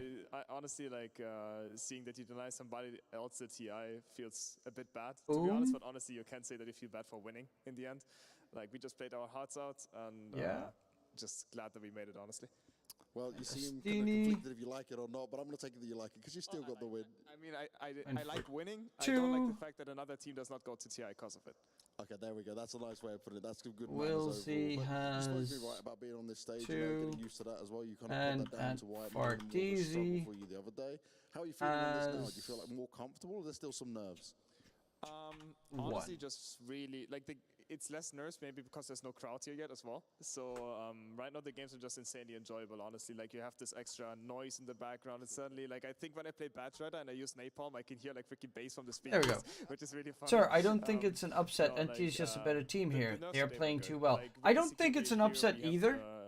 We don't really have too much I really don't think it's an upset. It's just I expected more from Entity, from EG. I think they played that last game. Like, the 2 games they lost, they played really badly. And basically, yeah, it's pretty chill, actually. Pretty chill, but the next game's going to be up against Boom. What do you make of those guys? I mean, Boom, they're a really fun team to play against. I really respect Yopash. Last map draft was shit too, though. Really good, yes, well, it wasn't... So, they had a weaker draft, but it wasn't like they couldn't win with that draft. The second game draft was terrible. That was yeah, it's gonna horrible. Like, we're gonna prepare our best. Last map draft, they definitely had a chance to win because their team fight was really good, but they literally fucked up every single team fight, every single time. Grand finals, obviously, we can if everything goes fine. Like, why wouldn't I like second map draft the most. I really saw nothing redeemable in that second map draft. They had 1 stun, 1 silence, both on the puck against a black hole and a Fiend's Grip. How do you not have stuns and interrupts against black hole and Fiend's Grip? It's the dumbest thing you could ever draft. It all the roars and cheers, so let's get back over there. Oh, absolutely fantastic to hear from Stormer like that. He thinks they can go all the way to grand finals. Do you guys feel after this series performance they could make it all the way there? Yeah, for sure. Yeah. They played really well. Yeah, that was. They also had a Chen plus, an Enchantress plus Undying as their support duo. So only Buck had a jump, had no backup with it. It just felt like it was complete trash all over the place. Because the two supports, only thing that they can do is heal in that situation, and then they just get cursed and die. Really great chill team, good vibes. I think that's really Game number 3, I admit the draft was weaker on the side of EG, but I thought that they'd actually played better because they had a team fight lineup, and I expected them to play around the fact that they had a team fight lineup. But like every fucking Warlord Golem drop from Fly was shit. Like they were only defensive Warlord Golem drops. Abed got caught 3 times for no apparent reason. Way better than what Arteezy just got destroyed in the laning stage. It doesn't help if you play like trash. Going back to this game 3, we get to talk about it a little bit more, and I can't believe they screwed up like 17 Warlord Golem drops in that fight. A game. There seemed to be some potential Razor, Pops, BKB, Golem drop means you don't have your freaking biggest ulti that interrupts Fiend's Grip or ever. I think, especially when you play Radiant, the jungle is just really bad. The Dire jungle is way better. On Dire, if you lose your lane, you can go jungle. That is also the camps very are just true. so close to each other that you can assist play both of them at the same time. You can farm pretty much twice as fast on Dire as you can on Radiant. Okay. That is also true. There's a big difference between Radiant and Dire jungle. You just have nowhere to farm. Like the farming jungle on Radiant as Alchemist is kind of miserable. it just feels so bad. Like. So you need to either do good in the safe lane so you can hold it for a long time, or you need to do good enough that you have like some good level 6 timing so you can go to the offlane and try to kind of park yourself in the enemy jungle, in the dire jungle. Why do you feel like Entity were able to always keep that pressure as well? Was it just this thing that they knew that the Alc wasn't able to get that farm, or was it more towards how they were playing in the map movements that were coming out? Honestly, I feel like if you have Beastmaster this fat, the game sort of just plays itself. Okay. Everywhere you go, a tower will die, any objective dies. No one can really contest you because you just roar and kill them. So they were just able to play around their strong heroes, and you know, if the enemy's just farming. Yeah, Saberlight played really fucking well on the Beastmaster. The game's gonna feel very smooth. Yeah. I wanted to ask you guys about Beastmaster, because when we were covering Europe East DPC, it was a hero that was getting like first picked and banned like quite often, and I feel like going into like this tournament, the Riyadh, it's not really as prevalent. Do you know why teams aren't favoring him so much anymore? I can say. I think the thing about the Beastmaster, if you win your lane, you're almost certainly going to win the game. The hero just snowballs so fast, and like you just. I think because Wyvern is a heavy pick these days. More pressure than any other hero in the game, but you just have to do well in your lane. So the hero was always like you pick it in lanes, you can get the boss. You know they cannot kill the boss, and then people realized the counters to it. They realized, okay, you have to pick heroes that can kill the boar, and the moment you summon it, they jump on it, they kill it together, and you know they can have a good time. I see DPC rankings. We started playing the beast. I started Gaming Gladiators are now qualified for TI. Like all these lanes that counter the beast with the ball, like suddenly. Pog, Celery going to TI. Like, get to free farm, like against PA, against Whistleback. Like the axes just feel. And so Evil Genius is reliant on Fnatic losing tomorrow. Lane that used to counter you. So that's why we felt like the hero can just be first picked and played against anything. But then obviously more people started doing this build with the axes and kind of figured out the new heroes that counter beast. Yeah. And then you know, if the hero doesn't win the lane, of course it can still do a lot, but it's not the same Beastmaster that we just saw in this game. Of course. Now, even though we don't have Snaking here, I do want to quickly ask about this Bane. You guys didn't really know why they favored it over the potential Clockwork that was still in the pool, but now seeing it game 2, game 3, getting the win, do you see why they're favoring it? I mean, I really liked what Snaking said about the fact that they have Saberlight up here, because I think they just want to match up their lanes well. Like Saberlight, I think he plays a lot more of these melee heroes because, you know, he's natural offlaner. He's going to play some Night Stalker, some Beastmaster, and the Bane pairs with that a lot better than a Clockwork would. Alrighty, well that is our second series. Unfortunately, EG are eliminated from the Arlington Major, but our day is not over. There is a third and final series coming up, and it's going to be Outsiders versus RNG.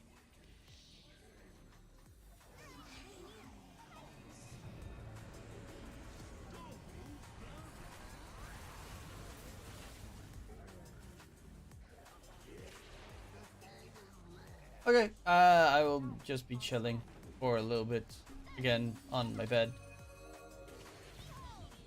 While they're all getting ready for the games and stuff.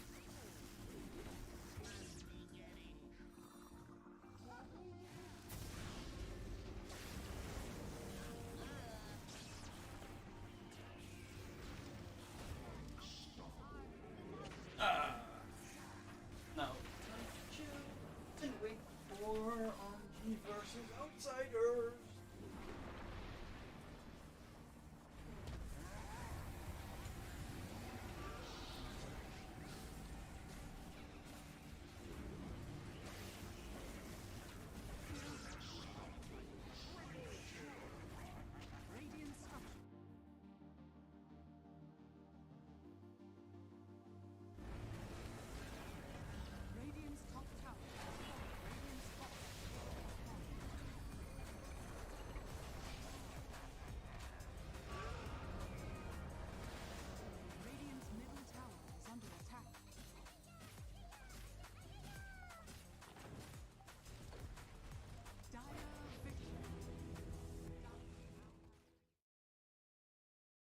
Coming up next, Outsiders versus Royal Never Give Up.